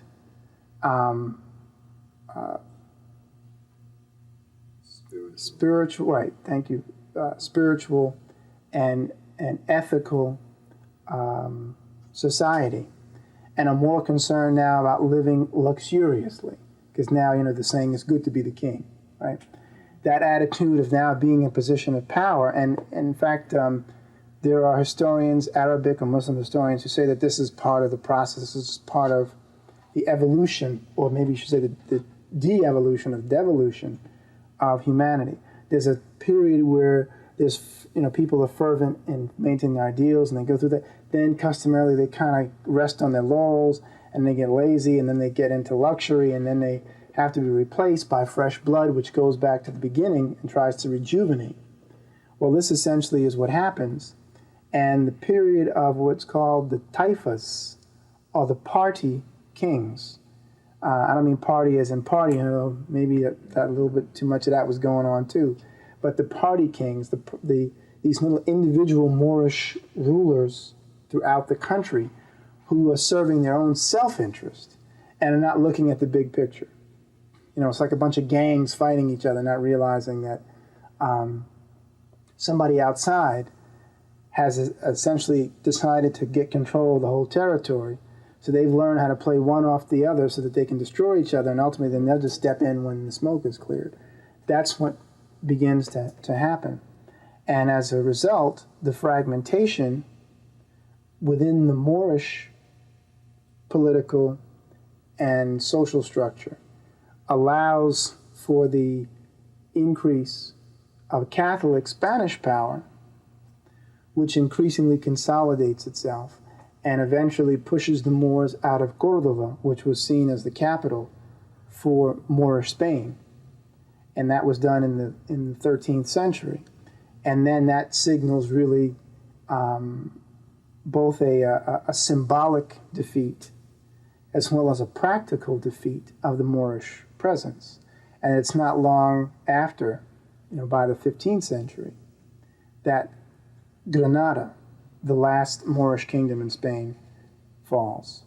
And Ferdinand and Isabella, who have just united the two kingdoms of Castile and Aragon against the Moorish presence, against the Moors in their country, and then proceed to push the Moors out of the country altogether. Although millions remain, but they get rid of quite a few. They force about 1.5 million to leave. Now, in terms of Italy and areas that the Moors occupy, even to this day, have the imprint of the Moors. So if you would kind of talk about that, and even some of the remnants of the structural castles and things. Were there castles all over Europe before the Moors began to build? If you kind of talk about that Moorish impact. Well, there are castles all over Europe before. I mean, people have been building stone structures to defend their territory. A landlord or a knight or, would have both had an interest in securing control of whatever parcel of land they had by setting up a castle, a fortification in which they could live and in which they could sustain themselves against siege for long periods of time. That is something which was going on before the Moors arrived. Now, in terms of, again, each country would have a different situation. In the case of, like you said, Italy or Spain or Portugal, the Moors had built various structures. The most prominent is the Alhambra, which is in Granada, which is a walled city, which sets an example for other Catholic authorities, other European authorities and rulers, as to how to set up a fortification that they can defend against attack and be able to protect resources. Again, many of the structures throughout Moorish Spain, of course, are built by Moors. I use the reference of the Alhambra as one. In terms of what specific buildings throughout the country, there are many. I couldn't even begin to say how many. But of course, since you have a population that is Moorish and European, both are involved in the process of building it, building whatever structures, whatever castles or whatever haciendas, whatever palaces, palacios or whatever, which are throughout the country. They influence architecture tremendously. And it should be said that what we consider to be Spanish architecture, with the arches and so forth, and building homes where you have a courtyard within the arches on both sides and the walkways underneath, that's classically Moorish or Moresque. So anytime you see those, you're looking at an aspect of architecture that is directly related to the Moors.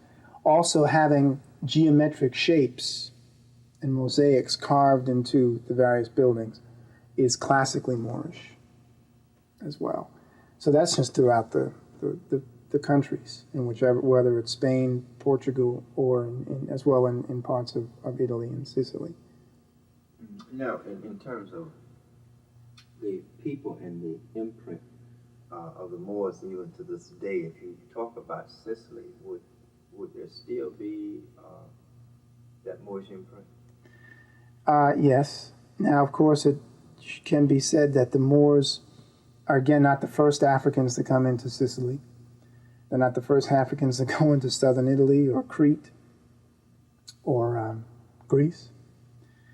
The reality is that Africans have been coming up into the southern parts of Europe for thousands of years. And consequently, the people in that part of the world tend to be darker in hue.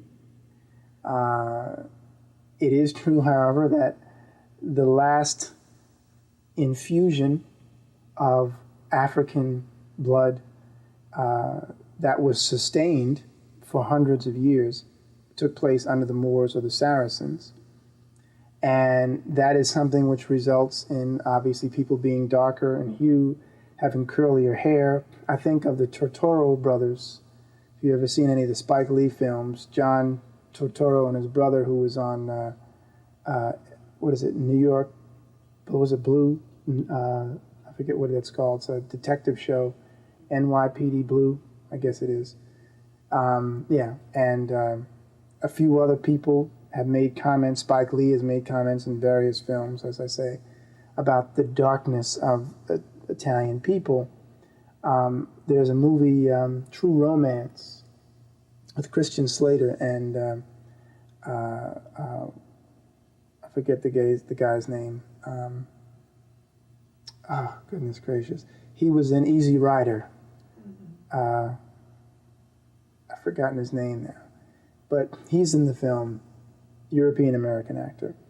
And he's being interrogated, and his life has been threatened by elements of the mafia. And incidentally, mafia is an island, it's a city in East Africa. Southern part of East Africa, near Zimbabwe, Mozambique. But anyway, there's a guy who's in the mafia who's interrogating him, and he says, I can't believe I forgot his name. I can see him, but anyway, he says to the mafioso, he says, he knows he's Italian. He says, I love history. I just want to ask you something. He says, what? I read that stuff all the time, and I understand that the Moors, black people, were in Sicily, and he knows the guy's Sicilian. He says, and they slept with everything that every woman they could find. This is what he says. He says, and as a result, a lot of you, Guineas, are half black, essentially. Something to this effect. And the guy laughs, and he says, yeah, you're right. And then he pulls out a gun, and of course, he shoots him. But that's a very significant scene because it has him basically giving this little historical commentary in the film, in this popular film, and a lot of people missed it. They probably didn't know what the heck he was talking about, or if they did, they just pushed it out of their minds. But I had an experience just the other day where I went to the gym, and a young lady came in looking very Middle Eastern, and she started talking to me and asking me questions about the machines that I was using. And then we just started talking, and she asked me who I was and what I did, and I introduced myself, and she introduced herself. And I said that I taught history. She said, oh, what kind? I said, I teach history of the Moors and surveys in African and African-American history. She said, oh, the Moors. She said, I know about the Moors. She says, I'm Sicilian. And I said, she said, yes. I said, Calabrese? She said, yes, which is part of the region of Sicily. And she was very friendly. And immediately I knew what she meant when she's talking about the Moors. And then I've had other situations in the past where people who were Sicilian have said they have family members who look essentially like any black man you would see, to use their words, on the street. So there's not recognition. The problem is that our society, U.S. society, and most Western environments do not welcome such a discourse. And people don't generally want to discuss it. And I can understand on one level, because if a lot of us as African peoples don't know who we are and don't conduct ourselves in a noble fashion, who would want to acknowledge being related to us? Nobody wants to be related to someone who is a bumbling amnesiac. And most of us, sadly, kind of represent that. It's been prescribed by the education, it's been prescribed by the socialization. I understand that. But the bottom line is people don't generally want to acknowledge you as being related to them if you don't act as if you have some sense and some value. So I've had a very different experience, as had my uncle, because we would speak of being Moors and Moorish rather than being Negroes or blacks, in the case of today, and in the case of Negro, which was the term of his day when he was, as I say, growing up in the 40s and 50s and early 60s. But very unique perspective often emerges when you confront European peoples or address European peoples about the history of the Moors in places like Italy and Sicily and Greece and Crete. and of course in Spain, because southern Spain's the same thing. You find large numbers of people who clearly you can see have African traits, and the legacy, the foundations of that trait, or those traits, are again in the Moorish presence. Because more recently, like I said, that was the last great sustained infusion of African blood. But African blood has been coming up into southern Europe for thousands of years. But while we're on that, perhaps you can talk about and lay out for our viewing audience, I know you don't have the pictures, but we'll include them later, how Europe really was so impressed with being associated with being black, very much like a lot of blacks, African Americans, want to be white today. Mm-hmm. Well, one of the best books, I would tell people to take a look at too, is J.E. Rogers' Nature Knows No Color Line. Now, there are various coats of arms, and I don't know if you can get that, but various coats of arms here. Now, he put Negroes, of course, in coats of arms because the term Negro was the term that people were using in the 1920s and 30s when he was writing. And when this book came out in the 50s, the term Negro was still the term of the day. But the most revealing thing to figure out what a Moor was is the images of these so-called Negroes are clearly African, and the names have the same root word, Moor. Morin, Morien, Moricard, Morberg, Morimont, Morin, Morin, Mornaur, Morini, Moringer, Mormond, Morel, Morlan, Morlot, okay, Moretti, Moreau, Moreshi. We see these words for these family names, which are clearly telling us that this word, Moor, was by early Europeans understood to mean an African person. Now, again, Europeans have sought very often, not all, but several European so-called scholars have sought to negate the Africanity of the Moors by claiming, believe it or not, that Shakespeare is responsible for misrepresenting the Moors as being black. Shakespeare, who's writing at the end of the 16th century, when he writes Othello. And here's someone who's writing in the 16th century, and these images of what a Moor represented go back to the 10th century, go back to the 11th century, before Shakespeare was even a thought in anybody's mind. So you have people now trying to engage in what I call intellectual somersaults to try to explain why Moors existed in the European iconography and European heraldry as clearly African or Africoid or so-called black people. Now, these are major families of Europe? These are major families of Europe. These are French, Italian, Spanish, and Polish families, some of the names that I just read, who are known to be of Moorish ancestry. And one of the ironies is that many of the names that are attached to these families are not even in countries that one would consider to be influenced by the Moors. Spain and Portugal, we understand the Moors occupied, I didn't say this before, I should say it now. The Moors occupied Spain, what becomes Spain and Portugal, for over 800 years.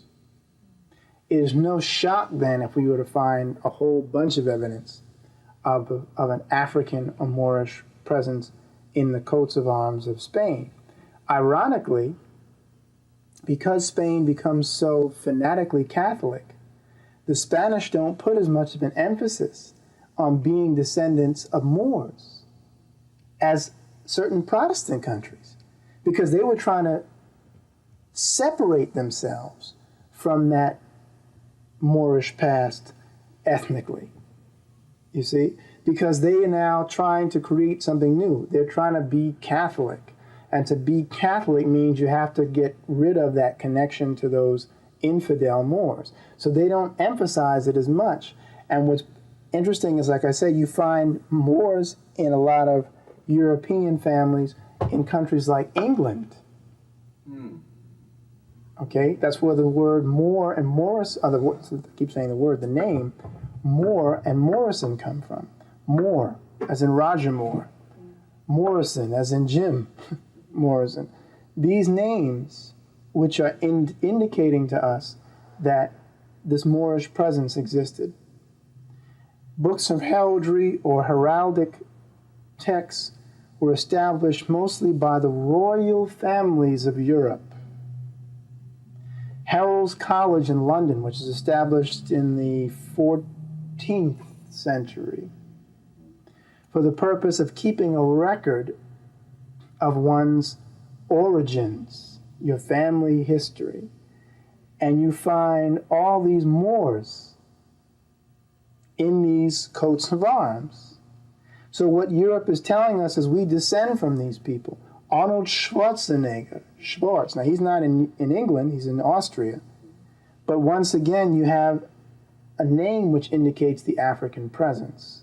Schwarzenegger, meaning the black African, or the dark African, or the dark or the black farmer, or plowman, as someone once told me that Neger, believe it or not, actually meant at one time one who was a farmer or into agriculture. But the primary meaning is African. And Schwarz obviously is telling us that the focus there should be on the Africanity, the very dark African, the black African. The idea of having a heraldic tradition to place persons of Moorish ancestry in the coats of arms is telling us that here was a time that Europe reveled in its Africanity. Here's a time when Europe honored its African link. They were telling you, as I often said, we see value in our Moorish past, and we know that the Moors were Africans. We do not put gorillas in our coats of arms and say that these are the people we descend from. Just for people who may not realize the importance of coats of arms, just insert that and continue, please. Coats of arms are the symbolic representations for your family name. Whatever your surname is, you customarily have a coat of arms, at least within the Western tradition, within the Western or European tradition. And the coat of arms that we'll have, it's just as what I just showed earlier, are coats of arms. So you have coats of arms with Moors holding swords, coats of arms with Moors with royal headbands, or diadems as they're called. Have coats of arms with Moors wearing crowns, which meant that they were of royalty. Have coats of arms with Moors above certain types of trees, the tree being symbolic of some sort of region from which they came, or something that involved their vocation. Coats of arms with Moors holding arrows or holding a crossbow or anything. But customarily you'll find them again wearing crowns or wearing the royal diadems, the headbands, indicating their regal ancestry, regal links. They're telling us that this is who we descend from. That's what a coat of arms is doing. They're saying, this is our origin. This is the origin of my family This is the origin of my family name. I am John Moore.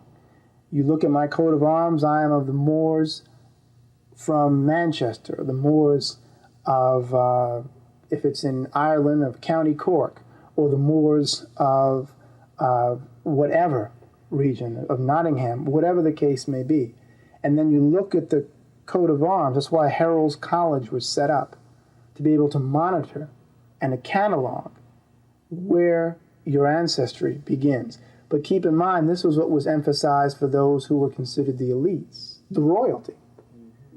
So what we're seeing also was that this royal connection to the Moors is also apparent. Now, some coats of arms contain Moors who are bound, tied up. It meant that these were people who were slave traders. Sir John Hawkins has in his coat of arms a Moor who's tied up. He got that coat of arms. He wasn't royalty. He became associated with the power. He becomes Sir John Hawkins. He's knighted because of his dutiful work for the Queen in attacking Spanish slave ships and taking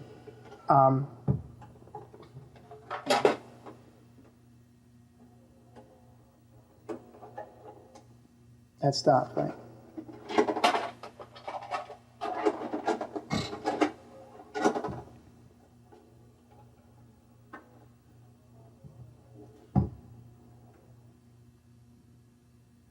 For he was knighted for. Right. So John Hawkins has a coat of arms with a Moor who's bound, meaning he was a slave trader. Symbolism, the symbols of what the person was. So he's given during his lifetime that coat of arms. You see? So the coat of arms for the Hawkins family that descends from John Hawkins has the bound Moor. But people, of course, in the same period that he was living, in the 16th and 17th century, would have also have had coats of arms that were 200 or more years old, who had Moors in them, which told you that that was their ancestral beginning, but who then at that point looked like Queen Elizabeth. In other words, they were telling you where their, they were telling you where their namesake, their surname originated. They were telling you what their great, great, great, great granddaddy or grandmother looked like or was. And there's a debate that sometimes goes on, and there was an article not too long ago in the American Historical Association newsletter, a debate about who is black, what is meant by black in the European mind, because many European historians and many Europeans are fully aware of their ancestral connection to African people, but they would never say they were black, and no one in the community would recognize them as black. They're French, they're English, they're German, they're Dutch. They're not black. Even though you say, well, yeah, but your great-great-great-great-great-grandmother was black. But fine. They were black. Or they were African. I am Dutch. So you denying you have African ancestry? No. I'm just denying that when you try to put me in the category of black in 1999, it doesn't apply, because I'm a part of this nation called Holland, so I'm Dutch. I'm a part of this nation called France, so I'm French. The greater emphasis historically in the European world was on class. What was your class status? They would attack you for your class. They wouldn't attack you for being descendant of Africans. How could they? If people go to the coat of arms and find all these Africans in the coat of arms, and the person now looks like, Peter O'Toole, and they're of royal ancestry, they're not going to attack somebody. They couldn't rationally attack somebody for being of African ancestry. They could attack you for your class. You're a lowlife. You're of low birth. Look at Alexander Dumas. Dumas, who wrote Three Musketeers and The Man in the Iron Mask and The Count of Monte Cristo. Dumas is of African Caribbean ancestry, but he was French. Pushkin, Alexander Pushkin, who was also of African ancestry, he was Russian and African and chose to emphasize his Africanity. Dumas chose to emphasize his Frenchness. Now, a lot of people don't know who Pushkin was. Pushkin is considered Russia's greatest poet. One of the greatest poets. And he also is the father of Russian literature. Right. He's considered the father of modern day or contemporary Russian literature. That's right. So Europe was more concerned about class than it was issues of race.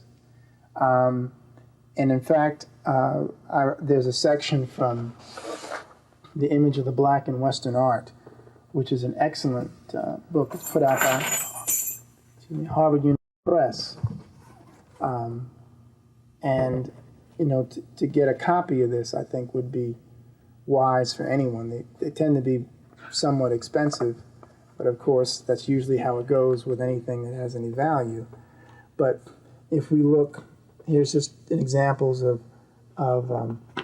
coats of arms with Moors in them. Let me see if I can find a good manifestation, a representation that's in color. But you have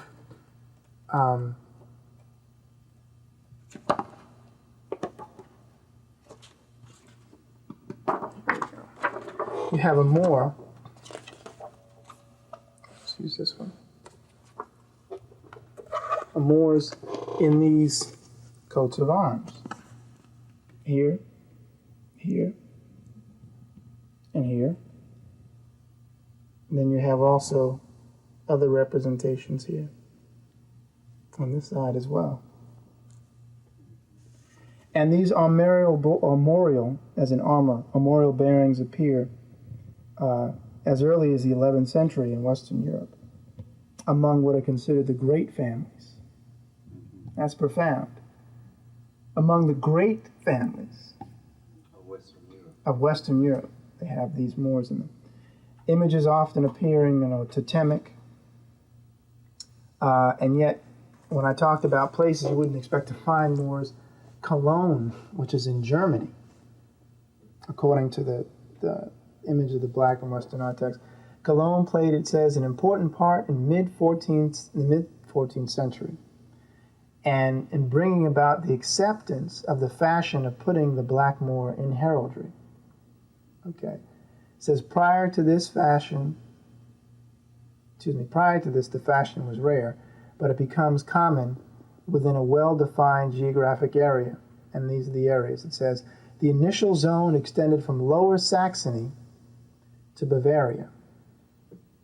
They relate to Bavaria, Swabia, Austria,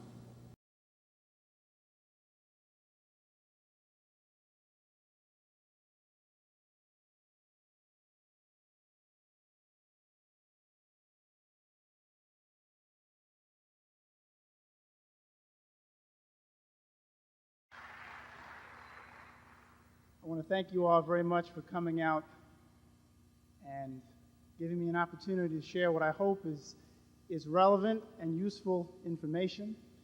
I, of course, begin by saying in my initial tradition, Islam, I also say Imhotep, and in the Arabic language, Assalamu alaikum.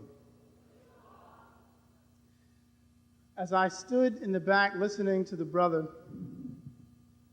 talking about the situation that we face now and how the affairs, not only of this country, but the affairs of the world seem to be changing. And we have to essentially become more aware of what exactly is happening and where we should be going. I came in from West Virginia, and this past Saturday in West Virginia, there was a cross burning, which had never taken place in Morgantown, West Virginia, as strange as it may sound, this little little town with coal mines and a university. It had never taken place before. And this cross was burned on the lawn of an African-American couple who had never done anything to anybody in the quote-unquote white or European community. And all of a sudden, people were all upset, and they came together and said, you know, we need to do something about this. And then people found out that this family had been being harassed for years. The mayor of the town is African American. And she became mayor about 3 years ago, and the purpose behind it was essentially to try to heal these wounds which other people always knew about. But evidently, white supremacist groups have decided, and I'm using their term, white supremacist groups, have been infiltrating this area for years. And in fact, many of them are moving out of the Ku Klux Klan and into more violent organizations, smaller units. So as I took all this in and said, well, you know, here I am in Morgantown. I didn't expect, of course, to, avoid racism. I'd be a jackass if I thought I could avoid racism living in the United States. But I did understand that it wasn't so bad, but that things were changing. Well, I then go back to the history department, and I hear someone talking about a graduate student in the history department, European American fellow, who is teaching some of his students that, to use his terms again, blacks, and this is interesting, Slavic peoples are inherently inferior because they are not Homo sapiens. Now, I started to ask myself, now, who does this sound like? If you know a little bit about the history of Germany, the rise of the Nazi Party and so forth, the Germans created this fallacious notion of racial supremacy, defining themselves as Aryans, when in fact the Aryans are Iranians, but they left that out. They're really talking about Nordic peoples, and they talked about the Germans. But they developed this to justify their going into the Slavic countries of Eastern Europe in order to take over. Now, I thought that was interesting, because usually, people just kind of beat up on quote-unquote black folks. But this young man said, Slavic peoples too. So I'm saying that this is really getting interesting out here in terms of how the structure is changing. But then I also started to think to myself, I wonder how much this idiot knows about his own history. Because for me, my rationale for deciding to study the Moorish legacy and Moorish history was because I always felt that the best way to silence most Europeans, so-called white folks, was to hit them in the bloodline.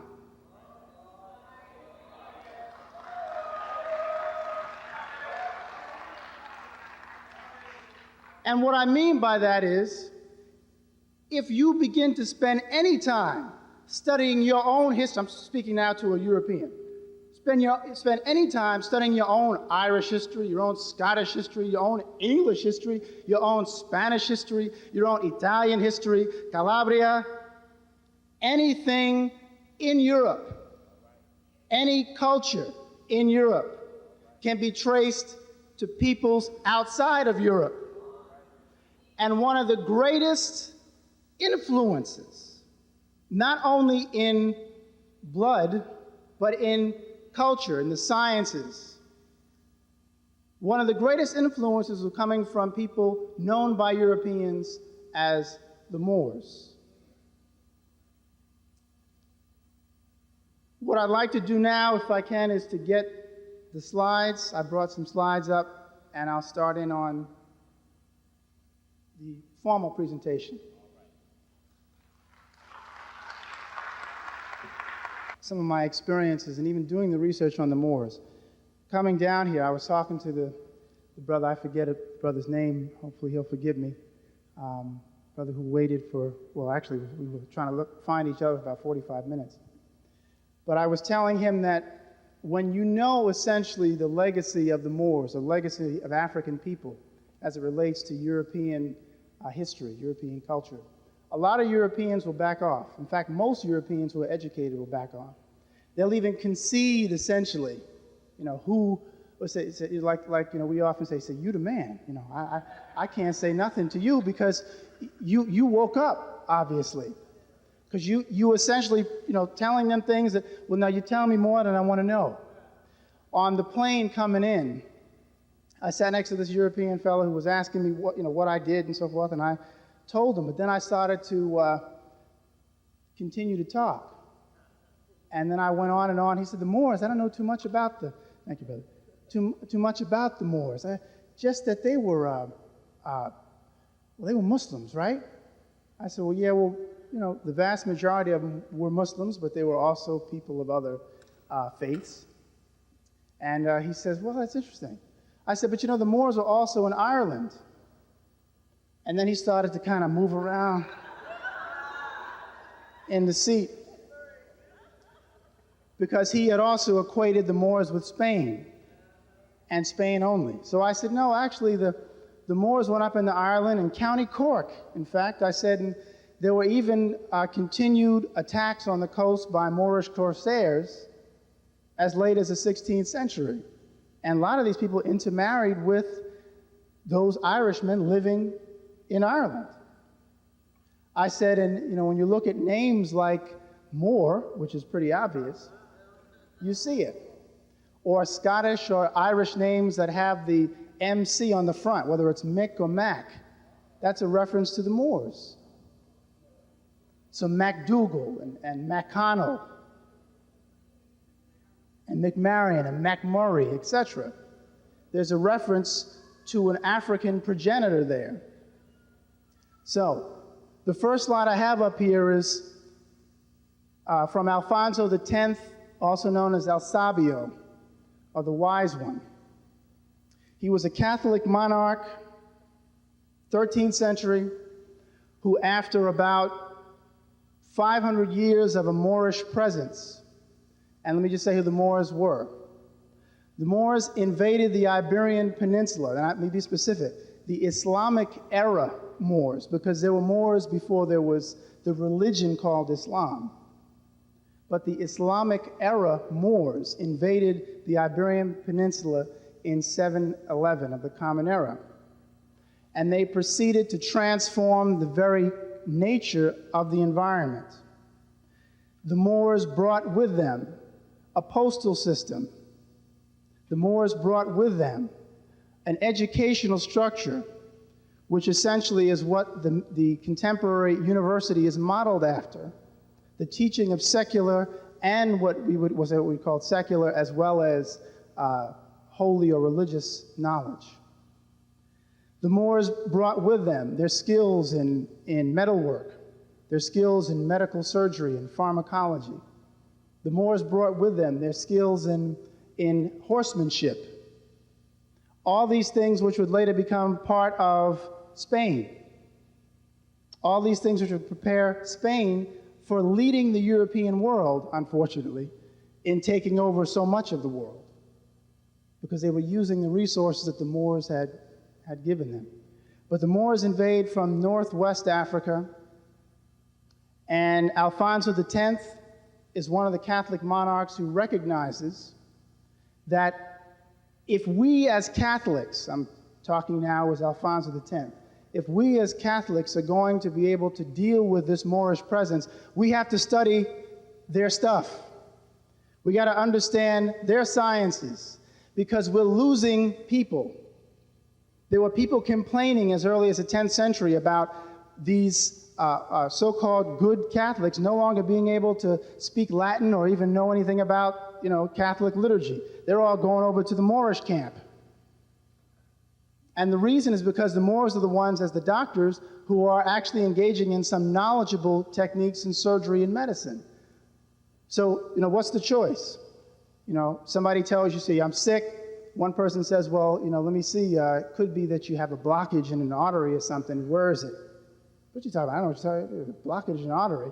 Somebody told me up there it was because they're evil spirits. I need to go and pray or say 12 Hail Marys, which of course doesn't hurt if you're a Catholic, but it also makes some sense to go and get some real medical knowledge, medical skill, medical help. And this was the problem. So they started losing people. Alfonso X then commissioned the translation of several Moorish texts, medical texts, mathematical texts, philosophical texts, religious texts, had them translated from Arabic into the developing Spanish vernacular, meaning the Spanish language, as well as Latin and French, and had these books then distributed throughout the Catholic world. He was trying to bring the Catholic world, the Christian world of Europe, up to snuff with what the African Muslims had achieved. This is one of the pages from the chess book. Now I note this. People customarily are confused about the Moors in terms of the ethnicity. Many European histories treat the Moors as if they were Arabs who came directly out of the Arabian Peninsula. And we know that that isn't true.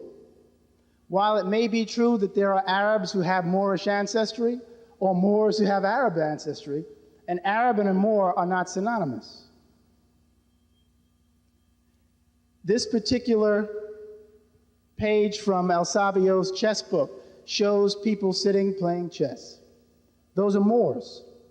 Because someone wears a turban, which appears to look like it should be Arab in origin, doesn't make them an Arab, any more than me wearing a French suit makes me a Frenchman. So we need to understand that when you look at something, you need to look beyond just the physical image and ask yourself, well, what was the history behind that era in order to understand it?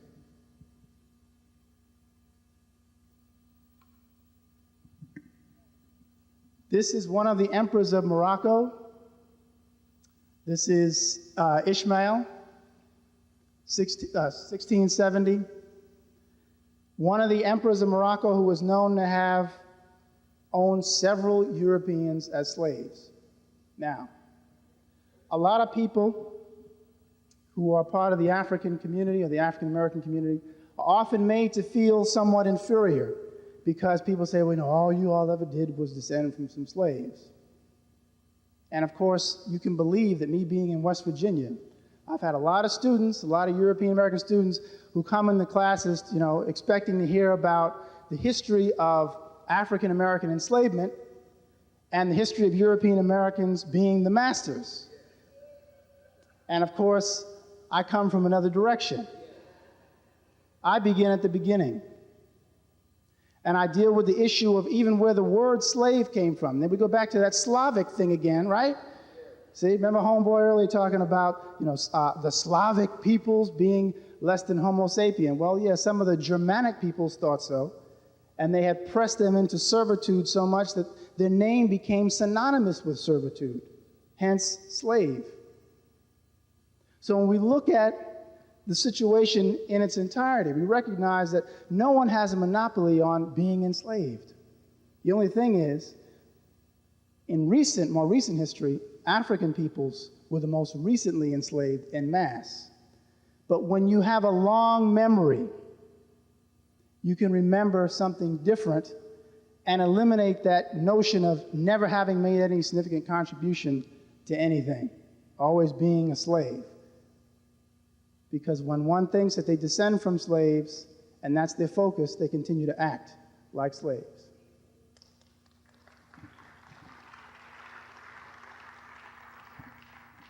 Well, this is backwards, but what that says is more. And it says it's from a collection of the Lehigh County Historical Society. You have Moors in the coats of arms. Okay, I'll just explain where that is from. Moors in the coats of arms of European families. And here's what's significant.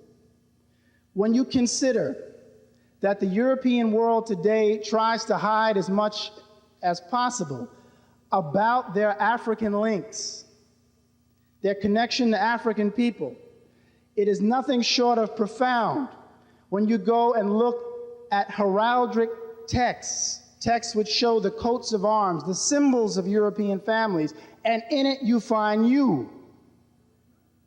It's obvious that they're saying there was a time when we wanted to show you off as part of the family. We wanted to show you off so much that we put it in books which would be passed down for posterity. We have coats of arms hanging up in our homes showing you, African man and African woman, Asiatic. They're letting you know the way things used to be. They're not afraid to say it. Morrison, son of a Moor, Morris. In fact, I just say a dear friend of mine passed away yesterday morning. His name was Louis John Morris, also known as Skyman. He was given that name essentially because he was working, building bridges between African Americans and Native Americans, and the Lakota people gave him the name Skyman. He passed away yesterday.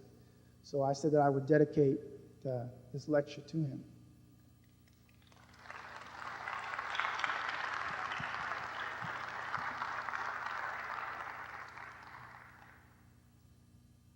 But to find this legacy within European family coats of arms tells us that they obviously felt differently about us at some point.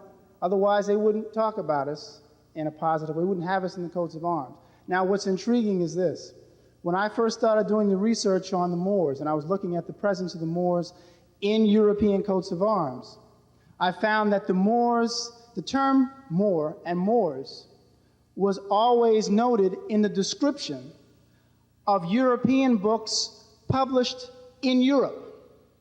But when the books were reprinted in the United States, they changed the term to Negro. So you would look up, the Morrison coat of arms, and instead of seeing, a Moor's head, wreathed about the temples, you would see a Negro's head wreathed about the temples. Now, that may not seem like a whole lot unless you understand the meaning of the word Negro, and unless you understand why these people were actually doing that. They were trying to disconnect the Moors from European history.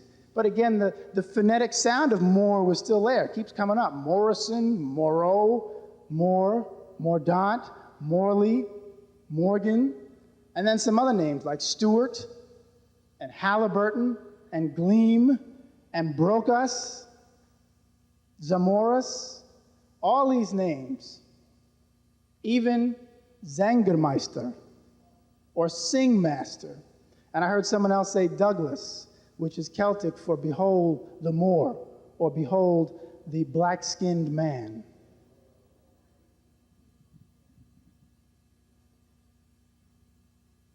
This is more, it's okay, you don't have to turn that around.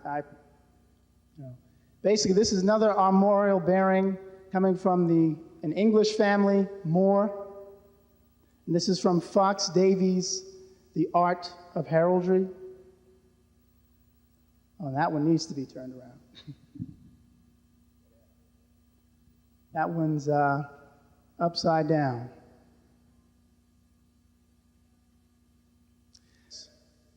Nature Knows No Color Line. And he helps us really to understand, too, how once these coats of arms made their way into the European American community, the change in the term to Negro is given. Now, look at the names, if I read off the names. Maurice, Mormon,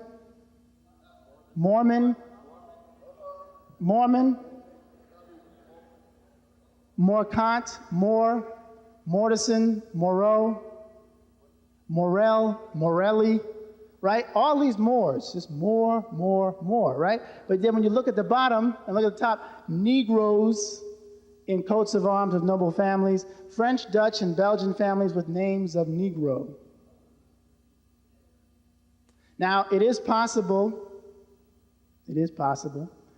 Rogers did that when he put it in.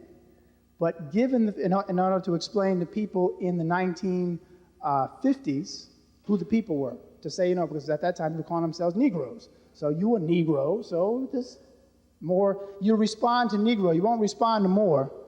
That's what people, that's what most people were in the 1950s. So that's possible. But I'm here to tell you that it's also true that people would change the term. European American publishers would change the term.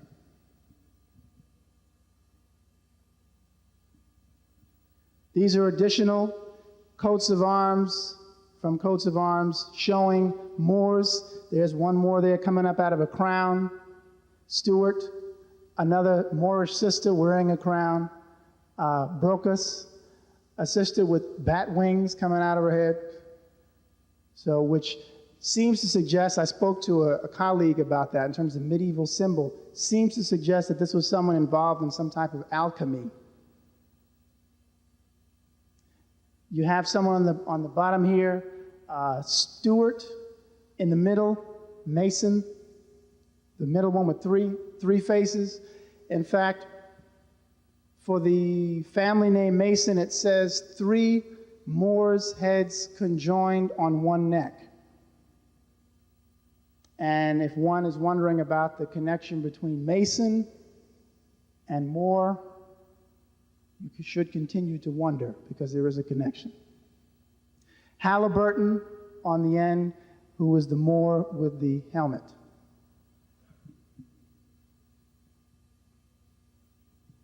This is Johannes Maurus, who was one of the rulers of Sicily.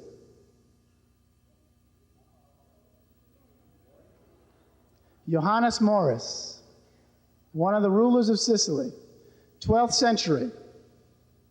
12th century. The Moors were in Sicily until 957 and in Crete until about 1026. So when people start, recognizing, when you see, some people who are Italian walking around, and unless they opened their mouth and told you they were Italian, you would say, well, you look just like, my uncle or my brother, because of the Moorish presence. And not even just the Islamic era Moors, but even before that time. This is the Zangermeisters I was talking about. Zangermeister, a singmaster. Good German family. Good German family whose ancestry is linked to a Moorish teacher of music who came to Berlin at the end of the 16th century and taught music. And he married a German woman. And the family then became known as the Zangermeisters, or the Singmasters. And what, again, is interesting is, when I got this information, I went to the Lehigh County Historical Society to find any information on family histories and so forth. These were things that good German Americans were collecting and had, in their own family. So again, these are people who say, I recognize who y'all are, even if you don't recognize who you are. See, and we need to realize that, again, a lot of us, unfortunately, won't move until the European says move. That's why I say I like to hit them in the bloodline, because the point I'm making is, when we illustrate that the European academics and Europeans who are informed know your legacy, then some of us really start to, you know what, I think maybe he's right. Because I heard him say it. I heard this European American make it. So I just lay it out,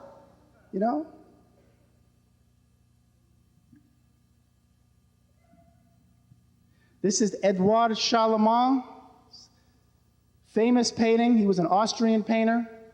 Went to Morocco in the 1870s and painted a Moorish chief standing in his abode, in his home. This is in the Philadelphia Museum of Art. It's a very noble picture, very captivating, in fact, when you go in and see it in the gallery. Again, the point of this is, and now I'll say a little bit about this issue of obfuscating the legacy of the Moors. If you go to most dictionaries and look up the word Moor, or if you go to someone who was a historian, not necessarily the Moors, but a historian knows a little something about that imaginary continent called the Middle East. It doesn't exist. There's a continent called Africa and Asia. There is no Middle East. Egypt is not in the Middle East. Egypt is in Africa.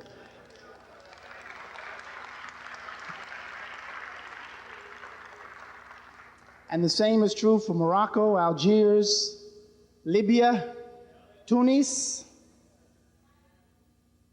So when we recognize again, how the game is played, the semantic game, we're going to create illusory terms that have no meaning. But if we get you to buy them, then hey, it worked.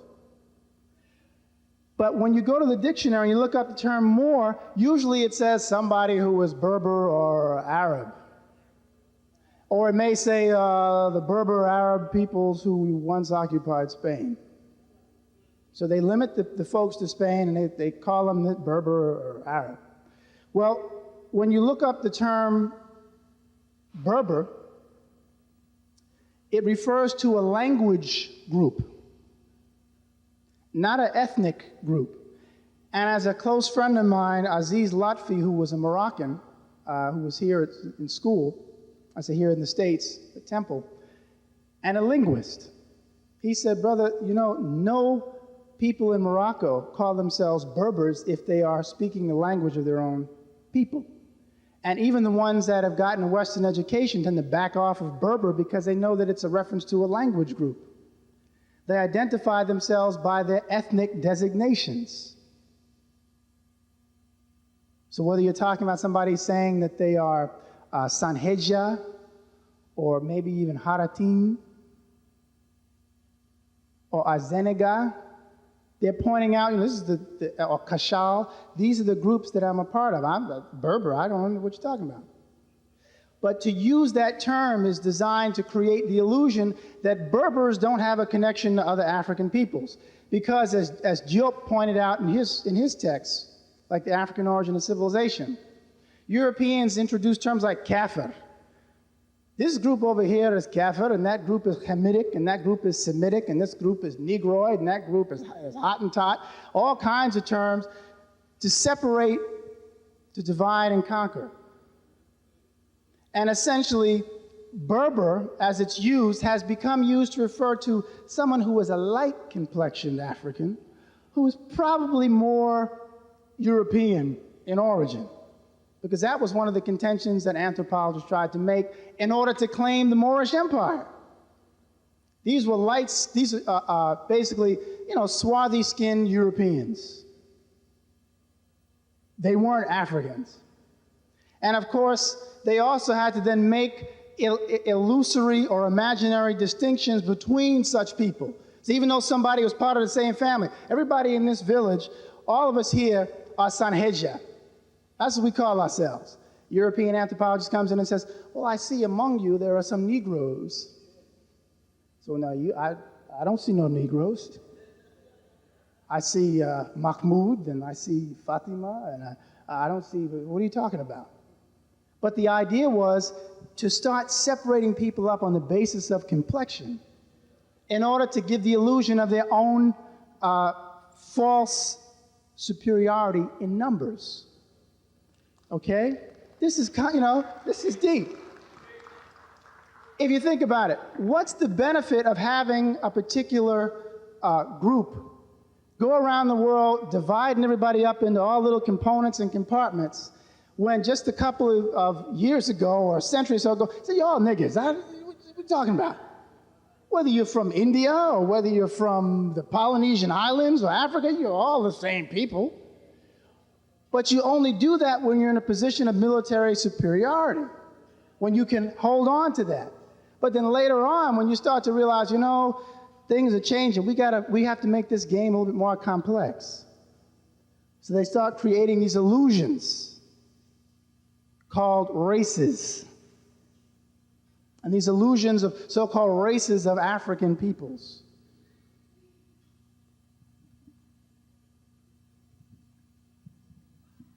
On the left is someone who is Moorish by virtue of his name, his origin, but he is a Christian Moor.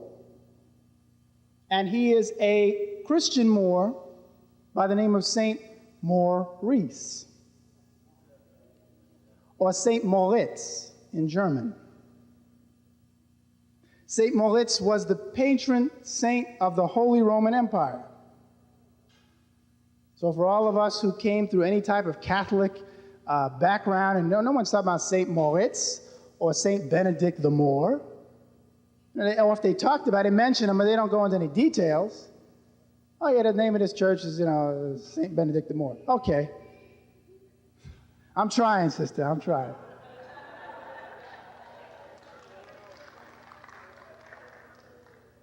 So Saint Maurice, and this is interesting, his origins are actually in Egypt. Now, this is where we get into understanding this link. And I don't know if I get a chance to go over it all tonight.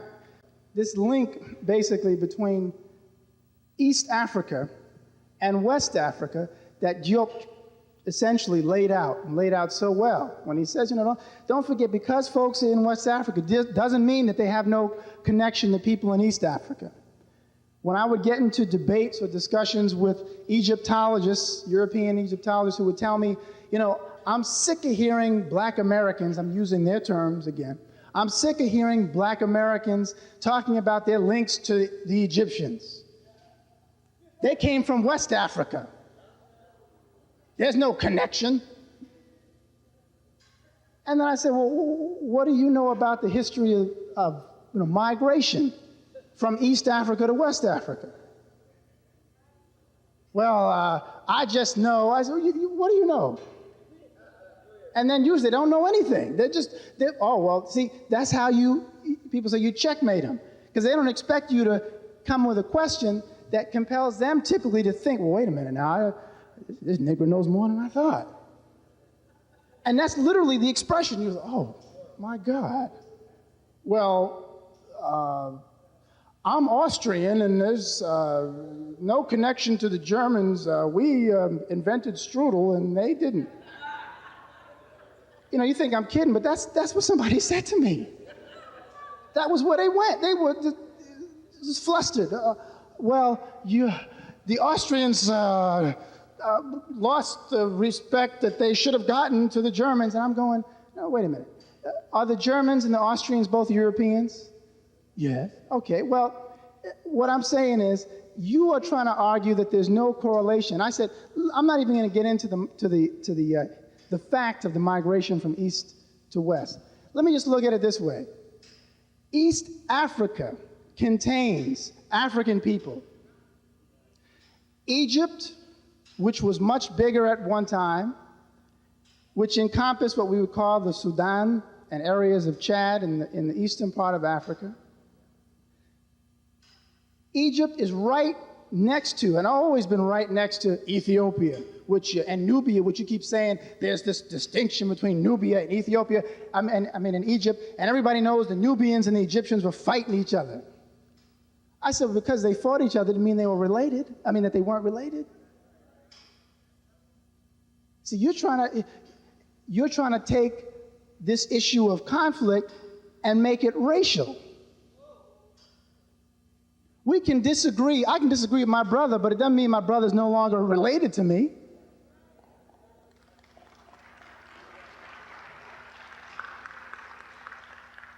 So when we consider that, I had to say a little bit about that issue with Egypt, because again, there is this attempt, like I say, to obfuscate the legacy, to confuse the legacy of African people.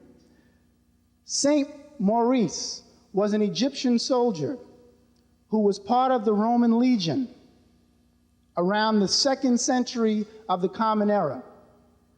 And what he did was that when he was part of this legion and went into what's now Switzerland and areas of Germany, he came across Germanic and Swiss peoples who had evidently come into contact with the Black Madonna, as it's called.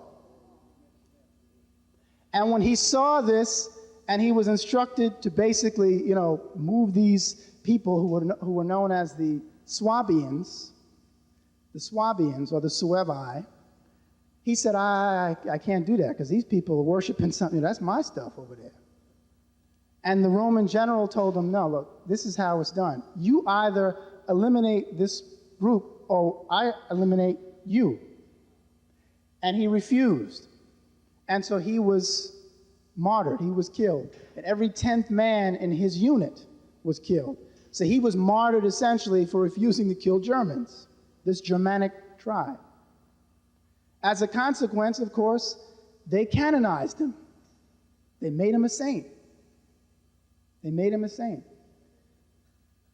Now, again, these are things that don't tend to make it into the classroom in this country. And of course, it's by design. Knowledge is power. And as Dr. Karenga would say, we know ourselves by what we have done and do. If we are thinking that we've done nothing, we are nothing.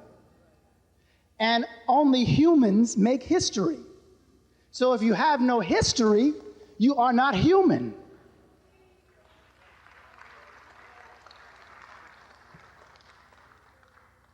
And essentially, the system operates from that position, and we know why. Let me just also say this, and I'll come back to this. We live in a republic, right? And in a republic, if you look at the Roman Republic, there were 3 levels in the system. There were citizens, slaves, and aliens. The question is, which are you within that structure? And that's determined by how much you know. That's determined by how much you know about yourself and about how much you know about the system. That's just another representation of Saint Maurice, or Saint Moritz. This is another indication of a Moorish or African presence, if you will, within England. Part of the when you talk about the Normans invading England, among the Normans in the 11th century were African peoples, African knights. So much of the Western world's history is directly linked to African people. And of course, if we think about this, given the fact that much of the history has been written by Europeans and from their perspective, many times we're given the terms Negro, Black, or maybe even color, but certainly Negro and Black. If we are trying to do research, we go to a history text and we're looking, let me go to the index and look up Negro and Black and find out what we did.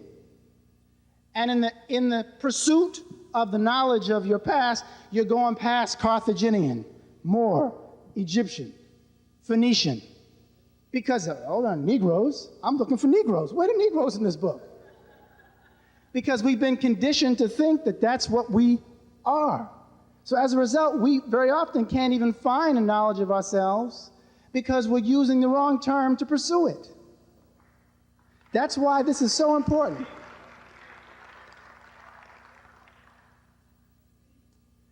This is from a German Bible of the 13th century, and that's the Queen of Sheba.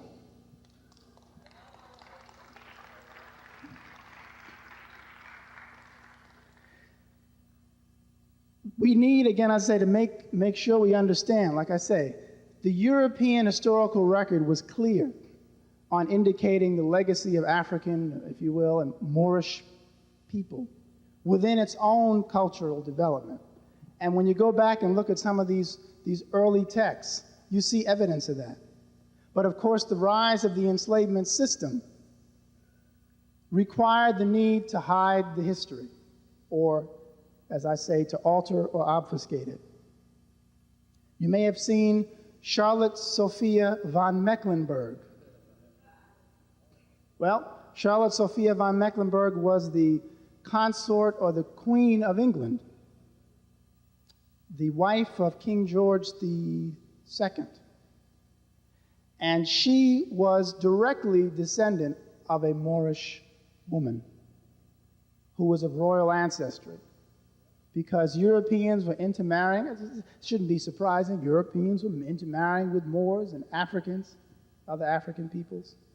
And we need to also understand that England, as early as the 16th century, established a relationship with the Moorish Empire through something called the Barbary Company, which was a trading company. And this trading company was providing England primarily with agricultural products that it needed, foodstuffs. And that relationship would go on for centuries. And sometimes it would be good, and sometimes it would be bad, depending on what was happening politically.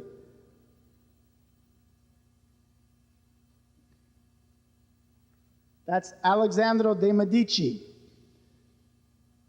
The Medicis, somebody said it looks like Arthur Ashe. Alessandro de' Medici was the son of a pope. Seems to be a contradiction, right? I know popes were supposed to have sons. There's something about celibacy I heard, but it was an immaculate conception.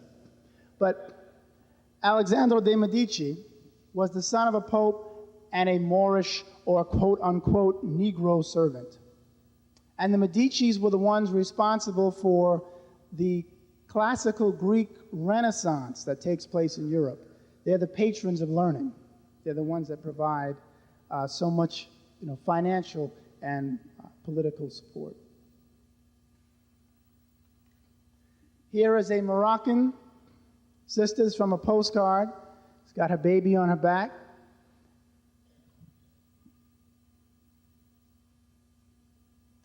This is a Moroccan sister also who was referred to as a Berber. Okay, now let me go back to what I was talking about before. She's a Berber. Okay? She's customarily what Western historians, when they talk about the Moorish legacy and influence, want you to focus in on. All the Moors descended from people who look like her. That's the illusion that people are trying to present. The Moors were lighter in hue. I just showed you all these other coats of arms, all this information showing the Moors were of all complexions, but originally they were certainly quite dark in hue. So we're talking about shifting that paradigm, that image, to a lighter complexion person just to feel comfortable again with themselves. Because, we're a little bit closely related to her than we are to these Africans who are darker in complexion, these Moors who are darker in complexion. Makes me feel more comfortable, like maybe there's more of us.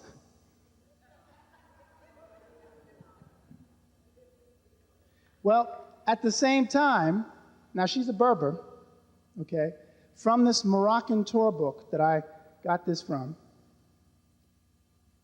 This sister is also referred to as a Berber.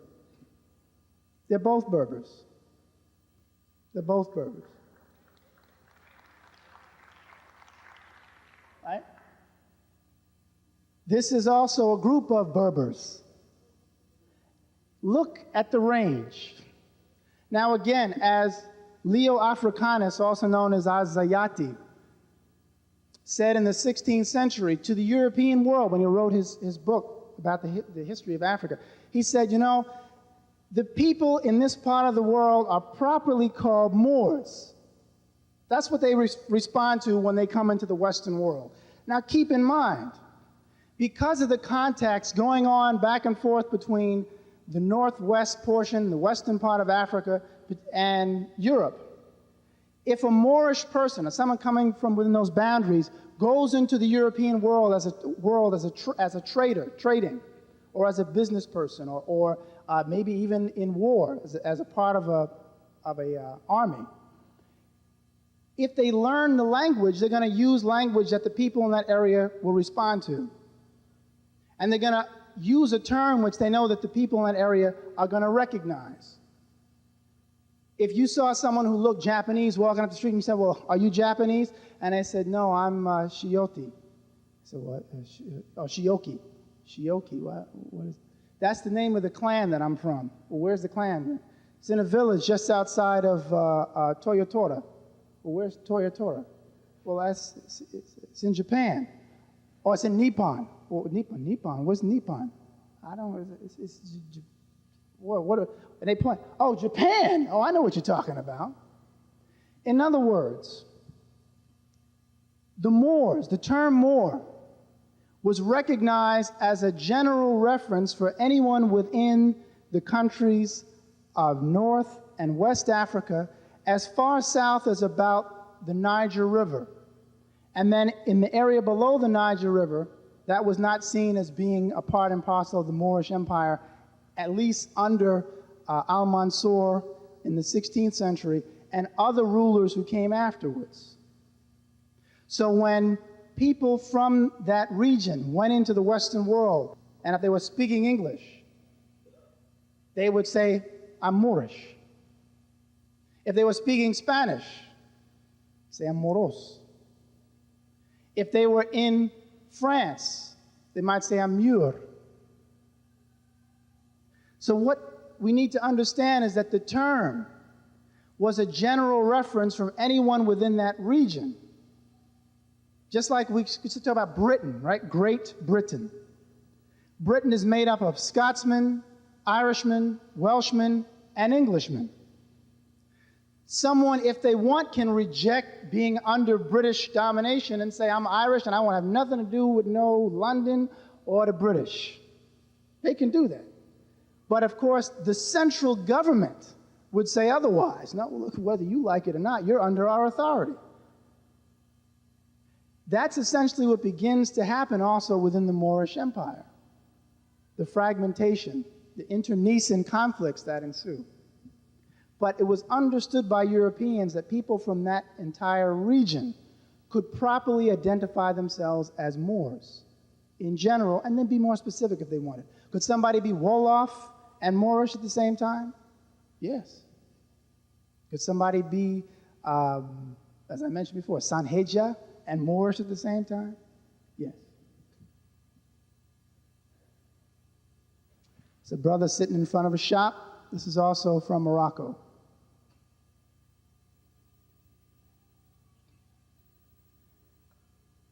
This is a copy of a 15th century text on medical surgery and the type of instruments that were to be used.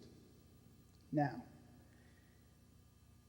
as I mentioned already, the Moorish presence within Europe results in the change of the whole structure, the establishment of universities at places like Toledo and Salamanca and Cordova and Granada. And outside of Spain, I mentioned places like the University of Naples, whose curriculum and whose very founding was for the purpose of teaching Moorish medical knowledge.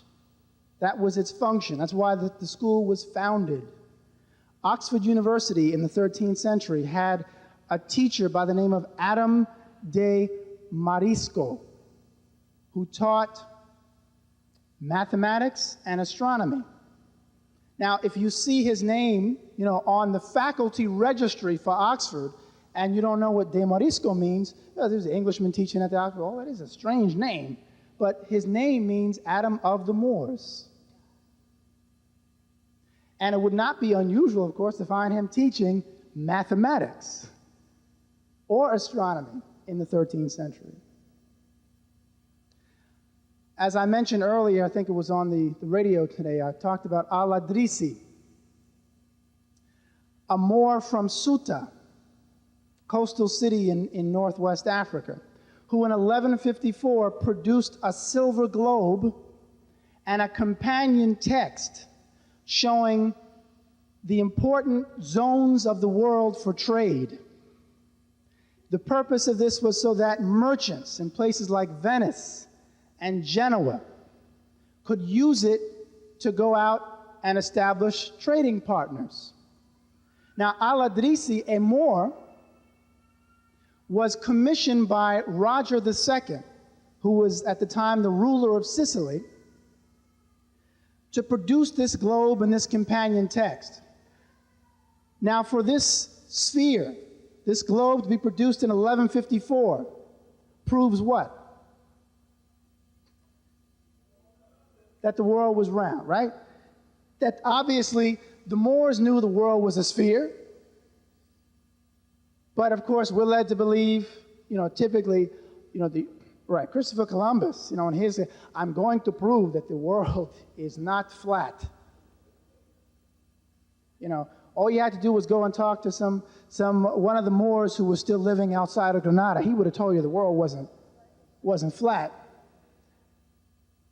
And I also submit Columbus knew where he was going. I don't think Columbus was lost, okay? That's something else I'll try to get into in a moment. But this surgical text, not only did it show you how to conduct the procedure, but it showed you what instruments to use and even how to make the instruments. So the Moors are producing medical texts which show you point by point how to make the instruments to conduct the surgery. And then these texts would be translated by people like Alfonso X and others, but he was the one who really turned it into an industry.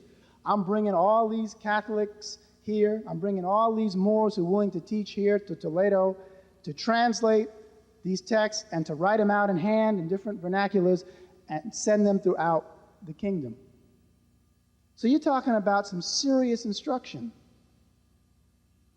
okay? And it's only after the Moorish presence that the medieval universities of the Western world begin to establish themselves. That's no accident. That's no accident.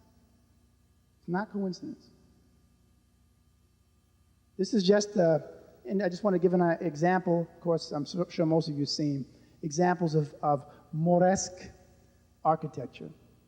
Some people say arabesque. This is from a palace in Morocco, Tetuan. I'm going to change gears on you a minute.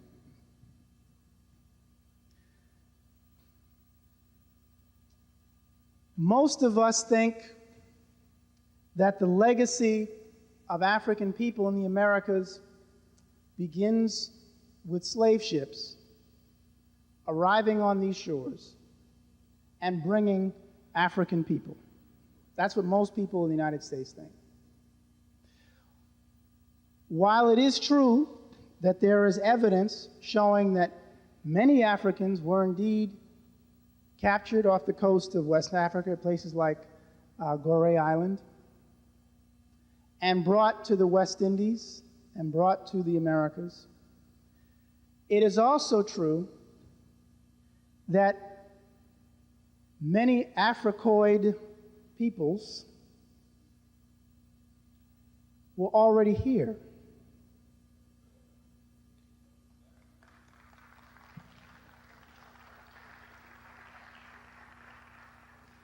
Now, we've had people like Ivan van Sertima who've talked about this, and they came before Columbus, and then in his edited work, The African Presence in Early America. But before him, before Brother van Sertima, there were Europeans who were saying the same thing, like Leo Weiner, and people like John McIntosh, who was writing in the middle of the 19th century, the Indians of North America, and basically pointed out, these people are related to Africans. These people are related to Ethiopians. Now, Alexander von Wulfenau, who was the German art historian, who wrote the book Unexpected Faces in Ancient America. It's basically a pictorial history and a revelation about the African presence in pre-Columbian America. And it's no accident that this information, although it was part of American folklore at one time, is increasingly denied, and an emphasis is placed upon the idea of African peoples all being brought here on slave ships. Now, this particular artifact or statuette, referred to as an old man with hat, and this is from Alexander von Wulfenau's book, is from the classic period, which is between 300 and 900 of the Common Era. This is from Veracruz in Mexico. Now, I don't know about what you see, but that looks like a brother wearing a fez. So it looks like Sunny Island. Now, I don't know. I'm just saying, von Wulfenau makes the same contention that when he looks at some of these statuettes, these artifacts, he says they speak for themselves. And he talks about how a man who was at the Smithsonian named Dr. Alex Hrdlicka, who was in charge of the ethnography department, did everything he could to hide those statuettes, those artifacts, which showed African features, or Africoid features, and how he ensured that you would not get a job as an ethnographer, not only at the Smithsonian Institute, but at any legitimate, quote unquote, ethnographical institution, anthropological institution in the country, if you challenge that. This is what von Wulfenau talks about. So there was obviously an attempt to hide this information from folks. This second one, all right now. See, brother said, looks like Joe Frazier. This kneeling figure. Now, why he's kneeling, we don't know. Was he working? Was he praying? Was he meditating? Of course, I can't get into the mind of the sculptor, the person who put that together, but it sure is interesting when you consider that with all the other information. So you got to tie everything in together. And this kneeling figure is from the Olmec, and it's from Guatemala. So we're not talking again about, people tend to just focus perhaps on Mexico with the Olmec heads at Tres Zapotes or La Venta, but this is from Guatemala. And it actually is from 600 BCE.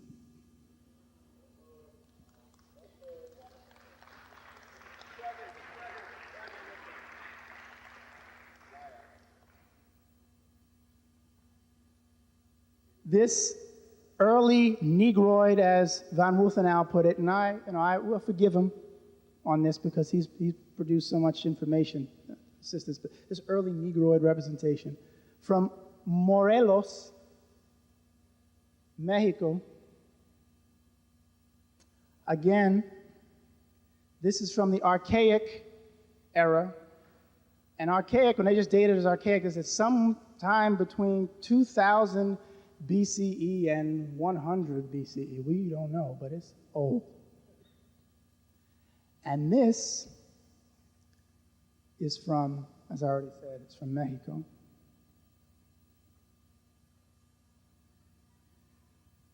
This vessel is from the post-classic period, which is between 900 and 1500 of the Common Era, and this is from Costa Rica. And again, we see this evidence of African peoples and the Africoid features throughout Central and South America.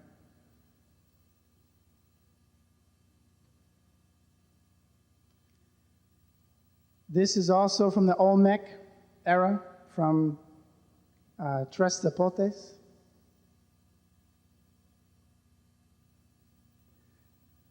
As is this.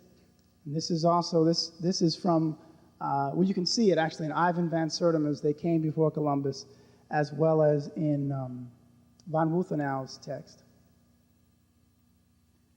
And I like what he did in comparing the chief, the Nuba chief, with the features of this Olmec monument. And those things stand between 7 and 9 feet tall. And some, in fact, are actually larger.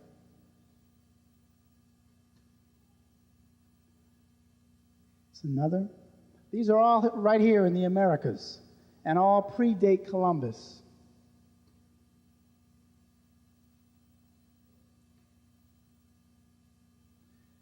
This is in Arapaho Indian brother. And this, again, is something that should cause us to pause.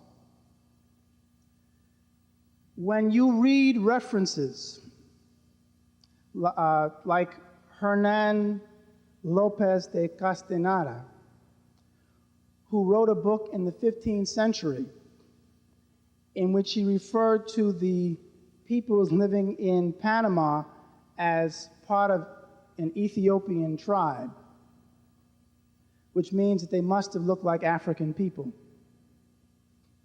And this was essentially what Europeans meant when they arrived. When you see references to the Arawak and the Carib Indians, who are thought to be, as the Europeans used to say, Mohammedans, because of their attire and their customs.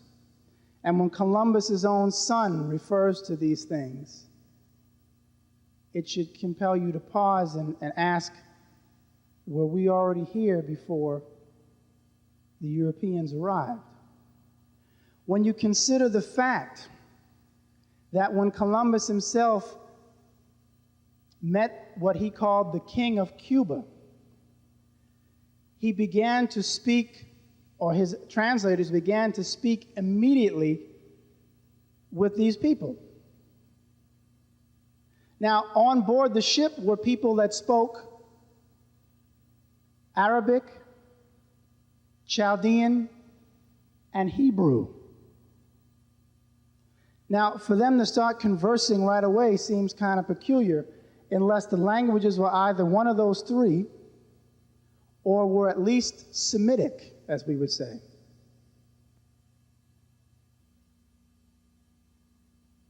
Who had fled, right, from slavery and fought together, intermarried, etc. But I submit, when you consider the evidence, maybe those people who fled had already been there.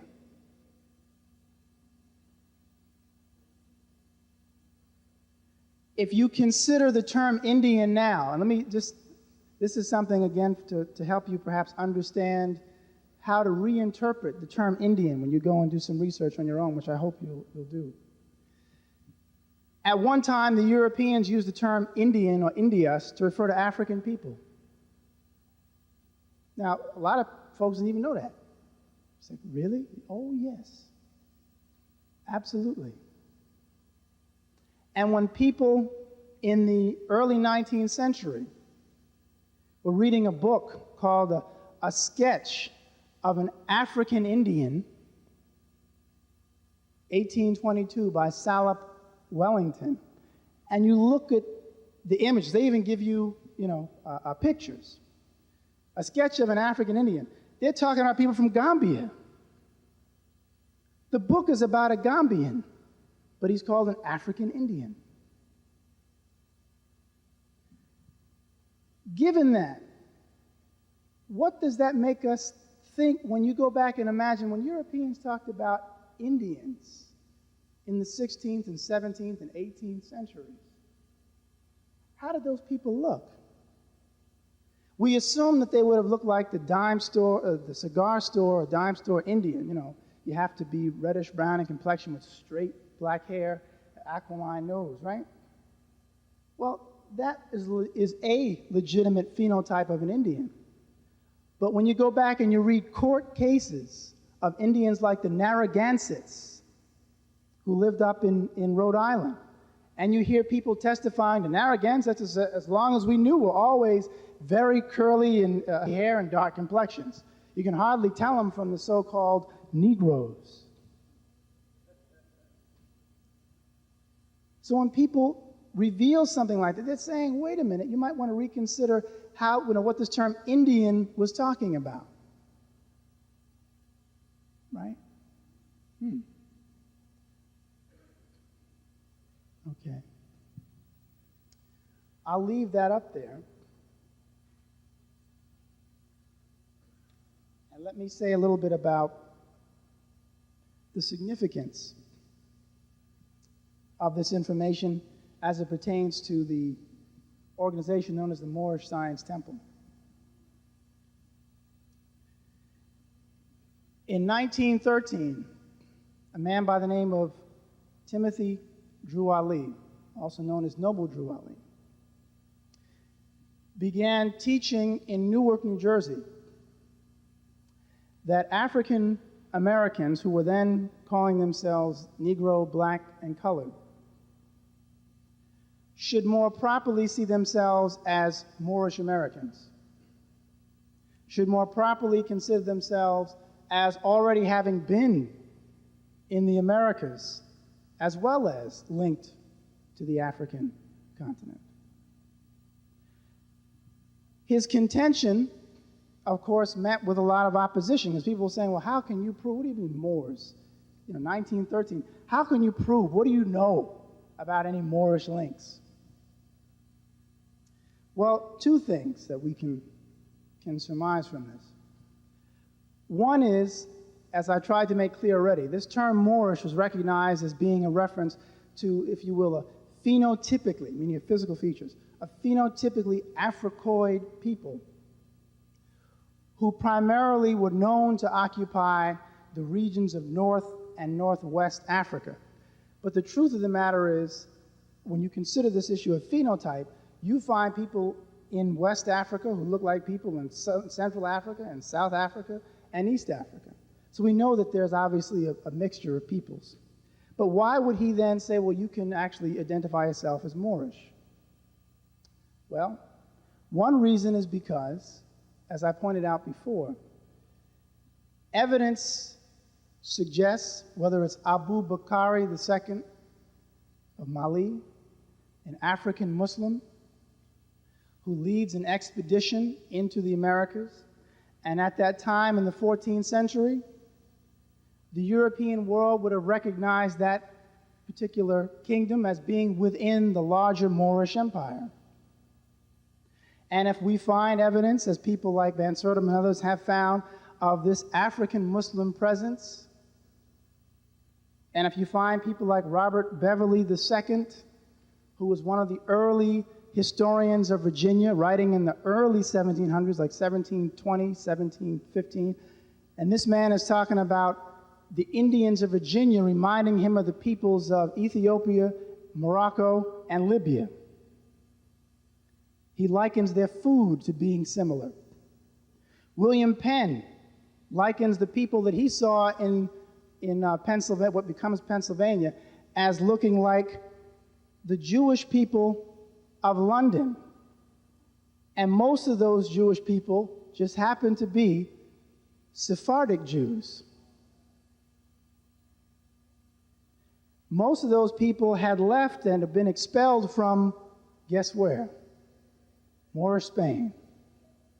So for him to be making these connections obviously indicates that these people must have had, phenotypically, and even talks about their culture, their mannerisms, describes their children. And these folks remind me of the Jews back in London, who basically are Moorish, Sephardim, or if you will, African Jews. So all these things are suggesting this presence. So for Noble Drew Ali to make that statement in 1913, it was pretty profound, considering that most people didn't know about Van Sertima because he wasn't born yet. Most people didn't know about Leo Wiener, even because Leo Wiener didn't write his book until the 1920s. And this was part of, his oral tradition. Drew Ali was telling people that this was the case. He referred to the Americas as Northwest Africa and Southwest Africa, at least in the official literature. Which means that while Africa is home, so is America.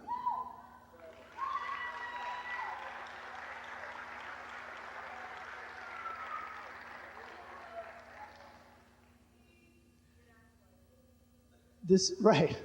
So next time somebody says, why don't you go back where you came from? Say, I'm where I was.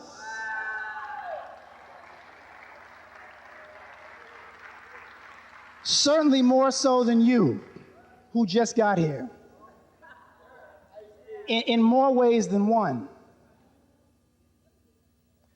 The second thing that's significant as to why Drew Ali was emphasizing the idea of nationality, or saying that people were Moorish, is because he obviously recognized that the legal history of the United States revealed that one had to be a recognized national to be seen as a person and not as a condition. And the Constitution was designed to protect persons, not conditions. So if one was calling themselves black 200 years ago, it was recognized, like the term Negro, that those terms referred to someone's condition and not to their nationality, because we know there is no Negro land or a black land.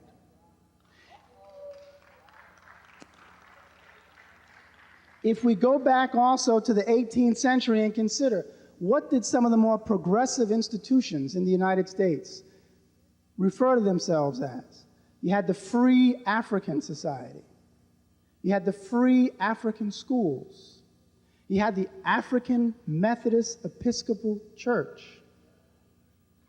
You even had the First African Baptist Church. People recognized in the 18th century that it's important to identify myself as an African, because African is at least, it may not be specific in terms of identifying a nation, but at least is recognizing my personhood. Because an African is a person. A black is a condition. In fact, the laws of the time, you can go back and read court cases where judges said, a black is not the same thing as a person of color. Now, what did they mean by that? They said a black is not the same thing as a person of color. Well, for one thing, it's the letter of the law. Think like lawyers, and I know Brother Maddox appreciates this. Europeans are sticklers for the letter of the law.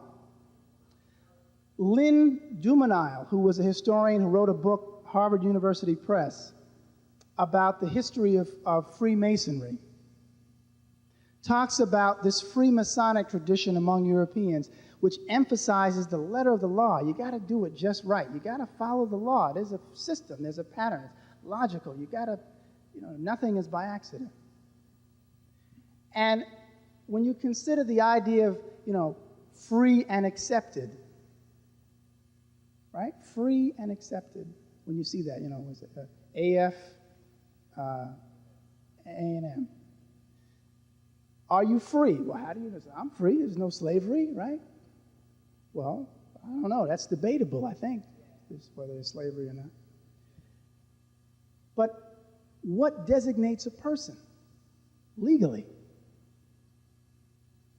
Because keep in mind, this whole country had a tradition of denying the personhood of people, as peculiar as that sounds. But they were saying, if you are a black, you're not a person. And why would, for example, after Europeans who were leading was led by Andrew Jackson, after they defeated the Seminole and African peoples, they thought it was necessary. Now listen now. They thought it was necessary to legally redefine the people as Negroes. Why? Just enslave them. What you got? Well, now you're officially known as Negroes, and I'm putting it in the register as Negro. Who cares? You're oppressing us anyway. But what's the function of I got it legally now. Boom, this is what you are. Why would the Catholic Church during the days of the Inquisition say, you Moors who are now under our jurisdiction, you ain't Moors anymore. You're now, we'll start out small, you're Moriscos, you're little Moors. And, well, let me go one better. We're breaking you in. We're making you fit within the framework of this new Catholic kingdom known as Spain. You're now mudejars, which means the broken or tamed ones. And this is official. So when I put it in the registry, like I said, I'm just calling you that. Put it in the registry. So-and-so is a morisco, mudejar. Then we go one better. You're neither of those things. Now you are negros. You are black things. You are parcel. You are parcel. Why is there a tradition in parts of the Spanish-speaking world, like in Cuba, where people historically would answer to the term of moreno and morena, which is a reference to Moors? The term Moor is in it. Your personhood, you're brown, a brown sister, morena, brown brother, moreno. Historically, if somebody called you a negro, they were trying to piss you off, because it was understood that they were essentially calling you a slave. And when you look at the record, why would Native American peoples fight so hard to avoid from being defined as Negroes? No, I'm not. I'm Cherokee. I'm Choctaw.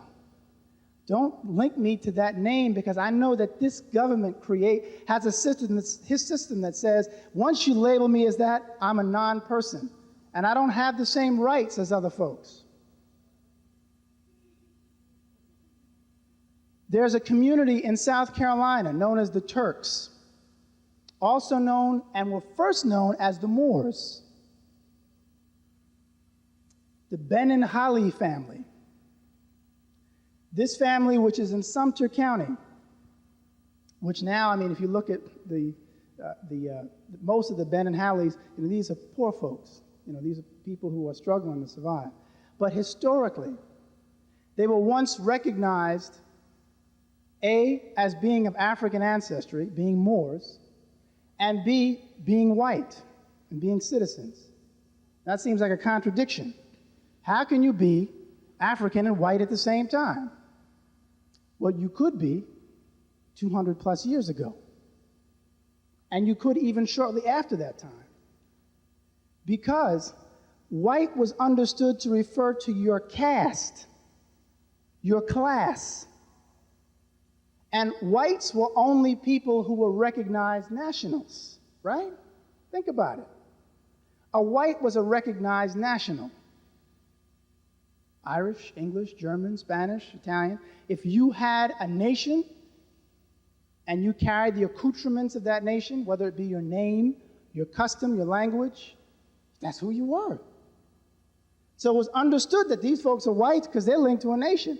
But black was used to refer to someone whose condition was that of servitude. So what was the brother trying to say? He was trying to say that if one identifies with these terms, they're giving Europeans a legal excuse to treat folks as outcasts, or as aliens, or as slaves in a republic which has citizens, slaves, and aliens. Now you may say, well, what difference does that make? The European do what he wants to do anyway. You might be correct on that. But again, I submit, if we accept the premise that there are some Europeans who are in positions of authority who are actually afraid of universal and spiritual law, because they know if they don't do something right, it's going to kick them in the ass. Excuse me. I'm sorry. I said it anyway. Right? So kick them in the tuchus. We recognize, right, that if there are some who do, they got to be careful how they oppress you. All right? The Knights Templar, one of the divisions within the Freemasonic tradition. The Knights Templar historically were a group of Catholic priest knights who were responsible for having extensive contacts and making treaties with the Moors in the medieval period. That's the origin of the Knights Templar. And eventually, because their theology began to look more and more like Islam, okay, they would started look, well, Jesus is a divine, agent of God. I'm not really sure, because of these constant debates going on between whenever they go over to the Moors, because they were the ones that would try to make treaties. So you had to have some type of, what do they call it, a truce? In the process, transition going on. And secondly, because of that, they became a threat to the Catholic Church, who started to say these people might actually take over. Okay? So what did they do? They killed the Knights Templar. They outlawed them. They went after them. But yet it's now recognized as a division or an element within the Freemasonic tradition. What I'm essentially saying is that Europeans have had quite a bit of contact with the African Muslim world, the Moorish world, Moorish culture. And they did adhere to many of the principles. But because, and I won't get into the reasons, because you've heard several, I'm sure, from Cress Welsing, Dr. Cress Welsing, to just issues of environmental conditioning, they couldn't really stay right. So they looked for the loopholes. So I still want to oppress, but I got to do it carefully, because I know that if I don't, something may come back on me. So again, this issue of having to declare oneself properly within the government, within the nation, evidently was seen by Brother Prophet Noble Drew Ali as something significant, something that would be a benefit, that he evidently thought that it would help, and certainly wouldn't hurt, people known as colored, black, and Negro. Now, if we look at another issue of that era, and then I think maybe I'll stop, because I don't want to hold people here too long. If we consider how many African nationals, including at my own institution, West Virginia University, did not allow so-called Negro Americans to attend the institution, but it did allow Africans who had nationalities, who at the time were under colonialism in the 30s, but were still identifying themselves as Yoruba Africans from what would later become Nigeria. And so they were covered as nationals under the British, right? Because the British said you're a British what? Subject. And a subject is a person. Letter of the law. Why would Booker T. Washington, writing in Up From Slavery in the early 1900s, talk about his trip to Washington, D.C., in which he saw a man who was evidently being yelled at by someone in a hotel, telling me, "We don't allow Negroes in here. Get out, get out. This is not a colored hotel." And the man said, I'm Moroccan, I'm Moroccan. And they said, "Oh, we're sorry. Come on in." Right, regardless of what he looked like. 1786 treaty with the United States, between U.S. and Morocco, specifically identifies Moors, specifically, and it says that those persons who are Moors are essentially to be recognized as citizens. Why?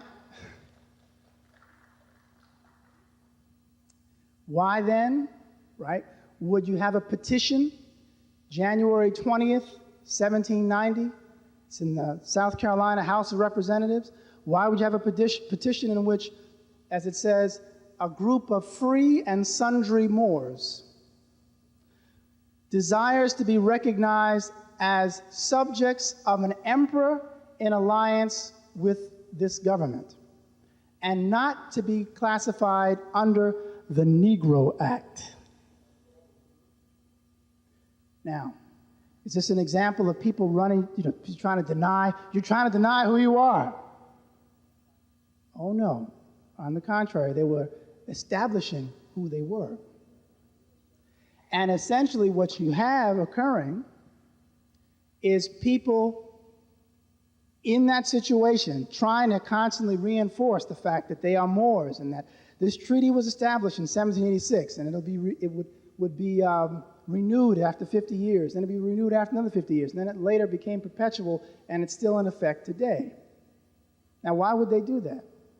They were obviously trying to eliminate any excuse for the European government, for this government, to treat them as either outcasts, alien slaves, and give them certain rights under a granted privilege, but not in accordance with the law of the land, which is the U.S. Constitution. So the rationale, clearly, for what Drew Ali was doing was to deny the government an excuse to treat people like outcasts. And there is historical evidence indicating that it was valid, that he had a valid point. So what I'll do, I think now, is I'll stop. If I've missed anything, excuse me, I am extremely tired anyway, and it's been a long night, but that's right. So I'll stop.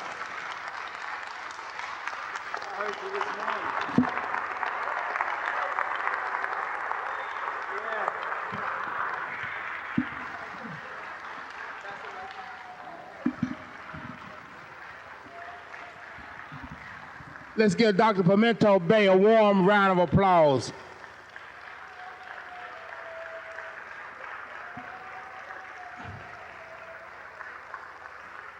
Dr. Bey, I know the hour is moving on, but I want us also to give a warm round of applause to Minister Conrad Muhammad and ask him, come up, Minister Conrad Muhammad.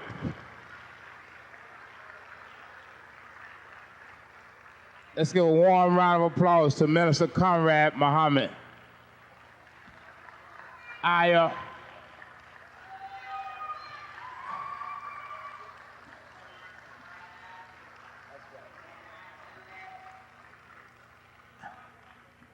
am very pleased and thankful, Minister Conrad, that you exercised your wisdom and stopped by to see us this evening. I don't think